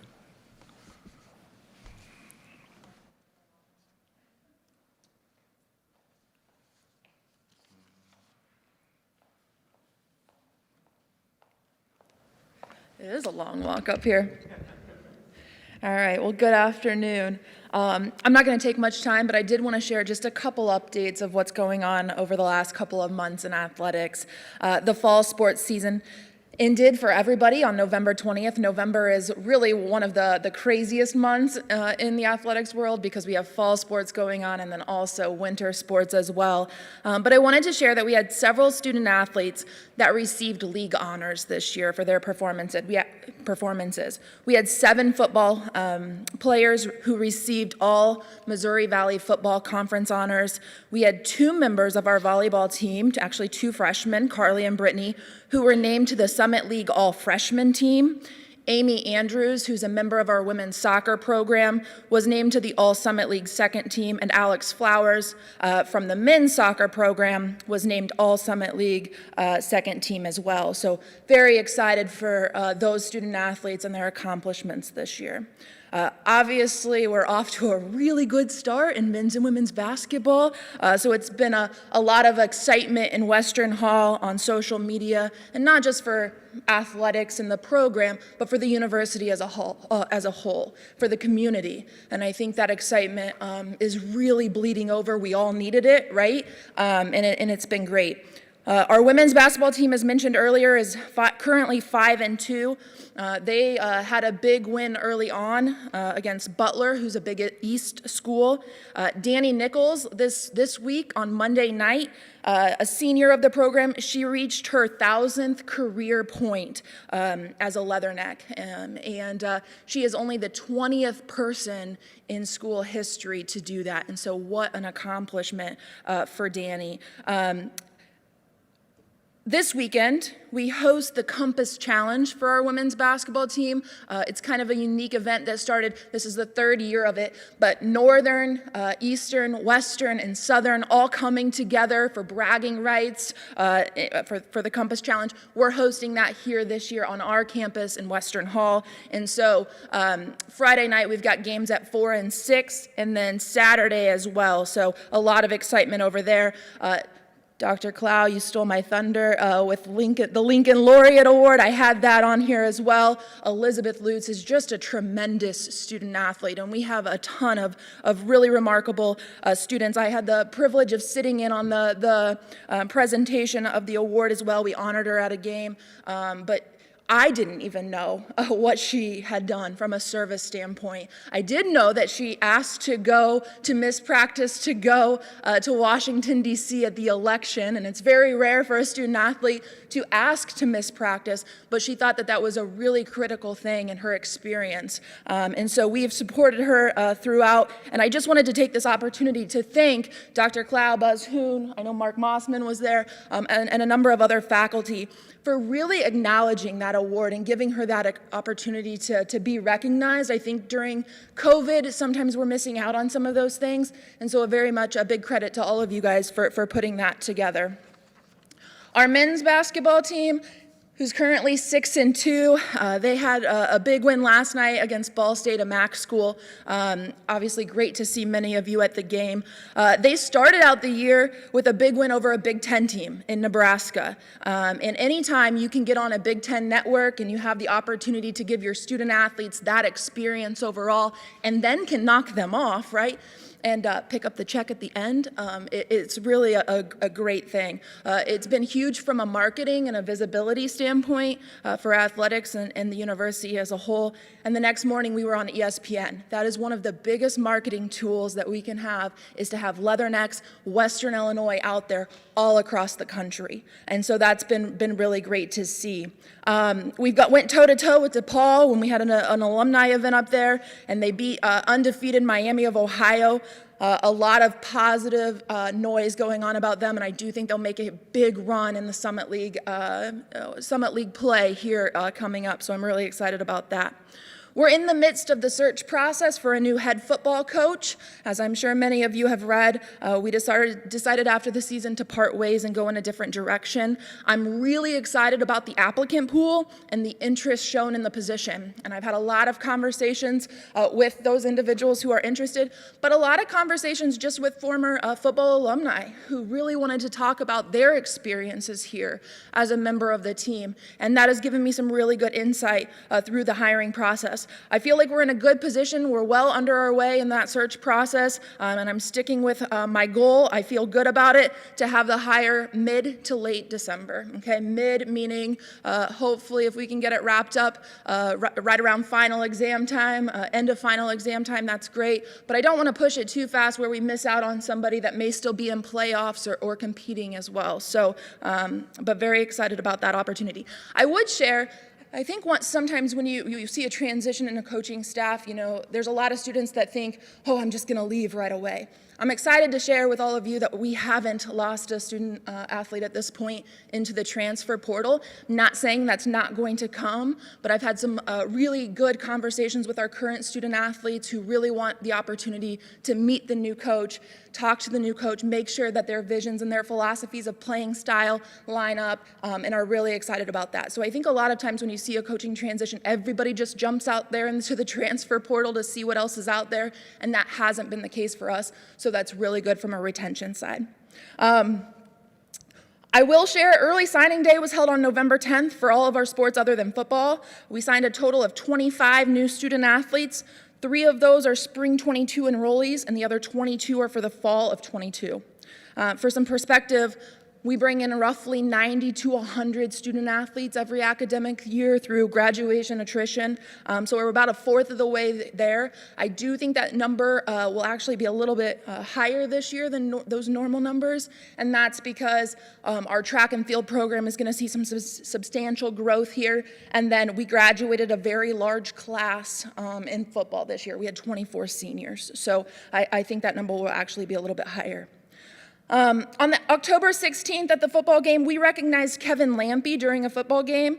During the spring of 2019, Sanford Health established and endowed a full tuition scholarship in honor of a former WIU student athlete, Kevin Lampy. He graduated from WIU in 1977 and recently retired as the president of Sanford Sports.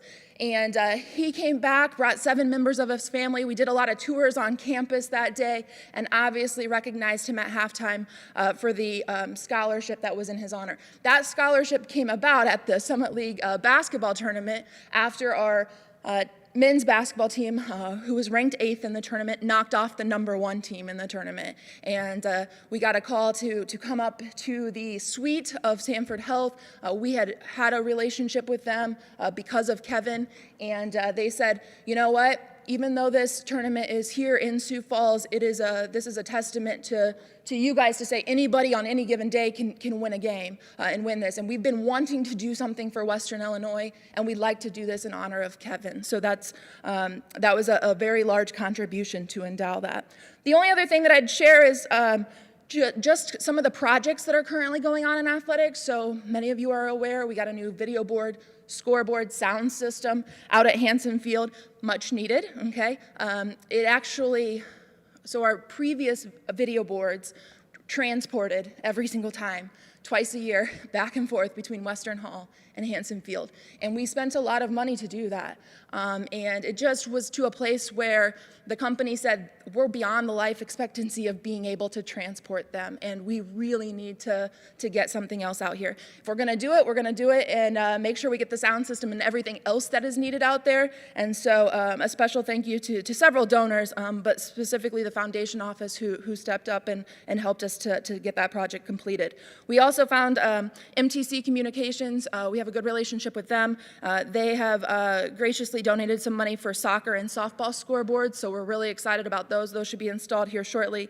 And phase 1 of the new hitting cage area in Western Hall is complete. Phase 2 is turfing and getting some portable turf up there as well. So I feel like we're making some progress and some projects that we kind of put on hold during COVID with the unknowns, but all of those have been through outside funding.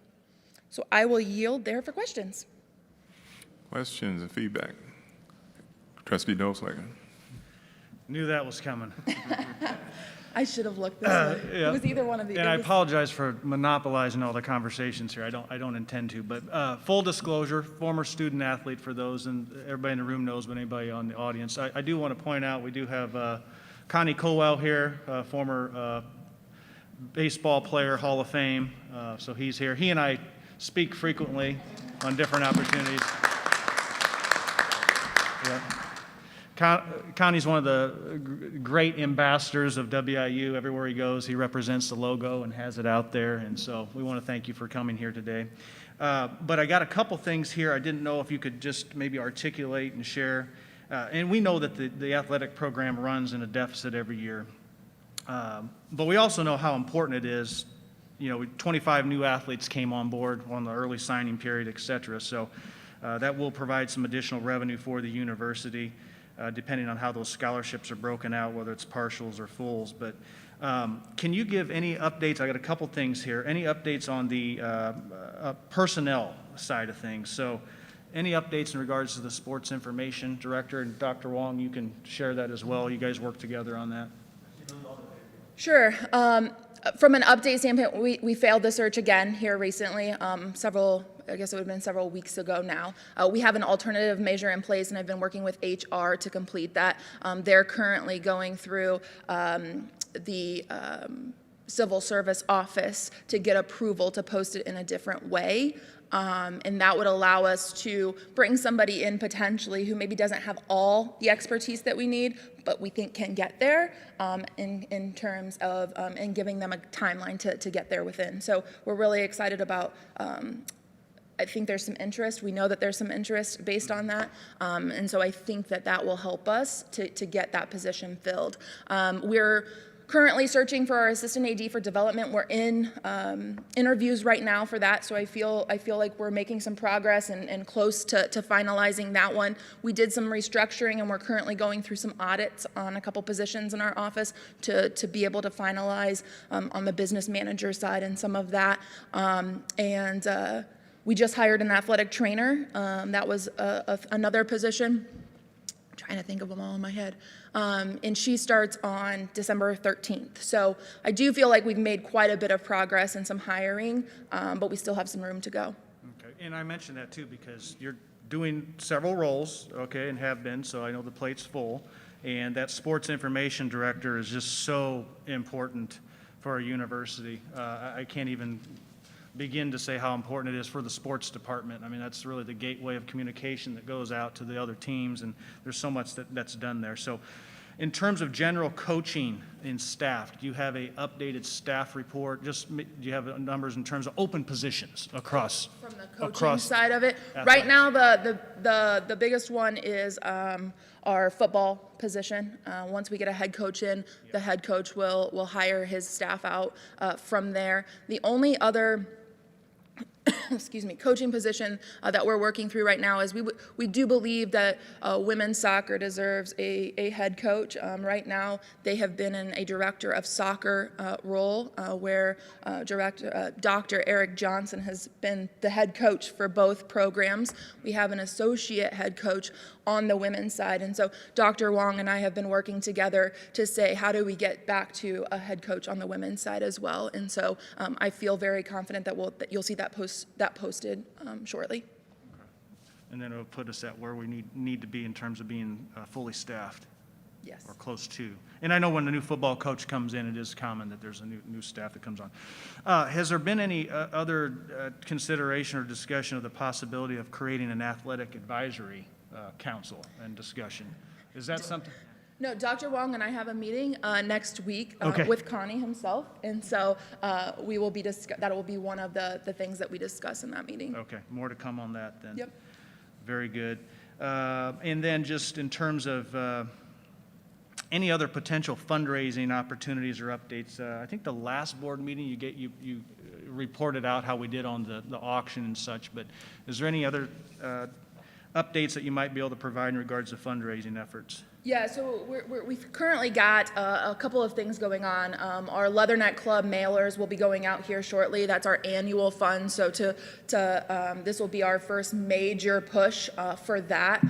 That's a pretty significant fund. I mean, that's most is around $300,000 a year. So this will be our first big push for that. Institutionally, we've looked at a lot of different campaigns, small campaigns right now. I think you'll see one of those roll out here in the near future, hopefully right after the holidays, after the holiday spending happens, right? But looking at like a 17 for 17 campaign, we've done a lot of research of what other institutions are doing right now, and 17 for 17 comes from, we have 17 sport programs. So if everybody gave $17, then it kind of lines up with that. And so we've looked at a lot of different smaller initiatives. We're constantly having conversations. I had a lot here with the football search as well about larger projects like the football building and being able to move forward with some of that as well. And so we are currently, as a department, working through some different renderings and things like that. So people want to see what they're giving money to, right? And so we need some updated renderings and some photos and some graphics on some of that stuff. So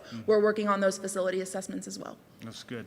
We have a lot of good momentum for the basketball department right now. I mean, I was at the game last night, and other trustees were as well, and it was good to see the auditorium or the basketball court filled, not full, nowhere near full. No. Nowhere near full, but it was a higher attendance than what it had previously That is the been. largest attendance we've had at a men's basketball game in years. Yeah. And so I think we are definitely headed in the right direction. If that excitement continues, I think it will only grow by the time we get into conference play here. And I think let's hope one of these days we're opening up the balconies above. I mean, that would be a really good sign for And us. continue to rally the alumni. You know, this football hiring position that's coming up is very crucial. It's very important. And I know there's engagement with the alums to you, as you already articulated. I know you and I have had conversation. There's a lot of support that is quote unquote on the sidelines that wants to, I believe, put some money into the athletic program, into football program. And I think by having that hire will potentially bring that linkage between, on the last board meeting, if you recall, that, some of these former Leatherneck football players that ultimately would benefit the entire athletic program. Of course, again, I wear the football hat, right? So that's my background with the sports. I but- haven't had a conversation with a candidate that hasn't entailed about the football building and the need for us to work together to get that momentum to push forward. So, Have to do it. It's an arms race in terms of facilities, and as you know very well, the conference is very competitive with those facilities. So, okay, I appreciate you taking time to answer those questions. I had a few of those, and yeah, and you did mention scholarships at the beginning. And I would just share, a lot of our programs, while some of them are fully funded, right, Yeah. there are a lot that are not fully funded. Right. And even, so I'll give you a prime example. Our women's soccer team has 13 scholarships to work with, and they get to divide those between partials, full scholarships, some that are here on no scholarship at all. But they carry 33 on their roster, okay? So we have 33 student athletes on the team and only 13 scholarships to work with.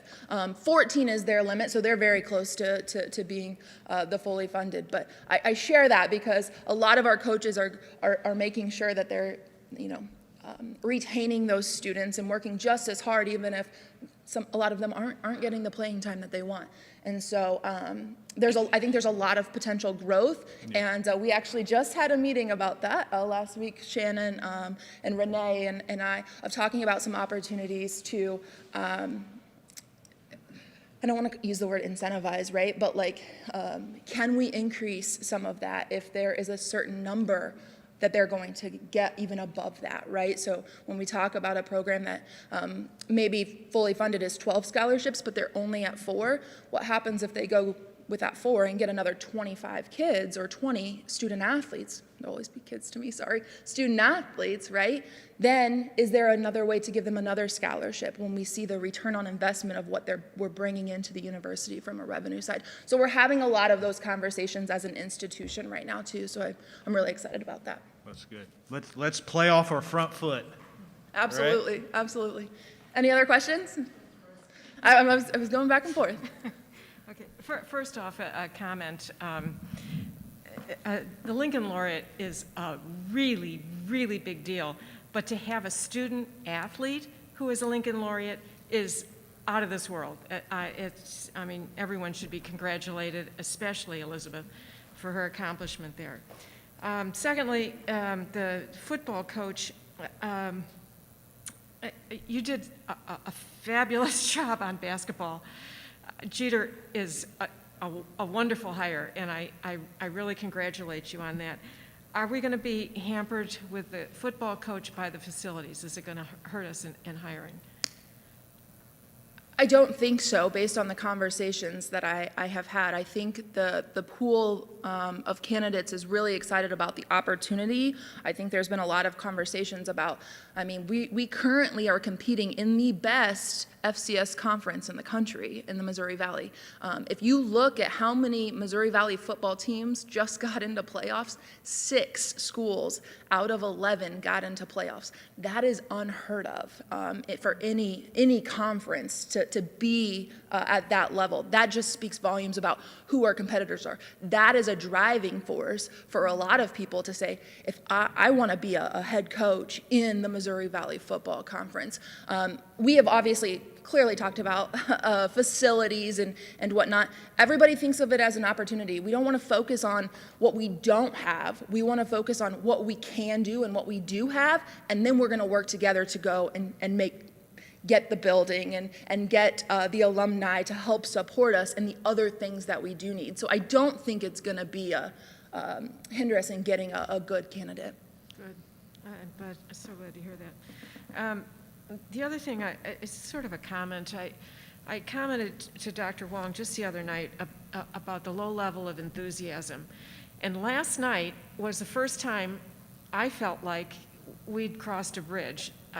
He's used the term, or the analogy previously that the university needs a facelift. Well, I've felt like that about athletics for a long time because it was just no enthusiasm. I mean, the cheerleaders come out and nobody's even looking. Last night was different. It was different.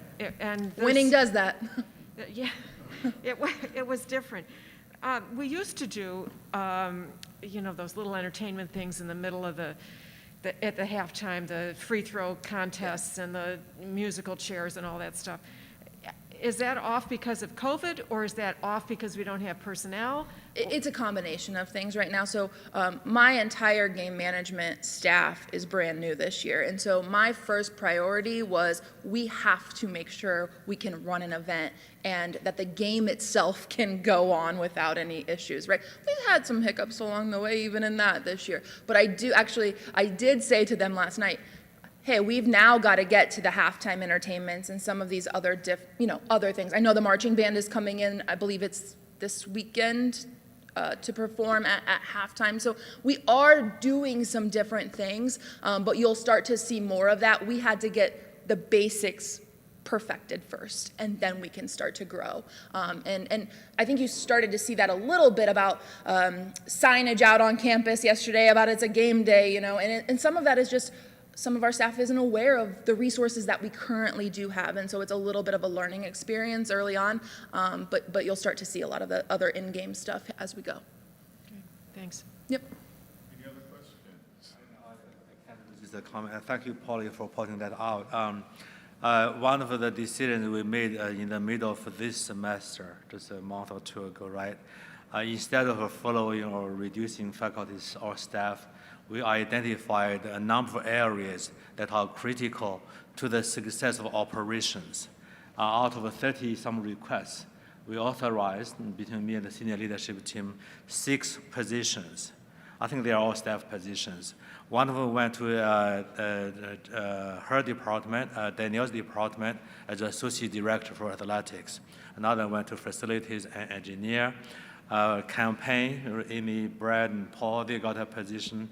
And Amber's area, or Angela's, you can define that. So I'm saying we are trying very hard to slowly beef up our staff when possible. And this is knowing we had a small surplus. I was telling all the chairs about 370. So we are trying very, very hard, recognizing that a lot of areas are critically short of staff. But we are doing things bit by bit. I like to tell people, petit à petit, l'oison fait son nid. This is a French proverb. Bit by bit, we get things done. I want to say, too, day one, minute one, when you became president, we had conversations about athletics. It wasn't the first topic that we talked about, but it was darn near pretty high up there, me being a former student athlete. And I would say my personal opinion of your support for athletics and the importance of it for the institution. First and foremost, we're an academic institution, but athletes and athletic programs are important. I believe that you understand that. So I have a philosophy I share within this room. It's called both and, right? Both academics and athletics. I have been saying that philosophy for a long time before I became a president or chancellor. So I appreciate your comment, Eric. Any other feedback, any other comments? Okay, thank you.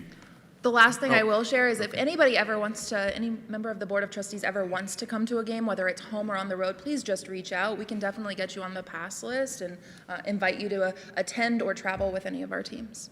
Thank you. Thank you. Oh, you had a trustee Teeman? No, somebody raised their hand. Oh.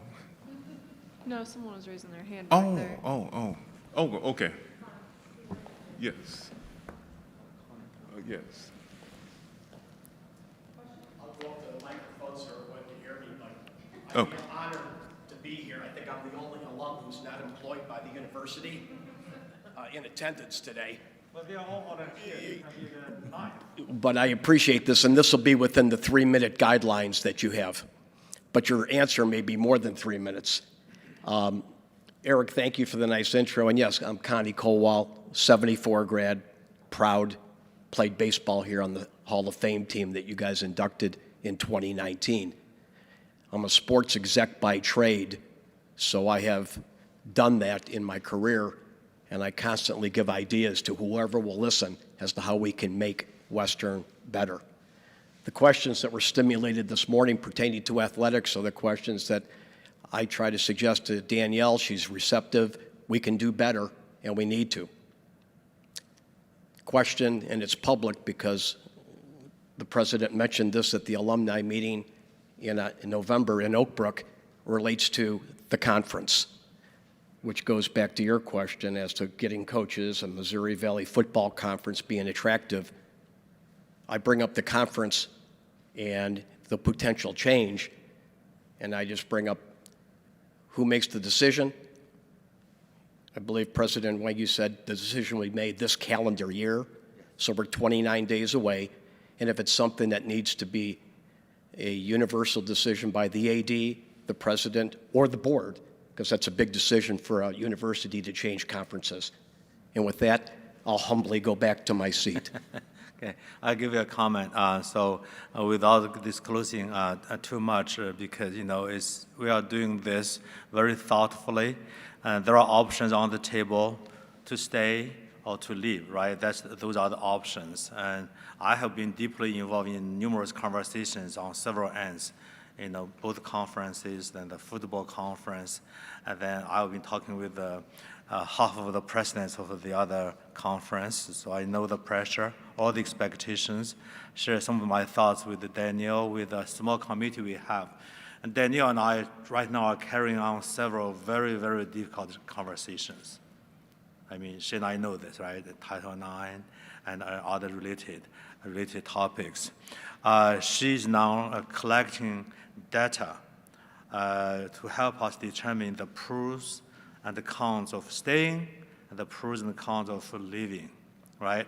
I think I know all the issues now, almost every little one of them. I had a nice conversation with Dr. Radosh about this, just get her informed. Really, we know the issues. It's about the resources, about the perception, about what we want to be athletically. You are seeing some good momentum. I'm very excited about it, both in terms of football, basketball, everything else, right? Resource is the biggest challenge right now, right? Between resources and expectations, right?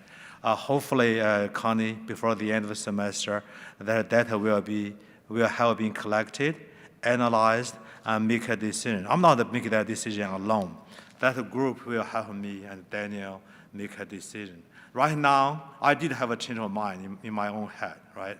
I was one place before, 3 months before. I'm in a different place right now because I was seeing changes, real changes, right? And one conference is looking for the commissioner. Yesterday, I was telling Dr. Mark Toomey, I was involved in 6 interviews yesterday, all day long. See, good candidates for the commissioner of that conference. All these things have ramifications for where we should be in the next year or 2 or 3, okay? So, and then offline, you and I can talk a little more, but that's all I can tell you for the moment. Any other comments on it? Okay, thank you.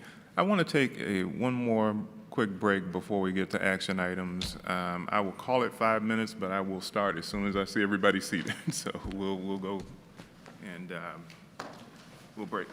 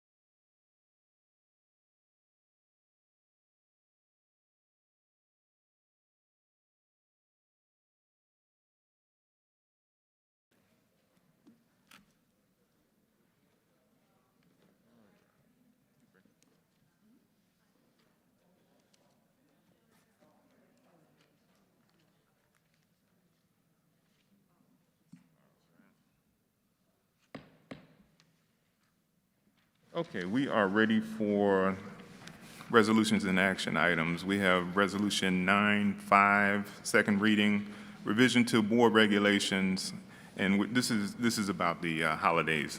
We have President Huang. Thank you.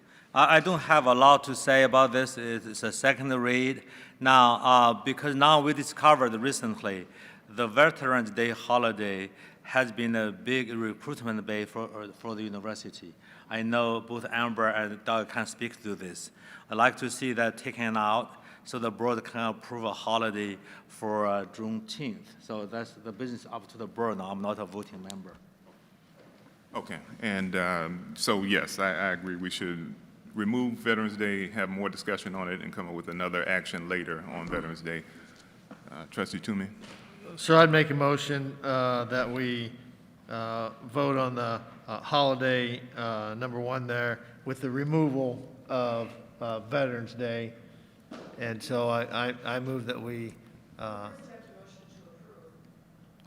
then we can amend it. So I motion to approve. Somebody's got a second, then we can do what you want to do. Then you do the amendment. Okay. Oh, But you wouldn't approve it incorrectly, right? But nobody's made a motion to approve it, so we can't even discuss it. So we've got to start with a motion to approve. okay. So you move to approve as you move to approve. Right. Okay. Is there a second? Okay. Okay. Now. Now we can introduce a motion to Okay. alter amend. the. Okay. Trustee Toomey. I would make a motion to approve as an amendment with the removal of Veterans Day from the list.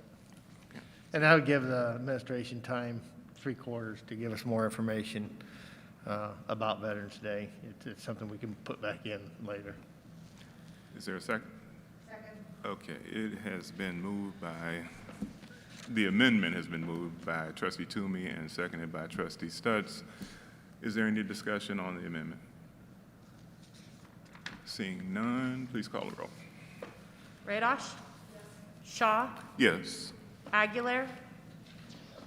Dolschlager? Yes. Stutz? Yes. Teeman? Lang? Toomey? Yes. Thank you. Resolution 12-1, purchases over 500,000.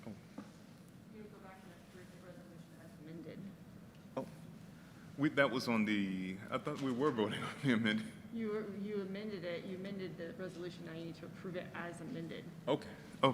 Is there a motion to approve Resolution 9-5 as amended? Okay, it is moved by Trustee Radosh, seconded by Trustee Toomey. Is there any discussion? Seeing none, please call the roll. Shaw? Yes. Aguilar? Dolschlager? Yes. Stutz? Yes. Teeman? Yes. Lang? Toomey? Yes. Radosh? Okay, thank you. Resolution 12-1, purchases over 500,000. We have Interim Vice President of Finance and Administration, Shannon Sutton. So this is coming to the board because it is going to exceed the $500,000 limit. We have an agreement with Carnegie Dartlet for digital marketing and advertising, and it's got 7 one-year renewal periods. When the spend was coming up this year, it was determined that we will reach that $500,000. I think when it was originally done, we weren't sure we were going to reach that dollar amount, so now it does need Board of Trustee approval since it will exceed that dollar amount overall, not this year. Thank you. Is there a motion to approve? Okay, it's been moved by Trustee Stutz, seconded by Trustee Radosh. Is there any discussion? Seeing none, please call the roll. Teeman? Lang? Toomey? Yes. Radosh? Yes. Shaw? Yes. Aguilar? Dolschlager? Yes. Stutz?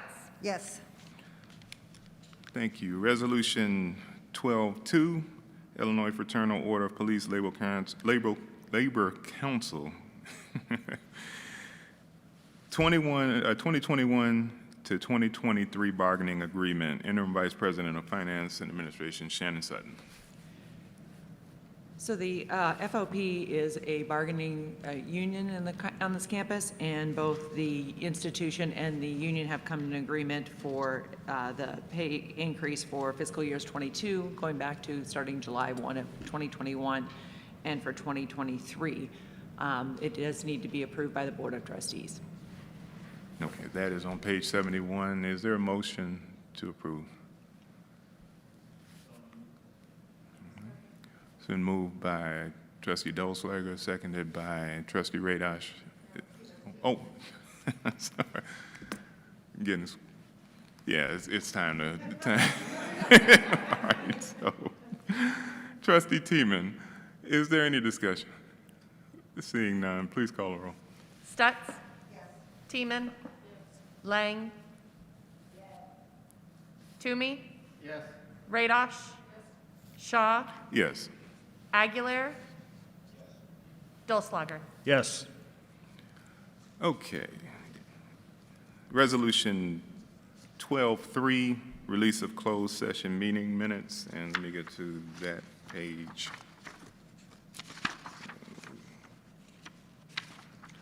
Okay, page 72.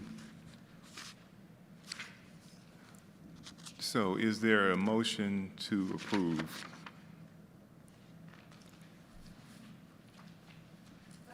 Okay. Is there a second?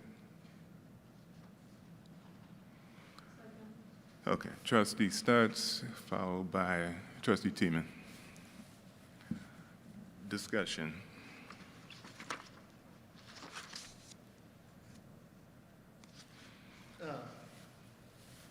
Is this the? This is, I hear someone, is Trustee Lang? Yes, I said I don't believe that we should release any of the closed session minutes. She went through the matrix. Let's see, can you say that again? You were breaking up. She didn't believe that they should release any of the closed session minutes. I don't know if she means written minutes or she means the verbatim recordings for destruction. Okay. She didn't say. Can you clarify?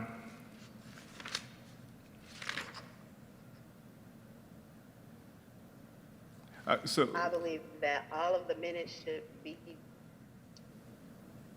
destroyed. Okay. So you are supporting the resolution?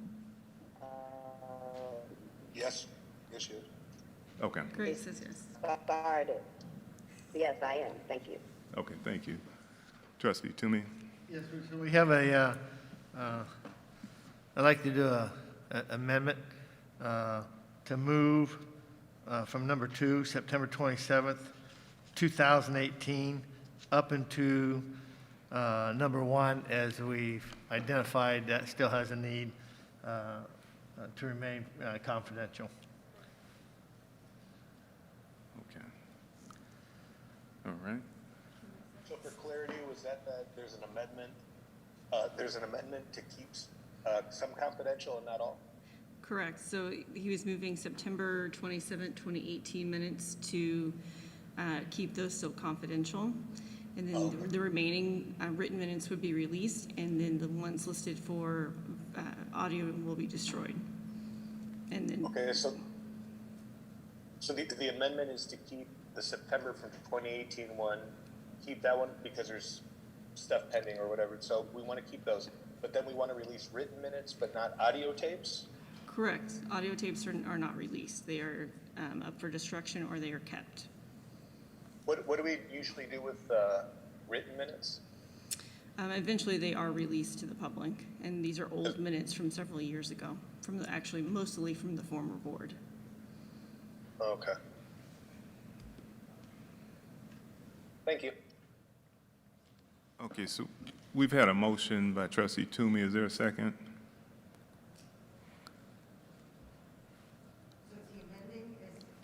On The the, amendment is moving September 27th, 2018 from the release list up to the confidentiality list. I second that. okay, thank you. It's been moved by trustee Toomey, seconded by trustee Stutz.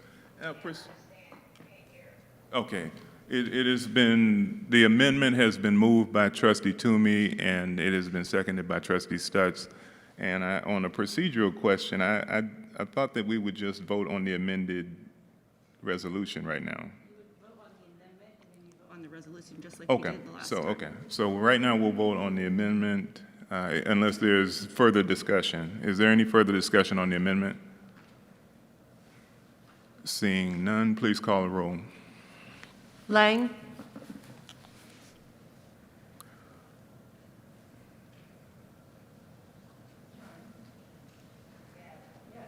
Thank you. Toomey. Yes. Radosh. Shaw. Yes. Aguilar. Dolschlager. Yes. Stutz. Yes. Teeman. Yes.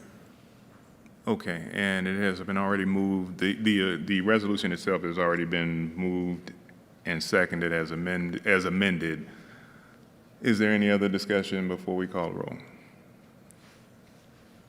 Let's clarify what this vote's for again, in terms of specifics, so we Okay. all understand. So we just supported the amendment from trustee Toomey, and now we're going to vote on the resolution as amended. So, yeah. So the first list will now include September 27th, 2018. The second one will have it deleted. All right. Any other questions or discussion? Is opposing, I know I'm going to lose on this, but I'm still going to oppose the destruction of the closed session recordings. Point taken. But we're not there. Oh, It's part of the whole resolution, though. it is. It is.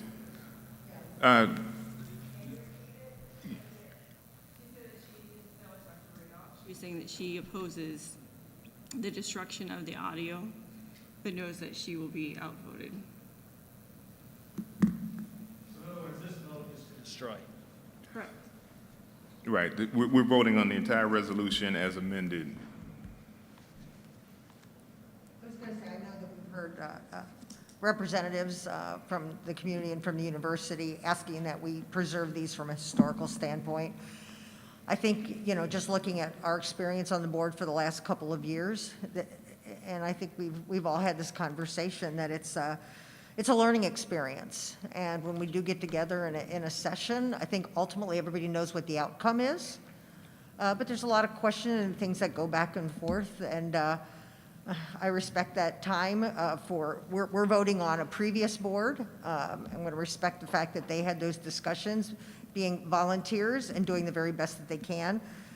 So Polly, I understand where you sit and where you come from, and I know you understand where we come from too. So out of respect and the service from the previous boards, I really support that we destroy those and move forward. Thank you, trustee Stutz. Trustee Dolschlager? I was going to say, Liz, could you just expand a little bit too, in terms of just a common practice in terms of a normal procedure of what boards, just for the general audience and public to just have a better grasp and more texture on that? Sure. The statute allows you to destroy verbatim audio recordings after 2 years, 18 months, and then 2 years as well, is one of the numbers in the statute. It's entirely up to the Board of Trustees. Most boards will do that, and that has been a past practice up until March of 19, when you were seated and you were trying to figure out what was going on and to do your best and get all your information before you made a decision. And so it is perfectly allowable by statute. Is there any other unreadiness? Oh, trustee Teeman. And what trustee Stutt said regarding we're volunteers, number one, and then number two, what Toomey said is that when you're in closed session, you having confidence that you can communicate without being weary of your communication. So that's why I support the destruction. Trustee Teeman. I guess I'll make one comment on this. Since I'm still relatively new to this position and I didn't have I didn't do a little bit more research to know what's on those recordings. I don't think I have the proper knowledge to make a yes or no decision here. Thank you. Trustee Teeman said that she doesn't have the knowledge to basically vote on this. I think she's going to recuse herself, as she wasn't here at the beginning of these discussions. Understood, thank you. Any other unreadiness? Seeing none, please call the roll. Toomey, Yes. Radosh, Shaw, Yes. Aguilar,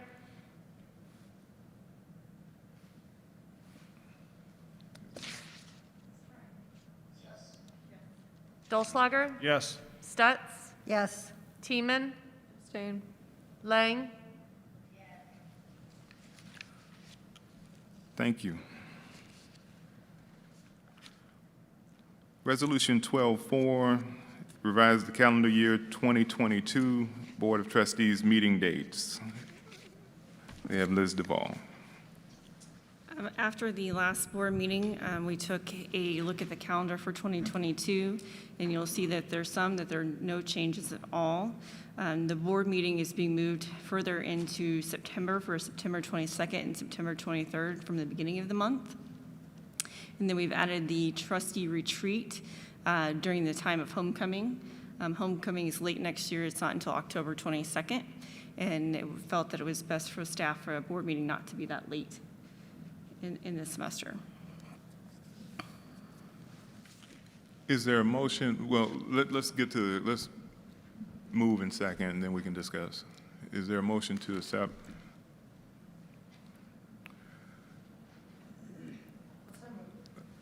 All right, is there a second? Second. Okay, it's been moved by Trustee Stutz, seconded by Trustee Lang. Trustee Radosh. So I'd like to know why we moved the March meeting to the Quad Cities campus. We can't hear that side of the room, so if Question. you want to repeat what they're saying. The question was why we moved the March meeting to the Quad City campus, and this was just a recommendation. I wanted to make sure that we went to the Quad City campus during the school year so that we can make our presence, so we can be present on that campus as well. Is there an issue of concern meeting on the Quad Cities campus? that Excuse me? should be discussed? Okay. I don't think so. Okay. Trustee Shaw is saying that he wants to be on the Quad Cities campus during the semester while school is in session. Great. Okay. Yes, I agree. That's a great idea. I support that. The statute says we need to be on the Quad Cities campus once per year, and we've for as long as I can remember, 20 years, it's been the July meeting, July retreat that has been held on the Quad Cities campus. So if we go up there twice, that's a lot of expense and travel for our staff. Is it necessary to do that? And no offense intended for the Quad Cities campus at all, but it just seems like it's a lot. You know what, I Disagree. I have something, because this is one campus, we're one WIU, and we need to give fair attention to our quad cities. We keep stating that, and so this is another effort for us to stay, because we always speaking these things, but we keep saying that we have to do what we say. We have to have actions behind our words.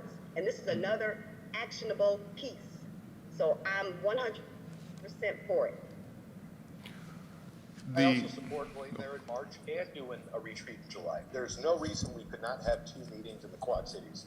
Also, the fact that for 20 years we have barely had trustee events there says why we came so close to battling over an institution that should totally be ours without any question. So I can't believe this is even up for discussion. I am fine coming up here twice. And me too. Yeah, Just from my perspective, I think we're taking it out of context here. It wasn't meant at all. It was just simply, number one, the number of people that have to, move forward. I don't even know, can we do video? Can people do the reports by video? So I don't think, I think we have to look with, today's modern technology. Although I'm rather poor at it, this gentleman back here has been helping me the whole time. Thank you. But realistically, yeah, I mean, I think there's probably ways around that. And, obviously we love being on the Quad Cities campus as does Trustee Radish. But the question is actually coming from us being in the financial committee about, the expense and also the weather, at that time. So it was asked that we surface that and bring that up. Greg, it wasn't anything beyond the fact that, hey, it's easier for some of us to actually meet at the Quad Cities campus as well. So, And not meant to be contentious. I think that's my comment here.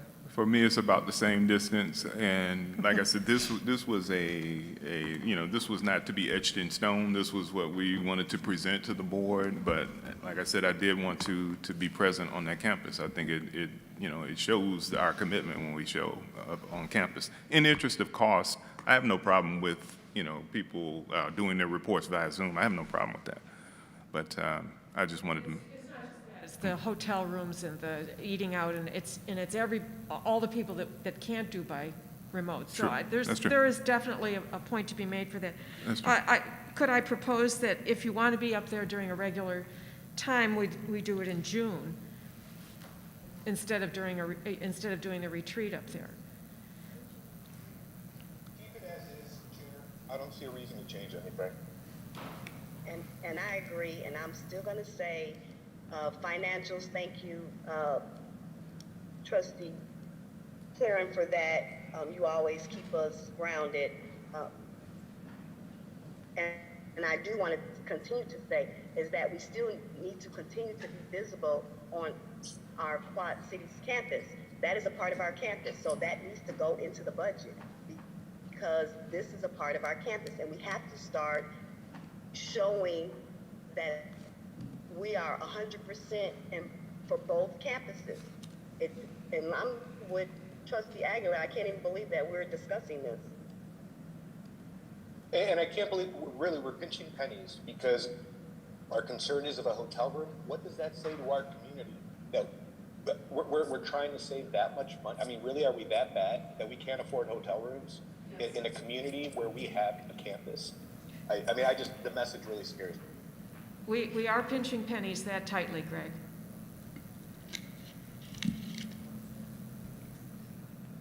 I'm sorry, I didn't hear what you said. I can't hear on that side of the room. Can you repeat that, please? Trustee Radoff said yes, that we are pinching pennies that tightly, Greg. Thank you.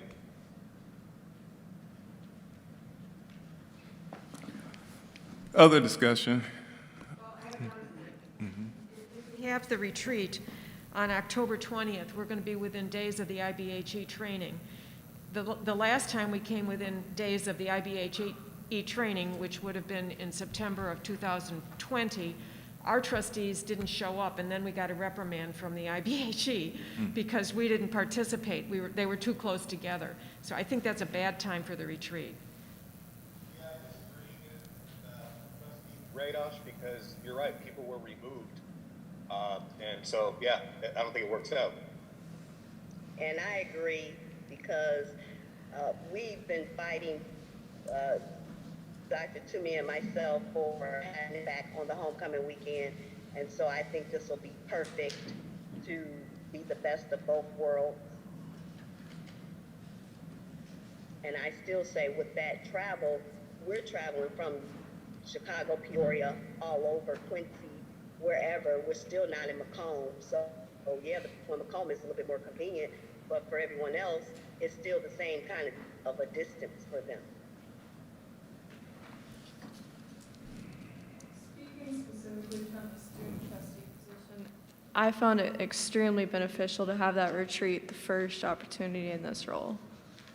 Just because you get to learn a little bit about the dynamics before you're thrown into a meeting, just to speak on this position. So the earlier the better, you're saying? beneficial to have the retreat in July as a new member of the board. That is a good point. Like I said, this was this was to be a point of discussion and not necessarily, to be passed tonight or this afternoon. So I wanted to add too, for trustee, Dan knew that was a great opportunity, and I totally agree with her, but none of us are moving off of the board no time soon, so that would not be the case. We're all, returning members for at least until January of 2022. So then at that point, we can revisit that again during that time, but for now, we don't have that issue because we're all on the board. We're not gonna have any new board members because we're all gonna be on the board. Trustee Lang, I think she's referring to the student trustee, which can change on a yearly basis because it's elected by the student body.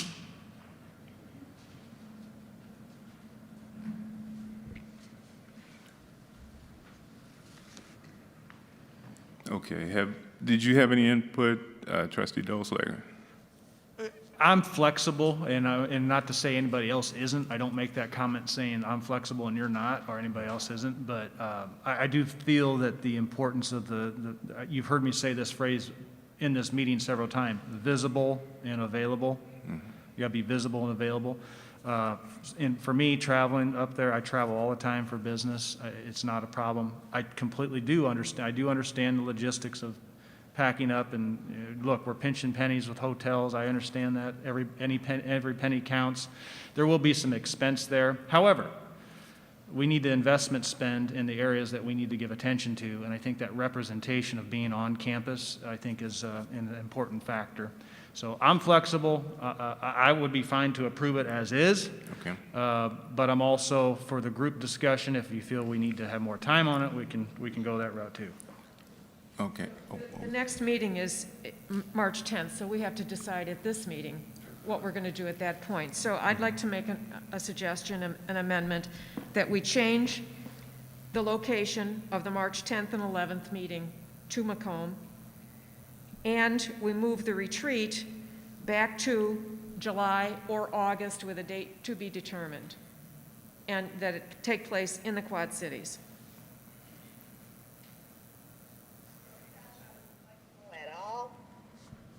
Going back there, really?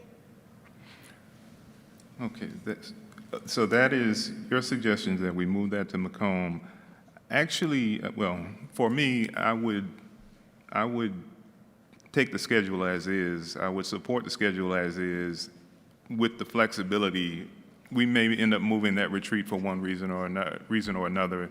That's not going to impact. The things that I want to nail down, if we can do that, are the meetings.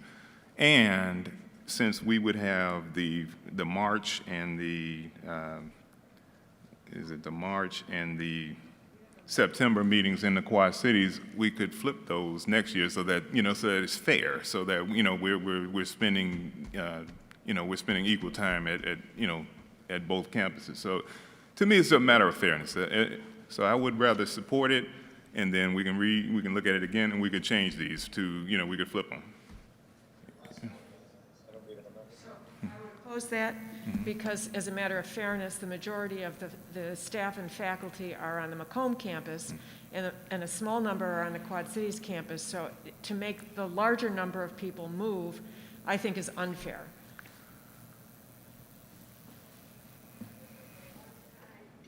Like, why can't we ever? It's like, since you've been there for 100 years, it's supposed to stay the same. It's not supposed to stay the same. We can change some things. It is okay for change. It really is. It is okay. Well, if we have the option for reports to be done remotely, I don't know the exact head count and number of reports that would be. It depends on the agenda and such. But if that's an option, then how many people are we? How many people will be traveling up there? I guess that would be the question. Is it as high as what we're thinking it would be with the remote being an option for the reports? Well, two questions. I'm trying to find common ground to be able to Yeah. work this out. President Huang, would you support them giving the reports remotely for people who are available to do that? No, that's possible. Here's the issue: is each time you have a meeting, the number of reports are different. Believe it or not. Okay. So in other words, even sometimes people are different. Now, if they don't go the previous night, you would save some dollars. In other words, they travel early in the morning, right down. I would be there. I think Liz, right? You know, the people that need to be in presence the previous night, like last night. So that's one way. That's put the burden on the staff and the faculty, whoever needs to be there. I can't give you a number. I mean, we do need to do the math. Yeah, we need that on the agenda. And we'll The agenda, who's doing a report? Yes. I have a problem with that because then that lengthens their day. So they've got to get up at 5 o'clock in the morning to get up there while we all stay in a hotel room. I just, it seems awful to do that to people. Like, you don't want to come to the Quad Cities. That's what feels awful. I am on that campus so often because I have an office there now. And it feels, and now I'm hearing that people from Macomb don't want to come to the Quad Cities, which tells me we are not getting support for the Quad Cities campus from the people of Macomb. You guys don't want to come up to the Quad Cities. I get it. I don't think you have support, and that's why I think we should keep it as is, but it's hurtful to hear that you're making a case for people from Macomb not wanting or desiring to go to the Quad Cities. That's how it sounds. Well, you're misinterpreting what I'm saying, Greg, because I don't mean that at all. And I go to events in the Quad Cities all the time, and I have from the beginning. And I believe I've been to more events than you have in the Quad Cities. So it's not about committing to the Quad Cities. It's about our faculty and staff and the expense. It's not about whether we care about the Quad Cities. Of course we do. Okay, and I know this will sound like I'm not taking sides, but we cannot get caught up, I don't think, in terms of a relationship piece for the board and for the institutions over the cost of hotel rooms. And I get it that divisions are watching their money. And I don't want to sound light of this because that's not my intention. But I don't know exactly what you run, $60 million budget, $50 million budget. Hotel rooms are literally nothing in terms of that level of a budget. And again, I get it. I get it that a few $1,000s could do this or that in exchange. And I do understand that. But what I'm not in favor of is approving some, not approving others, talking about later. And I don't mean this just for me. I mean it for everybody. When you set an annual schedule for an institution, you should set dates that stay in place so everybody can look at their calendar well out, make plans, and stick to them. And so I'm flexible too. I'm okay if we come here. I'm okay if we go there. But I don't want hotel rooms or the cost of a hotel room to be a definitive thing that then creates division within those of us sitting at the table. So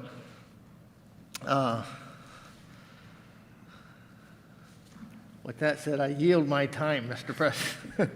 So just the background, the rationale for these, the October retreat was to bring people to campus already. We'd already be here when homecoming, so we'd get here a day early, do our retreat, and we'd go into homecoming. That was the rationale, to save people another trip.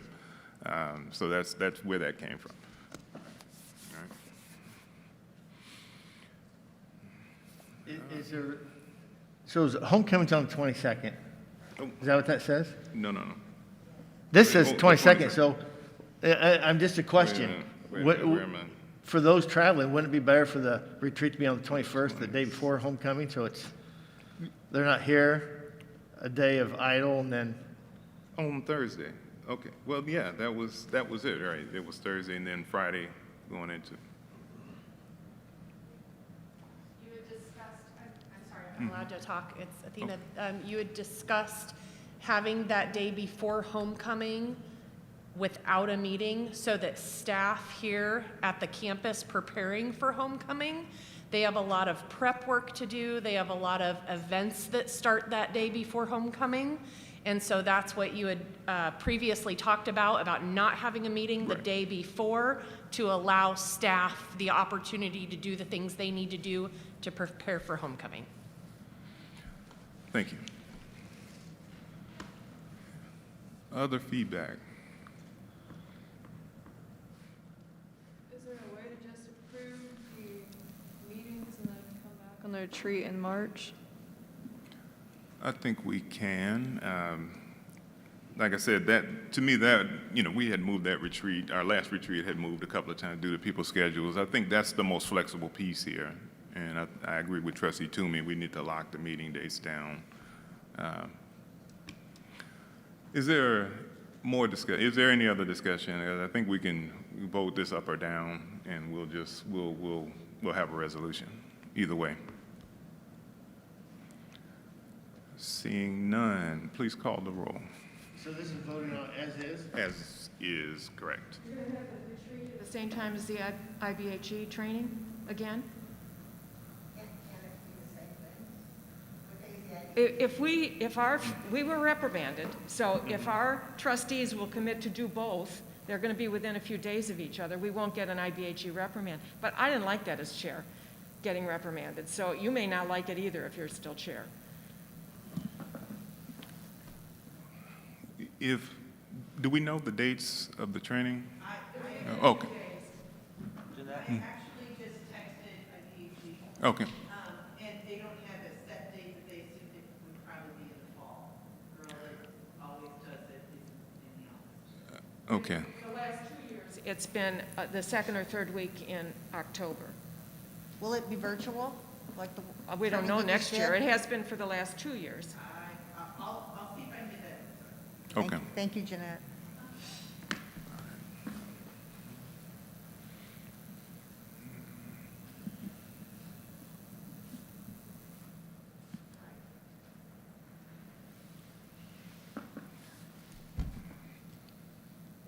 While she's waiting, I mean, I still prefer voting on it as is, only because you get your date, you get the dates on your calendar then. And then if something happens in the future where we have to change, we have to change. But I'm always in favor of getting dates on the calendar that you can count on and plan for. I completely see and respect y'all's opinion wanting to align those two events. From the student's perspective, that is an extremely hectic time. So this position would probably be stretched thin, trying to make appearances at those events that students are supposed to be at. You're talking about the homecoming weekend? Homecoming week. Okay. Okay. It's too far away to know. Okay. They don't know yet. Okay. I'm flexible on the retreat. I think that was, like I said, that was the most flexible piece in this resolution. We could pull the retreat out and decide on that at a later date. We don't need to decide that today.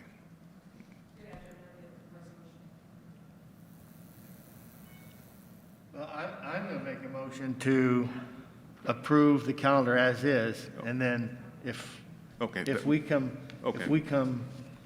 somewhere along the line, if we feel like it needs to be changed, we can make that motion later. But like I say, I don't want to wait until March and then have a summer date that is already. Yeah, that motion is already on the floor. Okay. So, yeah, as is already on the floor. And I actually, we can, if there's no more discussion, we can call the roll, vote it up or down, and we'll know where we stand.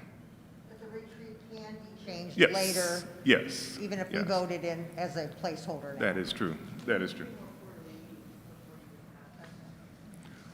Okay. If we're ready, please call the roll. Aguilar? Yes. Dolschlager? Yes. Stutz? Yes. Teeman? Yes. Lang?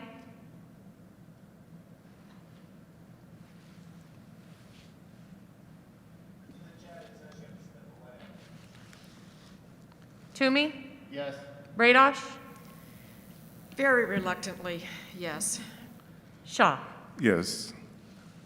thank you, and I appreciate the discussion on it.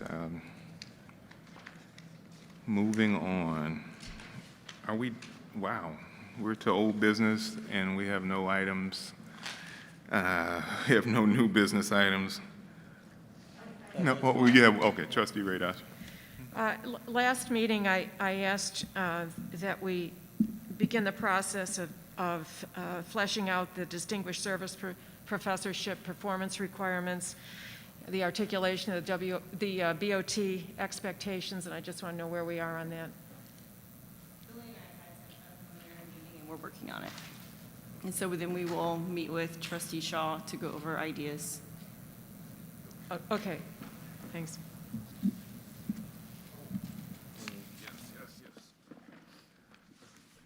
Yes, we did want to have a discussion on, where are we, the external search firm for, Yeah, I can give you okay, thank you. As some of you already know, we had 2 attempts to hire vice president for finance and administration. We had 2 failed searches. Last time around, just a week ago, we thought we had 2 solid candidates. Actually, they were both minority candidates, but both of them declined our offer from a very small pool. Some of the committee members here, like Troy, right? So, and for whatever reason, failed from a small pool. We believe, I know the committee would agree, right now the best strategy is to use the guidance of external search consultant or firm so that we can carry out a successful search. That's the background of it. The policy on external use of a firm does not require the board to approve, but Polly has a good point. Just for you to discuss and say, yes, no, we are going to do this. I do not see us having better luck moving forward, because right now, nationwide, hiring has been very, very challenging. It's not just us, not just Illinois. So that's the background of it, to be sure. Okay. So, and do you have the criteria? The full criteria that we have, hold on, I need to go back to my email. Yes. I sent the trustees. So a very specialized area to enhance, that's one, to enhance the pool for diversity. What's the other 2? There are 2 others. I think we meet all of them, in fact. I do have them. You have them? Yeah. Yes, criteria number 1, and it has to meet any one of the following. Position is of such a specialized nature that it is considered hard to fill. 2, position is such a critical nature that it must be filled immediately. 3, the position falls within a tight and highly competitive market. And 4, the diversity of the applicant will be significantly enhanced by the use of an external search firm. So those are the 4 criteria, of which we need to meet 1. My opinion is yes, please proceed. Other input from trustees? Trustee Radash. What was the size of the pool for the first 2 failed attempts? First of all, we put in 2 candidates, and we landed only 1 final candidate. The campus was not ready to accept that particular candidate. The second pool was 14 candidates, a stronger pool, smaller but stronger. And we had 4 finalists. 2 of them withdrew for respective reasons, 2 remained, and none of them really even tried hard to negotiate a salary. In the end, and I know 1 took another offer near home, the other I'm not sure. Bottom line, we have not been successful in hiring a CFO on a permanent basis, and this is a critically important position. Other input? I absolutely support it. We've got to fill that position. Yeah, 'cause you gotta Although I meet do want to one, say I think Shannon's done a wonderful job, but And I think we meet all 4 of the criteria, not just Yeah. one of them, so I would support that as well. Too late for a resolution to offer our approval, but I think as a group, we offer approval. Definitely. If there's no other discussion, yep, thank you. Let's see, where are we? Here we go. Okay, if there is no other new business, next meeting is March 10th and 11th, 2022 in the Union Heritage Room right here. Oh, oh, wait a minute.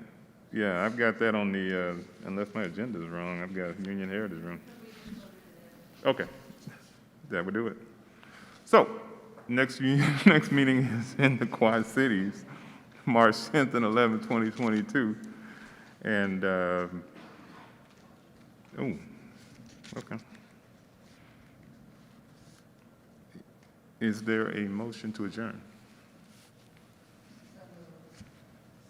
It's been moved and seconded. I see no discussion. Please call the roll. Stutz? Yes. Dolschlager? Yes. Teeman? Shaw? Yes. Radosh? Yes. Aguilar? Lang? Toomey? No discussion? Yes. Thank you. Go ahead. If you are still around 3:30, there is a ribbon cutting ceremony.